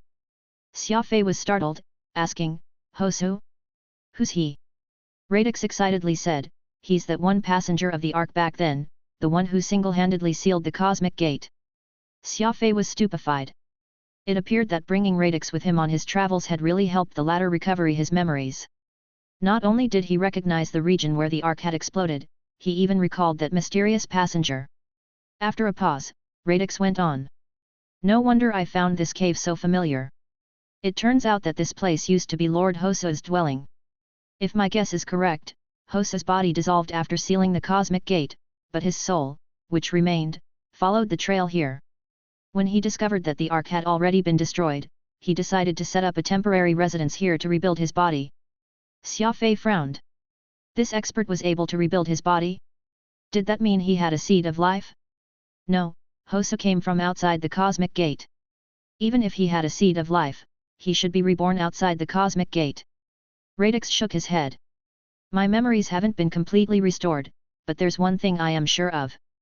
The cave entrance is so narrow and the interior is so spacious because Hosu finished rebuilding his body. Pointing at the smooth walls, Radix excitedly said, look here. The stone walls are smoother than glass. Not even a laser would be able to make such clean cuts. These could only have been created by the pulses generated from the rebuilding of a body, and only Hosu could have generated these pulses. Once Xia Fei finished listening, he sat down and closed his eyes. There was too much information in his mind, and he needed to analyze each of Radix's revelation carefully. A super expert who managed to get reborn without using a seed of life? If he's not dead, where would he be? Xia Fei asked. Radix shook his head and continued to think. At this time, Xia Fei's spatial compass beeped. He looked down and saw that the clan was calling him. Opening the screen, he saw Peak Law Sage Xia Fei looking at him, a somewhat hard-pressed look on his face. It's been some time since we last met. Are you doing well? Xia Fei asked. I'm doing well. How are things in the clan? Nothing can go wrong with me and Xia Lianing keeping things in check, so you can relax. At present, Fig Corporation is doing everything in its power to find out who stole Pinnacle, but from what we know, their investigation is mostly focusing on those clans who have past grudges against Fig. You aren't a suspect yet. You should focus on the Grand Ancestor's mission for now. No rush in returning to the God race yet, you can wait till the storm calms down. Right, did Xia Guanghai deliver your things? Xia Ke continued. Xia Fei frowned. It was clear that Xia Ke had come to talk to him with some other motive in mind. Smiling, Xia Fei replied, I received them. Everything. Oh, Xia Ke nodded, asking, have you been keeping up with your cultivation? Xia Fei lightly replied, of course. I've already reached peak Law Overlord, but getting past the Law Sage Heavenly threshold will probably take some time. That was quick. Xia Ke had only casually asked this question, but he had received a shocking reply. Not even in his dreams would he have imagined that Xia Fei, who was in the last batch to enter the God race, would already be making a charge at the Law Sage threshold. The bespectacled Law Overlord Xia Tian, who had entered at the same time, had only recently gone up one rank, which left Xia Tian overjoyed. As for Xia Fei, he had already crazily rushed up to peak Law Overlord. This was an absurd speed. Even faster than a rocket. Xia Fei shrugged and said, if you have anything else, please speak directly. This kind of thing also puts me in a hard spot. Xia Ke awkwardly chuckled as he muttered, I was just thinking about how to broach the topic, but you managed to see through me first. Yes, I contacted you to ask for your help on something. You know that Xia Geng and Xia Dian are carrying out a mission in dark space. You also know that the paths in dark space are very complicated. Without a demon chrysalis guiding the way, it's very easy to get lost. After all that, it turned out that Xia Ke just wanted to borrow little Goldie. Xia Fei was naturally willing to help, and there was little that needed to be said. Xia Fei directly stated, since the clan needs little Goldie, just have Xia Geng and Xia Dian come over. I'll order little Goldie to keep them safe, but if I do this, then I'll have to get to that other place the Grand Ancestor wants me to travel through dark space much later. Xia Ke chuckled. I already discussed this with the Venerable Ancestor, and he has no objections as long as you agree. You have the Gemini and also an unregistered compass. With these two, you should be able to go wherever you need to. Xia Geng and Xia Dian soon arrived to take away little Goldie. Although the golden demon chrysalis was not happy to leave Xia Fei, it was also more willing to help him, so it reluctantly departed. Xia Geng and Xia Dian were very curious on what Xia Fei was doing here, but as this was the Grand Ancestor's mission, they did not ask too many questions, just like how Xia Fei would not ask what they were doing. The situation had been very tense as of late, and everyone in the Skywing clan was busy. Radix was still recollecting his memories. Coming to a familiar place and feeling this familiar energy could help him recover his memories, but the process was very time-consuming. Let's go. I still need to head to the next place, which happens to be very far away from the Lore Realm, Xia Fei said. Radix was somewhat disappointed. If he could choose, he would stay here so that he could continue recalling the past. Just as Xia Fei was about to activate the spatial compass, Radix suddenly shouted, I remember now. I really remember. Xia Fei hastily asked, what did you remember? You remember that little point of light that disappeared here? It's a soul device, said Radix in extreme excitement. A soul device? Xia Fei could not help but frown. This was the first time he was hearing about this sort of thing. Right. A soul device. Since Hosa found where the ark had exploded, he must have realized that I am still alive. That's why he left the soul device here, to serve as a signal in the hopes that I would one day notice it. That little point of light led us all the way here not because it's afraid but because it recognized me. It wanted to take us here. Radix said. Xia Fei asked in shock, so you're saying that that cave is hiding the soul device? It's something that super expert Hosa left for you. Radix excitedly replied, it can't be wrong. There's definitely a soul device here. Hurry. Let's turn this place upside down to find it. Chapter 920, A Soul Device's Purpose. Rumble. Peacock Blue rapidly began to writhe, sending shattered stone into the void of space. Xia Fei used the forceful method to destroy this planet. If there was any treasure, then it would inevitably be exposed. Be careful. What you're looking for is a soul device. A powerful mystical soul device. You can't break it. Radix worriedly said.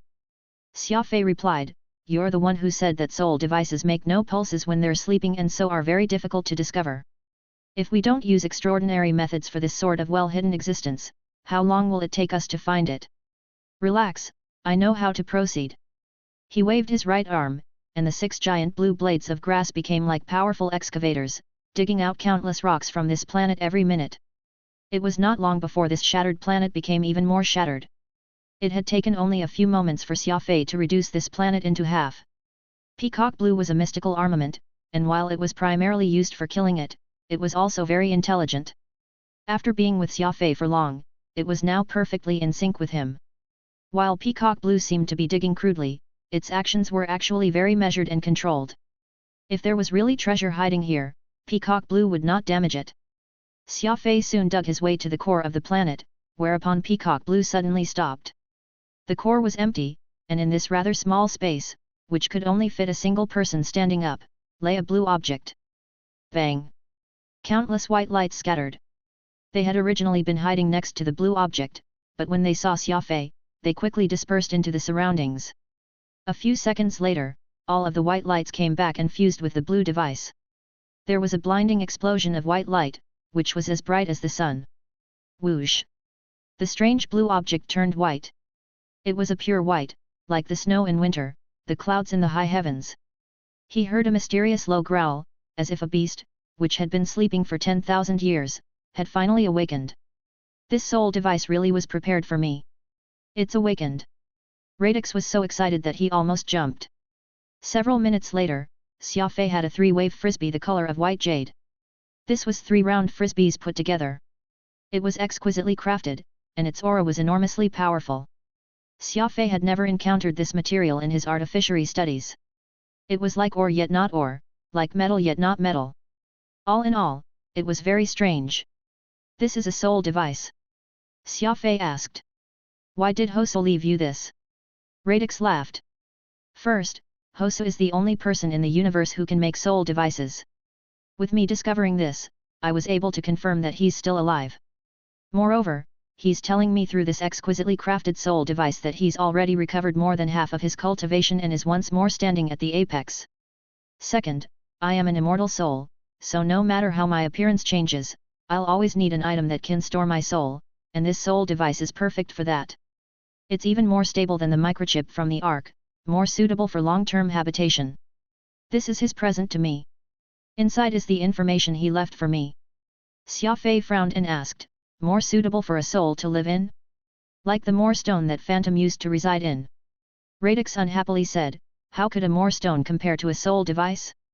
That's like comparing a shack in the slums to a mansion. These two are light years away from each other.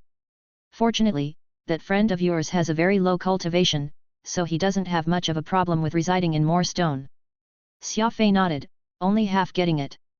Radix paused a moment before continuing, third and most importantly, soul devices are extremely powerful integration tools that can fuse divine weapons with immortal souls, creating soul-devouring divine weapons, which are extremely powerful weapons. Hoso must have presumed that I would want to reforge my body, so left this soul device both to leave me a message and also so that I could make something for myself. Xia Fei immediately grew interested. From the sound of it, the soul device was similar to the celestial zero hammer, capable of integrating many different elements together to make a weapon, but while the celestial zero hammer was the lower realms method, the soul device technology came from beyond the cosmic gate. What an incredible device, said Xia Fei in shock. Still, I don't understand. This is clearly matter integration re-engineering technology, so why is it called a soul device? What does it have to do with a soul? Radix answered, the reason is very simple. While matter is still integrated, an immortal soul is required to use a soul device, and the divine weapon that emerges will have its own consciousness. Not only will it be a weapon, it will be an ally that can think. Hearing this, Xia Fei looked down at the blood crystal. This bloodthirsty fiendish dagger was cruel and crazy, but it had no consciousness of its own. This was the blood crystal's only flaw. Other than that, it was absurdly powerful. Peacock blue was also a weapon, but it could follow Xia Fei's will and think for itself, its blades following him like shadows. Meanwhile, the blood crystal required Xia Fei to control it. Radix added, this is all I've learned from my recovered memories so far. Truly formidable armors and weapons have life forces. Just like all sapient life forms, they can capable of thought. They can be crafty at times and they can also go crazy. This is probably the greatest difference between inside the cosmic gate and beyond. The memories that Radix was gradually recovering were a great boon to Xia Fei. Xia Fei now had some idea about what the world beyond the cosmic gate was like. For example, there were many people who used soul weapons with wills of their own beyond the gate. Xia Fei could not help but worry. It was clear that weapons with wills of their own were much stronger when it came to flexibility over the weapons of the lower realm. Once the cosmic gate opened and the inverse rushed in, an apocalyptic calamity would engulf this side of the universe. Suddenly, Xia Fei's lips curved into a thought-provoking smile. He then told Radix, "You're a powerful soul. You once resided in the Ark, but now that the Ark is gone and you're still alive, don't you want to find a new home?" Radix did not get what Xia Fei wanted at first, but when he did, he instantly turned pale. "So you want to use me to make a soul-devouring divine weapon? Kid, aren't you a little too cruel?" Xia Fei shrugged and said nothing. Since a soul device was used for making a powerful weapon, Xia Fei wanted to use this chance to craft an incredible treasure for himself and to activate the soul device. Naturally, an immortal soul was required. Xia Fei currently had two souls, Phantom and Radix.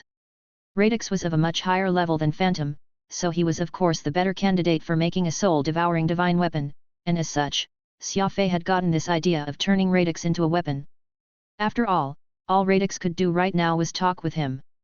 If he became a divine weapon, besides talking to Xia Fei and helping him with his experience, he could also save him at key moments. It was killing two birds with one stone. Radix rolled his eyes. "I'm currently in a microchip, which at least affords me freedom, allowing me to change bodies whenever I want, but if I become your weapon, won't that mean that I have to follow you for the rest of your life?" "Stop dreaming. No chance." Xia Fei was indifferent as he muttered, "Since the soul device contains information left to you by Hosu, you might as well go in and take a look." Radix sternly said, "You know that I'm heavily injured and can't even move. Besides communicating with you through this Arc microchip, I can't do anything." Xia Fei shrugged and wickedly smiled. "What a pity. That means you can't get the information Hosu left you. Even though we have the soul device, we can't do anything with it." Radix was put in an awkward spot. He suddenly realized that his fate was actually in Xia Fei's hands. If Xia Fei wanted to kill him, he could simply destroy the Arc microchip. Besides that, he could simply stop cultivating, and without the energy pulses that came from breakthroughs, Radix would dissipate in less than a month. Xia Fei carefully studied Radix's expression.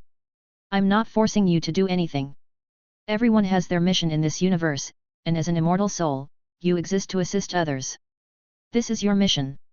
Think it over, activating the soul device doesn't just benefit me but also you, right? The Ark is gone, and only you and Hosu are left of it. I presume that he's got plenty to say to you. Don't you want to know why you became a soul and who you were before that?" He spoke with utmost sincerity. Actually, Radix already knew that Xia Fei was not forcing him to do anything. This was just a discussion. It was completely up to him whether to agree or not. Whoosh! The unregistered spatial compass brought Xia Fei straight to the edge of the lower realm. The compass became ineffective here, so he would have to rely on the Gemini for the rest of the journey. This ship had been modified in the hidden realm, all of its identifying marks removed. No one would be able to tell that this ordinary silver warship was actually the fastest ship in the universe, capable of moving at 100 million light-years per second. Inputting the coordinates given to him by the Grand Ancestor, Xia Fei set off. He did not know where he was going or who the Grand Ancestor wanted him to meet. Xia Fei used this precious time to cultivate madly. Bang! There was an astonishing pulse of energy. The last layer of the Beast Spirit Codex shattered. Xia Fei opened his eyes and excitedly said, "It's really as you said. As with everything in this universe, there can be no construction without destruction. Construction after destruction was the path to become unbeatable. This feeling is simply wonderful. Like the floods breaking through a dam, I've cultivated the Beast Spirit Codex in a single stroke. How many days has it been, and I've already completely cultivated the real Beast Spirit Codex." He was bursting with vigor. As he proudly stood, Radix could feel an indescribably powerful pressure radiating from him. After cultivating the true Beast Spirit Codex, Xia Fei's entire aura had changed. It was as if he had transcended some sort of realm and reached a height that ordinary people could never imagine. This was all granted to him by the Beast Spirit Codex. It was not the same as the other law powers he had cultivated. Something was up with Radix, as his eyes suddenly flashed, a bright light erupting from them. He stared at Xia Fei for a long time, and then he sternly asked, "Xia Fei, do you really want a soul-devouring divine weapon?" Chapter 921, The Base of the Rebels. "Xia Fei, do you really want a soul-devouring divine weapon?" Radix suddenly asked after thinking for a dozen or so minutes. Xia Fei was startled at first, but then he smiled. "What? Did you change your mind? Do you want to help me forge a soul-devouring divine weapon?"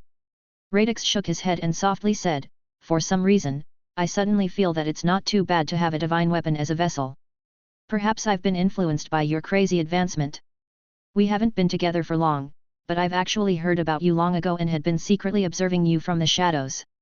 There's just something different about you. While other people strictly follow conventions, you always try to do something strange. You've rarely taken the normal path, and you never admit to the existence of any rules, always doing things your own way." Xia Fei chuckled. "In this universe, there's only one me. Should I follow the logic of others when doing things? What a joke." Radix nodded, appearing to agree with his words. "Do you know what's the most terrifying thing about becoming a soul-devouring divine weapon?" "What?" "Divine weapons need people to use them, and all divine weapons fear falling into the hands of bad masters. If that happens, there's no hope at all. Hosu can reforge his body after it's been vaporized because he's powerful enough, but I don't have that ability," Radix said. Xia Fei immediately understood what he meant. "After all this time, what you fear isn't where your body is attached to, but that I may be unable to become more powerful." However, to his surprise, Radix fiercely shook his head and solemnly said, "Not at all. I'm a soul, so there's no difference between staying in a chip and staying in a weapon. Moreover, I have absolute trust in your abilities. If there's one person in this universe who can break through all limits, break through all the rules, and achieve that which has never been achieved before, then it can only be you. I've observed you in secret for far too long. Xia Fei, you are definitely a heaven-defying figure. A monster like you has never existed before. I am absolutely certain about this." Xia Fei knew that Radix had started paying attention to him a long time ago, but even he was shocked that Radix would have such a high valuation of him. "Since you're not worried about my future achievements, why are you so hesitant about becoming my soul-devouring divine weapon?" Xia Fei asked. Radix bitterly chuckled and sighed. "Your potential is strong enough, but your heedless and crazy personality may cause you to become an enemy of everyone. If I become a soul-devouring divine weapon, it means that there may be a day where I'm forced to join you in declaring war against the entire universe. While other people are definitely unable to do this, you definitely can." Lighting a cheap cigarette, Xia Fei lightly said, "So that's what you're afraid of. I can understand that." Radix continued, "For another person, the choice wouldn't be difficult. I would just be moving from a chip to a madman's weapon, something I would do without a second thought. The problem is that the divine weapon will be in the hands of a madman like you, and that means that I'm taking a gamble. I'm gambling that you and your fiendish energy will be able to last until you're able to laugh proudly over the entire universe." Xia Fei eerily smiled as he softly asked, "Then do you want to take the gamble or not?" Even though Radix had grumbled a lot, in the end, he still lowered his head and agreed to activating the soul device. Xia Fei's personality truly made Radix worried, but he was more concerned about tracking down Hosu, and this was the only method available to him. If he had to rely on the energy pulses from Xia Fei's advancement to survive, there would be no telling how long he had to wait until he could restore himself. In this way, Xia Fei had picked up a readily available advantage. Radix, the soul device, and the weapon he wanted to be integrated could be made into a soul-devouring divine weapon. This would be the only one in the universe. Before Xia Fei could find a good time to activate the soul device, the Gemini arrived at the set destination. The fastest ship in the universe had its title for a reason. The Gemini's power was beyond doubt. Following the Grand Ancestor's orders, Xia Fei disembarked and put away the Gemini in Peak Rainbow Ring. The Gemini consisted of one large ship and one small ship. The large ship could hold 1,000 people, while the small ship could only hold 6, but it was small and nimble. Whoosh! Xia Fei hastened toward the gloomy planet to his left. From a distance, it appeared to be engulfed by dark and eerie clouds. The designated meeting site was an ancient tree, which stood 3,000 meters tall. It was quite easy to find. Xia Fei was careful and combed the surrounding area before heading to the meeting spot. After finding that there were no problems, he went to the tree. Who did your grand ancestor have you come and see? This place is so quiet that it doesn't seem inhabited. Also, you're already far away from the Lore realm. Even if there's really someone here, they're not necessarily going to be friendly, Radix worriedly said. Now that Radix had decided to take up residence in a soul-devouring divine weapon, he began to think out of consideration for Xia Fei. After all, the soul-devouring divine weapon needed a master, and Xia Fei was the key individual who would control this weapon. I'm not sure, either. Just like when he sent me to the Eye of the Cosmos, he didn't provide me any useful information. He just told me to take a look, and then he told me to meet some old friends for him in his stead. If any problems crop up, I have the authority to decide on how to handle them, with no need to report to him. He didn't say anything else besides that. Radix pursed his lips. I knew from the files that your grand ancestor Xiaogukan has a weird way of doing things, and now I've confirmed that the reports are true. He wants you to be his representation? Nobody else would have ever chosen to do such a thing. Suddenly, two figures sporting astonished faces appeared before them. It was none other than the black and white gods. How is it you? How is it you too? Xia Fei and the gods of black and white both blurted out in shock. Hua Hei took 2 steps forward, moving up to Xia Fei's side and lightly punching him in the shoulder. Xia Fei, good job. How many days has it been since you returned to the Skywings, and your grand ancestor already sent you to handle negotiations alone? I didn't think that you'd become one of the supporting pillars of the Skywings. These words immediately made Xia Fei blush in shame. This was because the black and white gods were rebels. It turned out that the grand ancestor wanted him to represent the Skywings in negotiating conditions with the rebels. Were the Skywings really planning on leaving the Lore realm? Was it really as Xia Ke and Xia Lianing had said, that the grand ancestor was enduring unimaginable pressure, such that he would ally with the rebels? This was disastrous. No wonder the old man had not even told Xia Guanghai anything, informing only the 2 peak law sages in charge of the clan, Xia Ke and Xia Lianing, and Xia Fei. These negotiations were not simple at all. If things went poorly, it might be another Hung Men feast one. Also, why had the grand ancestor sent the still relatively obscure Xia Fei? There were people of far greater seniority than him in the clan. All these questions frustrated him and left his heart feeling down. Though he was shocked, he did not show it on his face. He remained indifferent, as was his style. Even if the skies fell, he would never panic. The calm Hua Bai said, among the Skywings, other than the venerable ancestor himself, it's just Xia Fei who has a godwing potential, so it's not inappropriate for him to send Xia Fei to negotiate. Perhaps the venerable ancestor wants to temper Xia Fei more so that he can more capably manage the clan in the future. Hua Hei grew even happier when he heard this. Makes sense. The Skywing clan has always been held up by a godwing. Your venerable ancestor really treats you well. You can't dash his hopes. Xia Fei smiled and greeted the gods of black and white. For 2 illustrious figures like you to come personally, how could I possibly compare? Xia Fei had witnessed their abilities before. Even if they were not legendary peak law gods, they had to be superior law gods at the very minimum. In the army of rebels, they were undoubtedly experts who could hold their own, which was why Xia Fei had intentionally chosen to treat them as figures of high stature. As expected, since the gods of black and white did not say anything, they had essentially admitted that they were figures of some status among the rebels. After exchanging a few pleasantries, Hua Bai and Hua Hei expressed their shock that Xia Fei was already approaching the Law Sage tier. This sort of crazy progression speed had the 2 brothers blushing in shame. Given Xia Fei's heaven-defying cultivation speed, it made sense for Xiaogukan to send this potential godwing to handle such an important negotiation. Pulling Xia Fei to the side, Hua Hei said, I said to you before, your venerable ancestor once saved the life of our father. Thus, Hua Bai and I have no objections when it comes to your clan. We've already done all the groundwork, so there's no need to worry. There was no need to mention Xia Fei's frustration. His grand ancestor was far too reckless in his way of doing things. Xia Fei still did not know a thing, and he was already negotiating with the rebels. Even if the old man wanted to test him, did it have to be so abrupt? Smiling, Xia Fei solemnly said, I will represent my grand ancestor in expressing my gratitude to the 2 of you. Xia Fei spoke these words very awkwardly, for he was now representing the grand ancestor despite having never once meeting the man. Hua Hei hastily said, you absolutely mustn't say this. This is what we brothers should do. Everyone knows that your grand ancestor is the only one in the palace of gods who is still putting up a fight. If not for him, the two peak races would have long started fighting, and a great disaster would be imminent. Xia Fei was pleasantly surprised by how Hua Hei and Hua Bai were acting.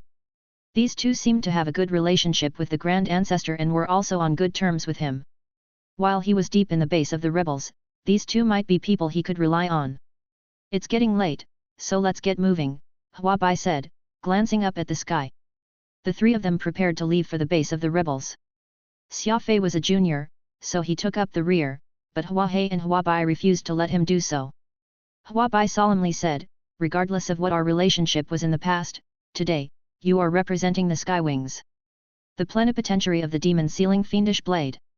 We brothers will not walk in front of you. What, the plenipotentiary of the clan? This truly isn't a light burden. Grand Ancestor, Grand Ancestor. What in the world are you up to? Xia Fei mentally sighed. Wherever the fiendish blade goes, gods and demons will be slaughtered. Whether they're rebels or guardians, I'll just see how it goes. Xia Fei raised his eyebrow and strode forward with all the dignity of the Skywing clan's lone wolf. Destination, the mysterious base of the rebels.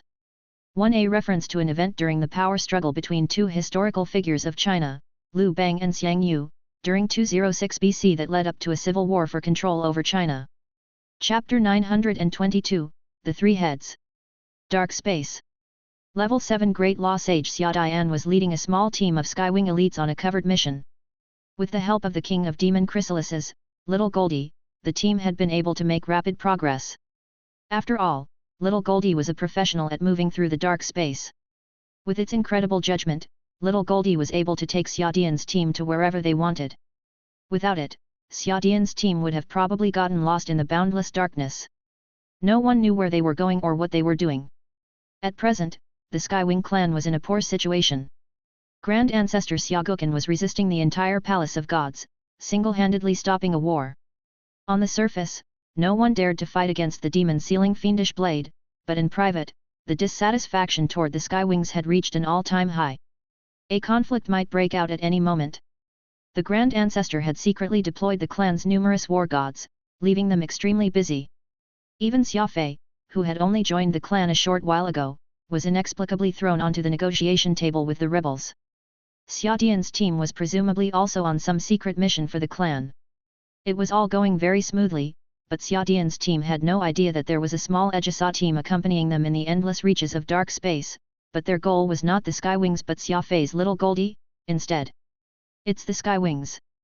This is a problem. Everyone knows how formidable these madmen are.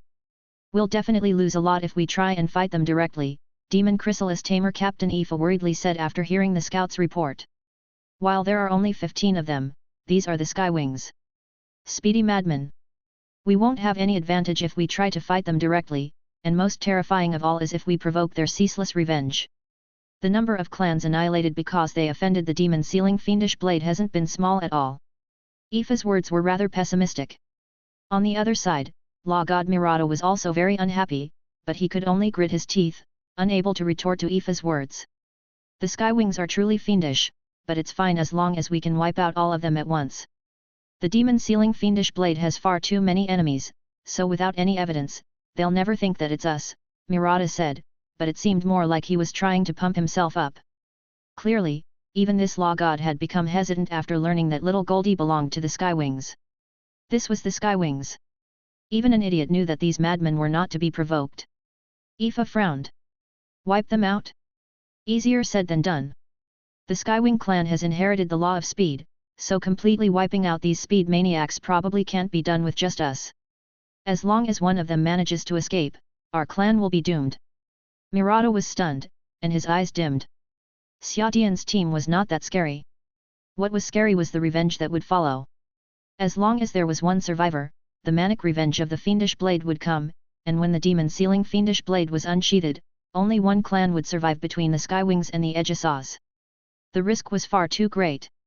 After some thought, Mirada's eyes suddenly turned ruthless. Keep watching them. I don't believe that we won't find a chance. Whatever the case, we can't let this golden demon chrysalis go. Xia Fei did not know that Little Goldie was being watched. He was currently facing his own perilous trial. He was heading into the base of the rebels alone. Whoosh! Xia Fei was led by the black and white gods to a place with some excellent scenery. To his left was a vast lake, its surface as flat as a mirror, to his right was a grassy plain and a forest, and at the other end of the forest was an endless glacier. It was an extremely beautiful sight, but Xia Fei was in no mood to admire the scenery.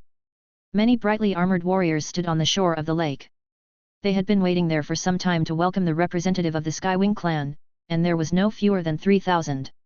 It seemed that the rebels had a very high opinion of the Skywings and were doing their utmost to show their sincerity, resulting in this grand ceremony.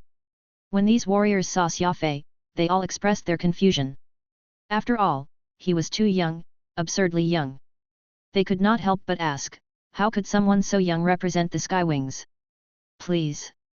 Hua He made a sweeping gesture as he guided Xia Fei to the tent set up at the very end of the assembled troops. It seemed that this was not the rebel base. Xia Fei was on his guard against these strangers, so how could they not be cautious around the Skywings? After all, the demon-sealing fiendish blade was infamous, so these rebels had no choice but to be careful when it came to interacting with this most fiendish blade of the Law realm. Xia Fei nodded and strode forward, his face cold and aloof. Since he was representing his entire clan, he needed to show the majesty and sharpness of the fiendish blade. Even though Xia Fei was still baffled, not even knowing who the leader of the rebels was or what he was going to negotiate about, confusion was not a problem. Even when facing the greatest problem, Xia Fei would still maintain the dignity of his clan. This was his duty. As he approached the tent, 3 energetic elders walked out. They glanced at Xia Fei and frowned, communicating with one another through exchanged glances. Hua He whispered into Xia Fei's ear, "These 3 are the leaders of the rebels, Temujin, Huang Lingtian and Hu Bei. It seems that they're very surprised by you." Xia Fei said nothing, steadily walking forward, an innocent smile on his lips as he prepared to greet these 3 leaders. However, at this moment, someone among the assembled warriors commented, "We waited for so long, and the one who came is this little pretty boy? It seems like the Skywing clan doesn't respect us. Demon-sealing fiendish blade? Nothing more than a bunch of self-interested scoundrels." Xia Fei naturally heard this, and he got a good look at who had spoken out of the corner of his eye. A second later, he did something no one had expected. Whoosh! Peacock blue flew out from his right arm. The 6 blades of grass were like streaks of lightning, sweeping up that rude warrior and throwing him high into the air. This was far too fast. Xia Fei had not said one word during the entire process. He did not even blink. It was as if he had only done something that was very natural. As everyone looked on in shock, Xia Fei went up to the 3 leaders and smiled, to which, the 3 leaders scowled. After all, Xia Fei had thrown out of one of their subordinates in front of everyone. How was this any different from a slap in the face? The gods of black and white sighed. They had never expected something like this to happen. Splash!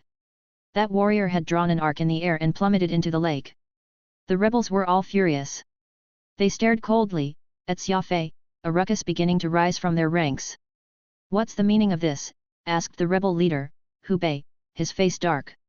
Xia Fei calmly replied, "That man spoke rudely, so I taught him a lesson."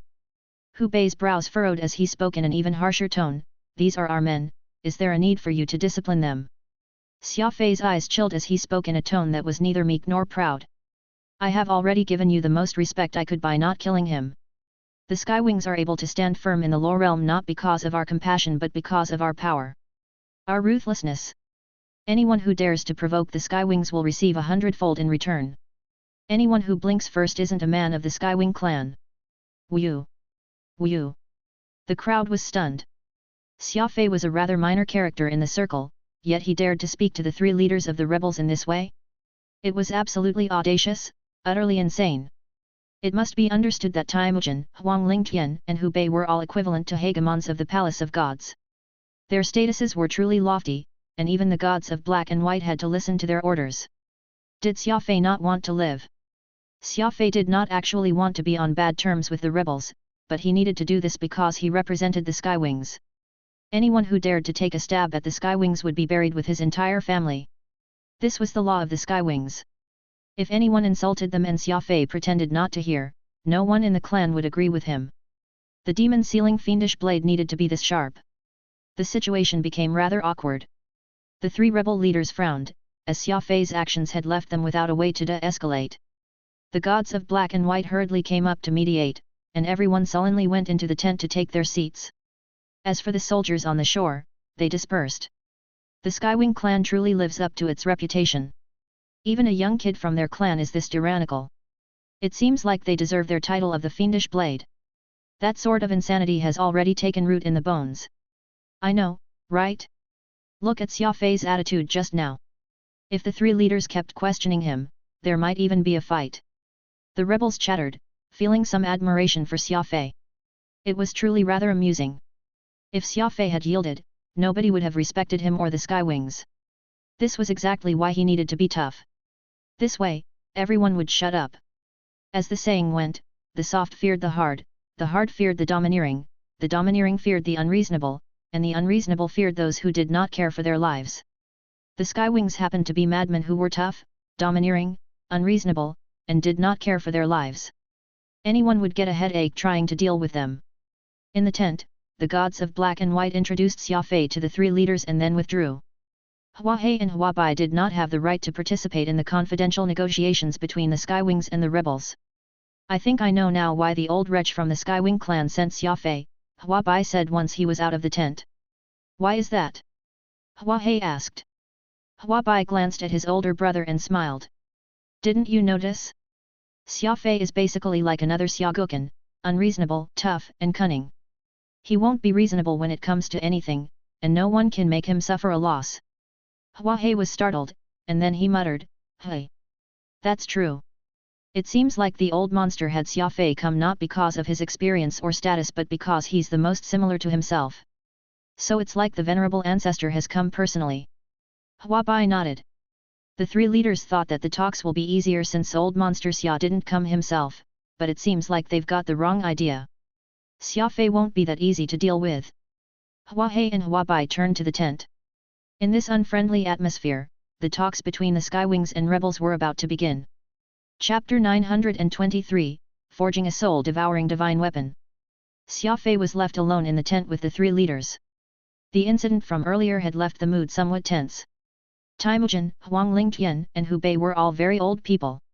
When it came to law god warriors, the only way to kill them was to destroy their seeds of life. Xia Fei guessed that these old monsters had lived for tens of thousands of years. The more temperamental Hu Bei felt unhappy just by looking at Xia Fei, so he sullenly looked away, while Huang Lingtian was the sly fox, revealing nothing, fiddling with his fingers in front of Xia Fei as he calculated something. Intentionally coughing, Temujin sternly said, "Let's forget about that incident from earlier. Xia Fei represents the Skywing clan, and no one has the right to disrespect another person's clan." Xia Fei liked hearing this, and he inspected Temujin through narrowed eyes. This old man had a kind face, a smile on his lips.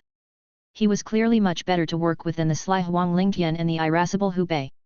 He appeared like a genial old man, who seemed very compassionate, at least on the surface. Hu Bei coldly snorted, very reluctantly nodding his head. Meanwhile, Huang Lingtian gave Xia Fei a forced smile. With this, the matter was considered settled.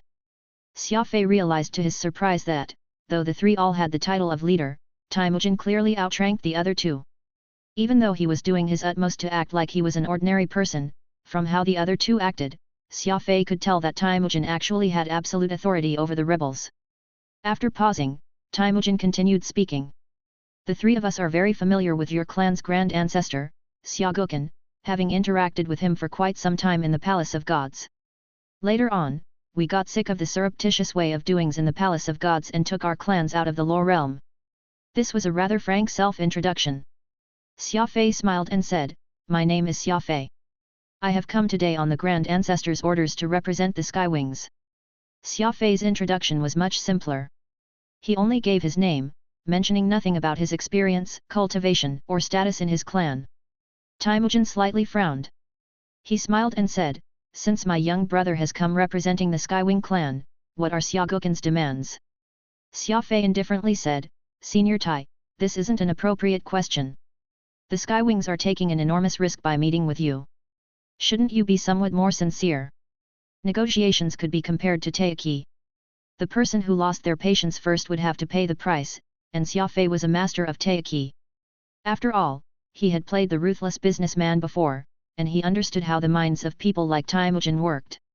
Since the Grand Ancestor had given Xia Fei such a heavy responsibility, he would make decisions based on his own standards. First, everything was negotiable, but nothing could be negotiated too stubbornly, so that would leave margin for negotiation. Second, he would fight to maximize the benefits of the clan. Even if there really came a day where the Skywings could no longer stay in the Law Realm and they joined the rebels, they would have to do so while standing tall. They could not lose the majesty of the demon-sealing fiendish blade. After several exchanges, Temujin began to frown. He suddenly realized that this young man had an experience that did not suit his age. He said what he needed to say and did not say a word of what he should not say.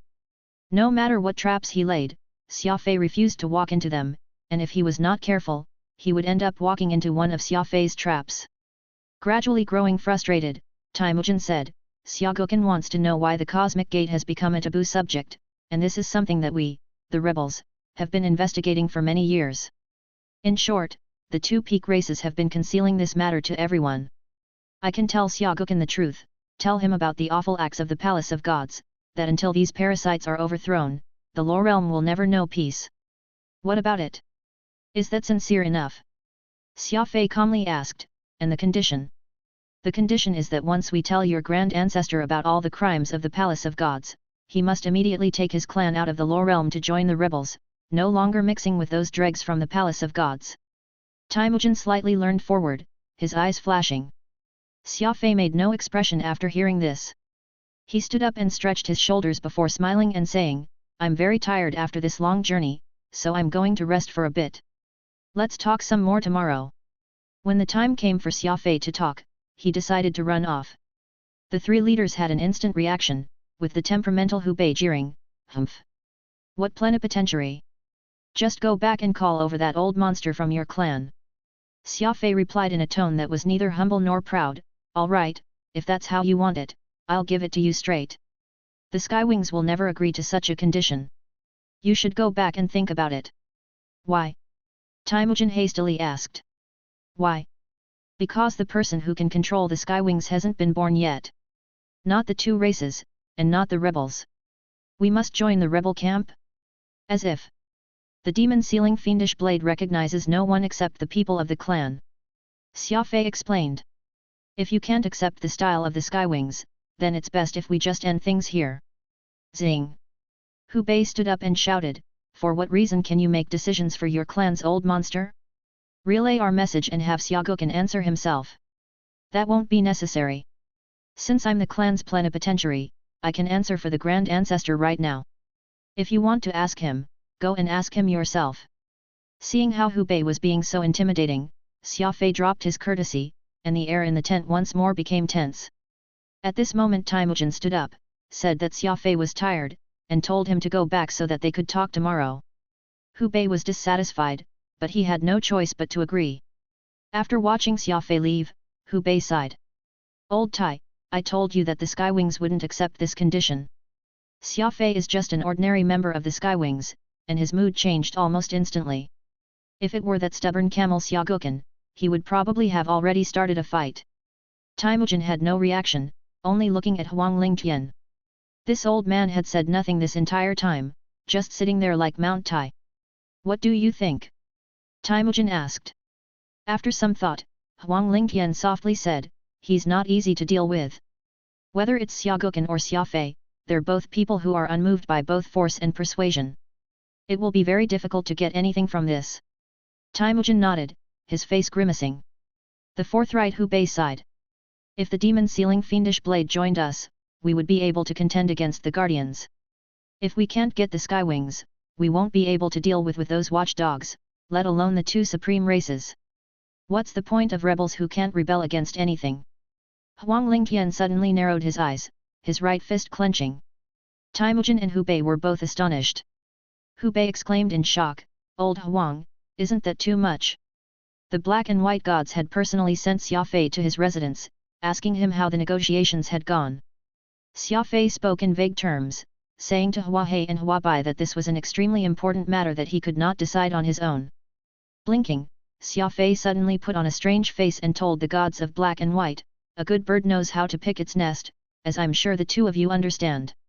Hua Hei was a crude man and thought Xia Fei was talking about the Skywings, so he nodded in agreement, but Hua Bai was stunned and his eyes glinted. Saying that he needed to rest, Xia Fei bid farewell to Hua Bai and Hua He. Radix asked in confusion, "Did you mention that a good bird knows how to fix its nest for Hua He and Hua Bai to hear?" Xia Fei nodded. Radix curiously asked, "Why did you say that? Did you notice something fishy?" Xia Fei sneered. "This really is a reenactment of the Hung Men feast. Let me ask you one question. If Grand Ancestor Xia Gukan really came, who would be first in the hierarchy here?" This, Radix thought about it and then sternly said, "That old monster from your clan is even willing to flip the tables in the Palace of Gods. No one here would be able to control him, so the venerable ancestor would naturally want to have say over the rebels." Xia Fei then asked, "Then do you think that those three, Temujin, Huang Lingtian, and Hu Bei, would be willing to relinquish their power?" Radix shook his head. "That's not very possible. They're the ones who established the rebels, and they've put a lot of sweat and blood into it. Who would be willing to hand over their army to someone else?" Xia Fei sighed and said, "That's exactly it. While that Hu Bei fellow is the loudest, he's actually the one who wants the Skywings to join the most, while Temujin fears that the Skywings will usurp him once we arrive. I'm sure that cunning fox Huang Lingtian thinks the same." Temujin also said that he had worked with the Grand Ancestor in the Palace of Gods for many years. "I can understand the old man's personality without even meeting him, so how could Temujin not? That proposal to join them without any conditions is absolute nonsense.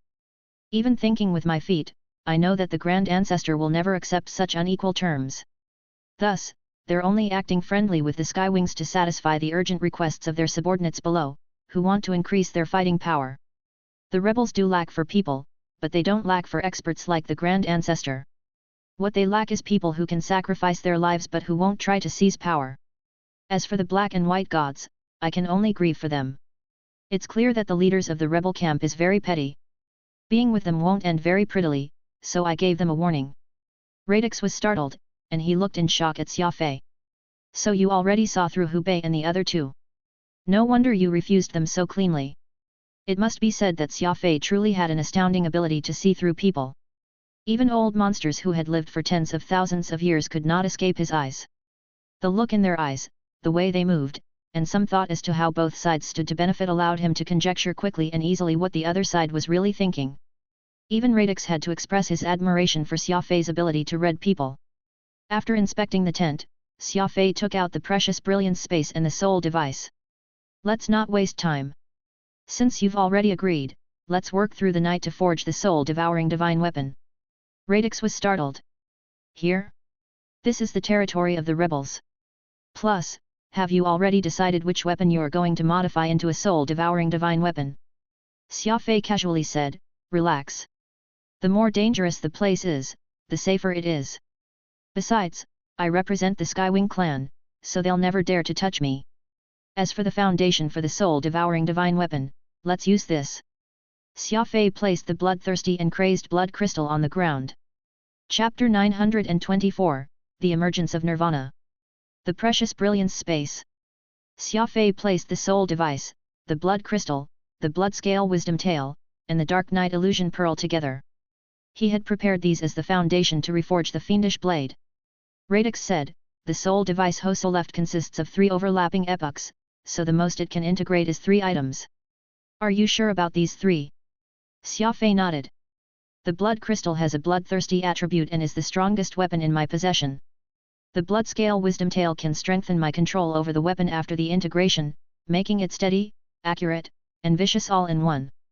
As for the dark night illusion pearl, it came from a dark life form. Those bizarrely shaped creatures are very powerful.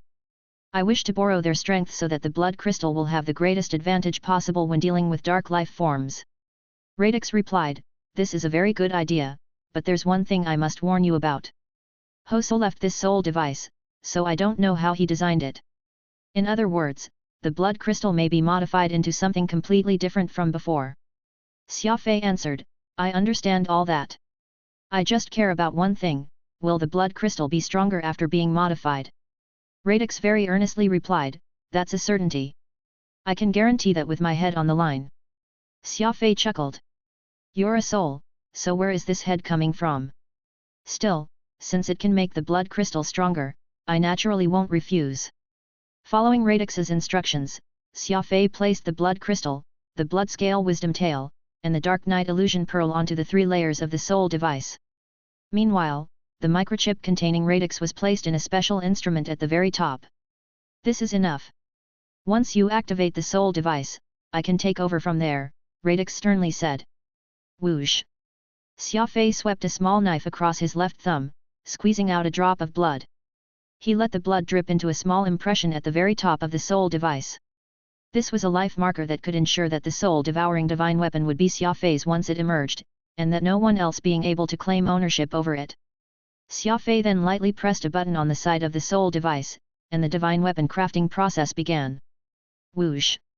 There was a white flash of light as Radix's soul was drawn into the soul device. Radix had had many connections with Xia Fei, so this action caused Xia Fei's head to ache a lot, as if it had been suddenly emptied. That microchip also became lifeless. Radix was now in the soul device, using methods that Xia Fei did not understand to control it. Rumble! The soul device activated with impressive grandeur, erupting with brilliant and multicolored rays of light, making the mysterious soul device even more wondrous. Fortunately, this was in the precious brilliance space. If this were outside, such a grand display would undoubtedly cause a great turmoil.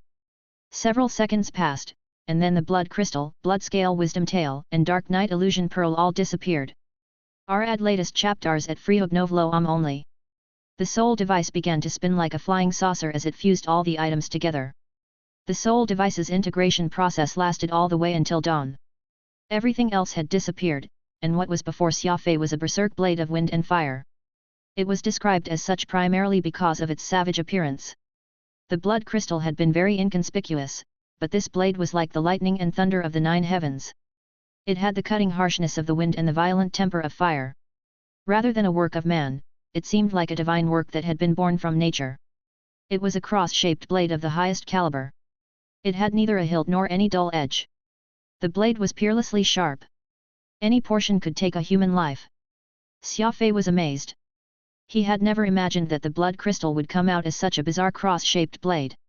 It was a 4-sided blade with 8 peerlessly sharp edges. Besides that, it had now countless short barbs and several grooves, through which blood could flow. This was a blade that went beyond the limits of human imagination. Too brash. Too flashy. Too insane. As Xia Fei gawked at the blade, the cross-shaped blade began to speak. Xia Fei, we succeeded. The soul-devouring divine weapon is complete, and I've received the information Hoso left for me. Radix sounded very excited, though he also seemed rather weak. Perhaps the divine weapon crafting process had consumed a great deal of his essence. Xia Fei recovered from his shock and softly asked, forget about that for now. Are you okay? Xia Fei's first question was not about what information Hoso had left but rather about Radix's well-being. Radix appreciated this, and he felt like becoming Xia Fei's divine weapon had not been the wrong choice. Radix chuckled. I'm fine. The soul device is the best home for immortal souls like me. Moreover, this soul device was made by Honu. He used some of the energy and remnants he picked up from the Ark's explosion. Its grade is as high as the heavens. While I have become weak from controlling it, if you give me a little more time, I will be able to make a full recovery, even becoming much stronger than before. Recovering my memories isn't an impossibility, too. As Radix spoke, blurry figures appeared in Xia Fei's brain region, as if he was really talking with Radix. This was because their lives were bound together. Xia Fei's drop of blood had bound him to the blood crystal, and Radix was inside the blood crystal, so they naturally shared a close connection. Xia Fei was brimming with confidence after hearing all this, and he seemed very happy. Modifying the blood crystal had turned out even better than he hoped. Suddenly, the blood crystal, which had been converted into a soul-devouring divine weapon, flew into the air. Like a flying wheel of wind and fire, it made a few slashes through the air. Whoosh whoosh! The mournful gusts created by a few random swings from the blood crystal brimmed with bone-chilling killing intent. Look! This is when I'm controlling the blood crystal. Even if you are fighting a strong enemy and are too busy to control the blood crystal, I can help you control it. You just need to use your mind to tell me who you should kill, and I will choose how to kill them. Of course, in normal circumstances, it's better if you are still the one controlling it. After all, you're a speed-type warrior, possessing otherworldly reaction time. I can't compare to you in that aspect, Radix excitedly said. Xia Fei thought it over and replied, the blood crystal has become a soul-devouring divine weapon, so does it have any other abilities? Radix was startled, and then he awkwardly said, I was so excited that I forgot to tell you the most important part. The blood crystal is no longer a divine weapon. Rather, it's a god-killing fiend weapon. A god-killing fiend weapon. Xia Fei was stunned by this revelation. Correct. A super weapon that can kill any gods or demons that stand in your way. The blood crystal was only able to kill a single person and make it impossible for them to reincarnate, but now, it can also seize their souls. Radix explained with gusto, souls aren't usually seen, but they really do exist. Phantom and I are both souls, possessing consciousnesses even without bodies. After Hosu died, his soul didn't dissipate and he was even able to rebuild his body. These are all special properties of souls. If you encounter a freakish expert like Hosu, killing them won't be enough, as once they rebuild their bodies, they'll immediately try to take revenge, but the blood crystal can now exterminate their souls, wiping them from the universe in both body and soul. If this isn't a god-killing fiend weapon, what is? The blood crystal is an expert's worst nightmare. Anyone killed by this fiendish blade will never be able to revive. Xia Fei's eyes glinted in excitement. When fighting with experts, the greatest fear was an inability to uproot them completely. If they were allowed to escape, the counterattack was bound to be terrifying. However, the blood crystal could utterly exterminate a person, wiping them from the face of the universe. This was heaven-defyingly strong. The blade was merciless, sparing neither life nor soul. Radix pointed at the bulge in the center of the blood crystal. This is where the blood crystal stores souls and energy. All of the enemies it kills will be completely refined and stored here. When the time is ripe, the blood crystal will continue to evolve and change. Ultimately, it will become the craziest existence in the universe. Xia Fei nodded. He gently stroked the surface of the blood crystal with 2 fingers. It was cold to touch, but not to the extent that it made him shiver. What level of weapon is the blood crystal now? Xia Fei asked. Radix smiled. This is the universe's only soul-devouring divine weapon. What level do you think it is? The blood crystal had become a unique existence in the universe, and Xia Fei was ecstatic. This was not a question of level. Nothing could compare it. The blood crystal stood alone. Once he finally managed to calm himself down, Xia Fei asked, so what was the information Hosu left you? Radix sighed. Hosu has had a rather hard time. It turns out that he passed through the cosmic gate on a mission for his clan. Alas, the enemy pursuit led into his body being destroyed, and he needed so much time to rebuild his body that the mission failed. Hosu was very dejected and criticized himself a lot. He doesn't know that I lost some of my memories, so he didn't go into too much detail, but I managed to glean some useful information from it. For example, the Ark had something that was very important to Hosu and his clan, and it was lost in the explosion. Hosu needed a very long time to rebuild his body, so he didn't have time to wait for me. He decided to search the Sea of Stars by himself. He's a warrior, so completing his mission is his duty. Although the mission has already failed, Hosu is still determined to salvage it. Xia Fei nodded. Then it means that Hosu might come back at any time, but because he's anxiously looking for something, he might have gone to the ends of the universe to look for it. Radix replied, exactly. He's someone who values the mission even more than his life.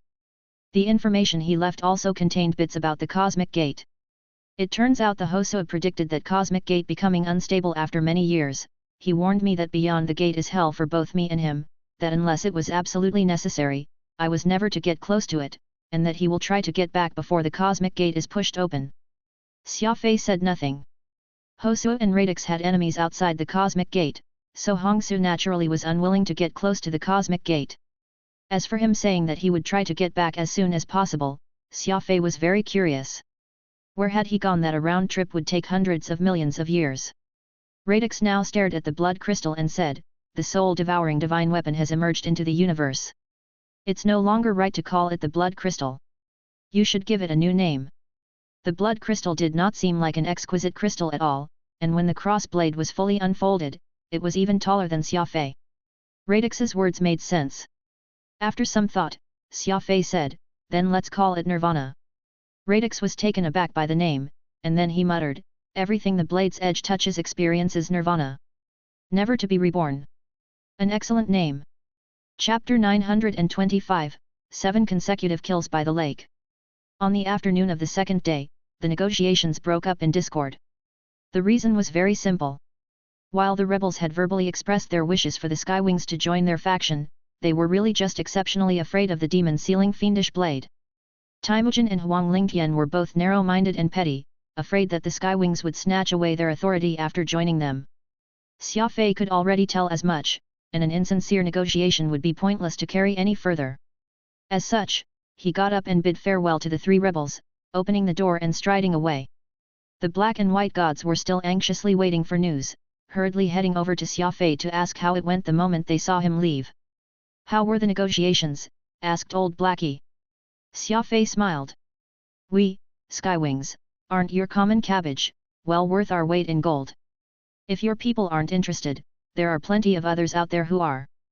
Besides, given the strength the Skywing clan possesses, there's no one out there that can stop us even if there's a day when we leave the Lore Realm."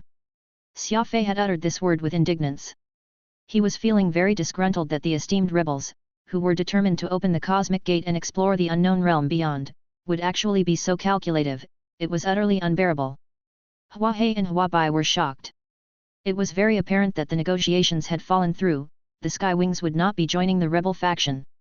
Aside from the two peak races and the exiled grounds, it would be the two major factions, rebels and the Guardians, that wielded some power.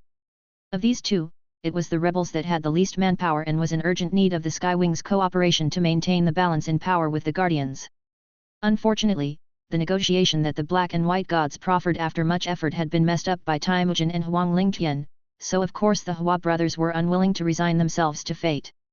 As such, Xia Fei had made his decision, excusing himself on the account of other business and departing just like that. This was when Huang Lingtian suddenly shot a glance behind him, and then a stocky man rushed over to block Xia Fei. "Since you're the Skywing clan's plenipotentiary, I suppose that you are very powerful, hey?" This stocky man pointed at Xia Fei and asked somewhat menacingly. Xia Fei chuckled. "I wouldn't call myself powerful, but at least I wouldn't disgrace the dignity of Skywing." This man spat to the side distastefully and viciously hissed, "Enough idle talk. I have yet to make you pay for tossing my brother into the lake yesterday. Fight me if you've got the guts." Xia Fei wrinkled his brows slightly. This man was being unreasonable and had quite the temper. He was acting very barbaric and he did share a strong resemblance to that uncouth man from yesterday. This was when the expressions on the black and white gods turned grim, and Hua Hei scoffed coldly. "Xia Fei is the plenipotentiary of the Skywing clan. He's our guest. Kongling, are you trying to revolt?" The Hua brothers' reaction became a reminder to Xia Fei. He turned around and swept his gaze across Huang Lingtian and Temujin, noticing how neither had made a move. Clearly, this was a situation they had a hand in setting up. "This gang of bastards are trying to do me in," Xia Fei quietly thought to himself as he allowed a hint of killing intent to seep out from him. Radix was nonplussed. "No way. How could they benefit from provoking you? Everyone knows that Skywings shouldn't be provoked." Xia Fei smiled. "They're trying to show off so that I won't say a lick of good word on behalf of the rebels when I get back. This way, the Grand Ancestor will dismiss all notions of joining the rebels and subsequently the authority of these two will remain intact." Radix was stunned and did not say another word. Xia Fei had already seen through the convoluted hearts and desires of these people. They were not hoping for the Skywings to join them, they were just afraid of the crazy demon-sealing fiendish blade acting arrogantly. Sure enough, the man, who went by the name of Kongling, glared. "Who's saying I'm revolting? I've long admired the ultimate speed that the Skywings cultivate and am merely looking to exchange a few pointers with this little friend. Are you telling me that that's not even allowed?" "You!" Hua Hei shouted, his severe expression worsening. The two brothers shared a fairly close ties with the old monster of the Skywing clan, and in fact, it was the two of them who reached out to the Skywings and invited them for this negotiation. Now that Kongling was trying to create trouble for the Skywing plenipotentiary, neither of the Hua brothers looked good. But Kongling had claimed that he was simply looking to spar, and sparring between warriors was normal, so Hua Hei and Hua Bai could say nothing about it even if they felt affronted. Xia Fei, who had been staying quiet this whole time, suddenly said, "I'm fine with exchanging pointers, but I only accept a fight to the death." He did not speak too loudly, but it was a very cutting statement that everyone present could hear. A fight to death meant it would not stop after a few rounds and that the opponent would not be liable for any injury or even death incurred. It was no different from gambling with their very lives at stake. Kongling was initially startled, but he soon burst into laughter as he revealed a wide grin, his yellowing teeth on full display. You're the one who proposed this. Fine. Yours truly shall agree to it. Squelch. His speed was too fast, and the moment Kongling's last words left his lips, Xia Fei was instantly hurtling toward him. Furball, Peacock Blue, and Nirvana were unleashed without holding anything back. Almost immediately, a series of frenzied attacks hit to the opponent. Peacock Blue was the first to wrap itself tightly around Kongling, next was Furball, who suddenly grew in size. It shot out a series of energy beams. Finally, the fiendish weapon Nirvana rendered Kongling into half before the energy balls could even fully connect. This brutal and repeated attacks only occurred for a short duration, yet they dug a deep hole on the spot. Not even the scum Kongling's corpse remained behind. He had essentially disappeared from the face of the universe. Everyone was shocked. No one had expected Xia Fei to strike so fast without leaving any room for error at all. By the time they realized what had happened, Xia Fei had already succeeded in insta-killing Kongling. Actually, any one of the three, Furball, Peacock Blue, and Nirvana, could have easily taken Kongling's head, but Xia Fei decided to throw everything in his arsenal for another reason. He wanted to let all these rebels see that the Skywing clan was not hot air and the keenness of the demon-sealing fiendish blade was not to be underestimated. Everyone was shocked. The seemingly unassuming Xia Fei had the combat prowess comparable to a law god the moment he struck. All the rebels were dumbfounded. Several seconds ago, Xia Fei's face had been wearing a smile of someone who could hardly hurt a fly, yet in the blink of an eye, that smile was gone and the entire lake shore was filled with killing intent and the aura of his inner demon. This sharp contrast left all of them feeling stunned. Kaboom! Xia Fei stood within a circle Peacock Blue had rapidly carved out and coldly swept his gaze across everyone present. In a deep voice, he said, I am truly fortunate to have met everyone today. I do believe that there are still many others who are keen to exchange some pointers with us, the Skywings, and to which, I, Xia Fei, will gladly respectfully fulfill. If anyone steps into this circle, it just means that they accept a fight to the death with me. This was a very arrogant declaration. Xia Fei had declared his intention to accept anyone's challenge, which encompassed the entire rebel faction. A single individual going up against an entire faction? This was not something that could merely be understood as crazy. Xia Fei was standing in that circle as if he were an evildoer ready to destroy the world. What's so great about the Skywing clan? They simply run a little faster, that's all. I'll take you on. A short man dashed into the circle, but before he could even get his footing, Xia Fei's fierce assault had already reached him sans any fanfare. This circle here is the domain of Skywing. Anyone who enters it shall die. Xia Fei shouted with verve. To complicate a simple matter was an ability, and it was evident that Xia Fei possessed such an ability. Others might have just let it slide. It was just a challenge, after all, and people could just ignore the matter and resolve it like that. It was not as if any of these people would dare to force Xia Fei into action. However, this was not how Xia Fei thought of the matter. The pride of the demon-sealing fiendish blade was built upon their more vicious than other and more insane than other nature. Since Xia Fei came as the representative of the clan, a successful negotiation was only secondary. It was more important not to diminish his clan's majesty. Just that Xia Fei's methods were a little too extravagant. In just the blink of an eye, 7 died inside that circle he had drawn. Nothing was left of their bodies, as they had been utterly decimated. Kaboom! As the 7th opponent disappeared, Xia Fei remained standing upright as before. With a single hand raised, he pointed to the crowd beyond the circle and shouted, "Next!" No one said a word. Aside from the sound of rustling leaves, silence reigned. Because Xia Fei absorbed the ark's energy, hardly any energy leaked from him. This made him look no different from a normal person, but when he made his move, he caused a huge commotion. It had been 7 consecutive opponents, and all of them had been insta-killed by Xia Fei. Reality had proven that, unless a law god expert attacked, there would truly be no one else who could defeat Xia Fei. This also meant that the lone wolf of the Skywing clan, Xia Fei, was undefeatable by anyone under the law god cultivation. Everyone had already heard that the warriors of Skywings possessed a combat strength that surpassed those at their level, but there was just too great a disparity in Xia Fei's superiority at killing those higher level than him. After all, he was just a peak law overlord, yet having passed the law sage tier, he could already slay law sage warriors as if they were nothing. None of those present would have believed this had they not witnessed it with their own eyes. Actually, Xia Fei was an exception and should not be used to represent everyone in the Skywing clan. Because aside from Xia Fei, no one else had so many tools to kill others. Furball was the holy beast Shatterstar. Peacock Blue was an immemorial mystical armament, which had been strengthened after 4 fusions. The law of primal chaos was a power that could subvert all things. The war armor Sin Raksha was the supreme war armor from Fig Corporation. It was the grand work of Heavenly Master Artificer Wind Raja. There was also Nirvana, the only soul-devouring divine weapon. These were all the tools Xia Fei had at his disposal, and they were all his trump cards. Generally speaking, the Skywing warriors were capable of killing people above their own level, but Xia Fei and his countless trump cards could easily kill a group of people above his own.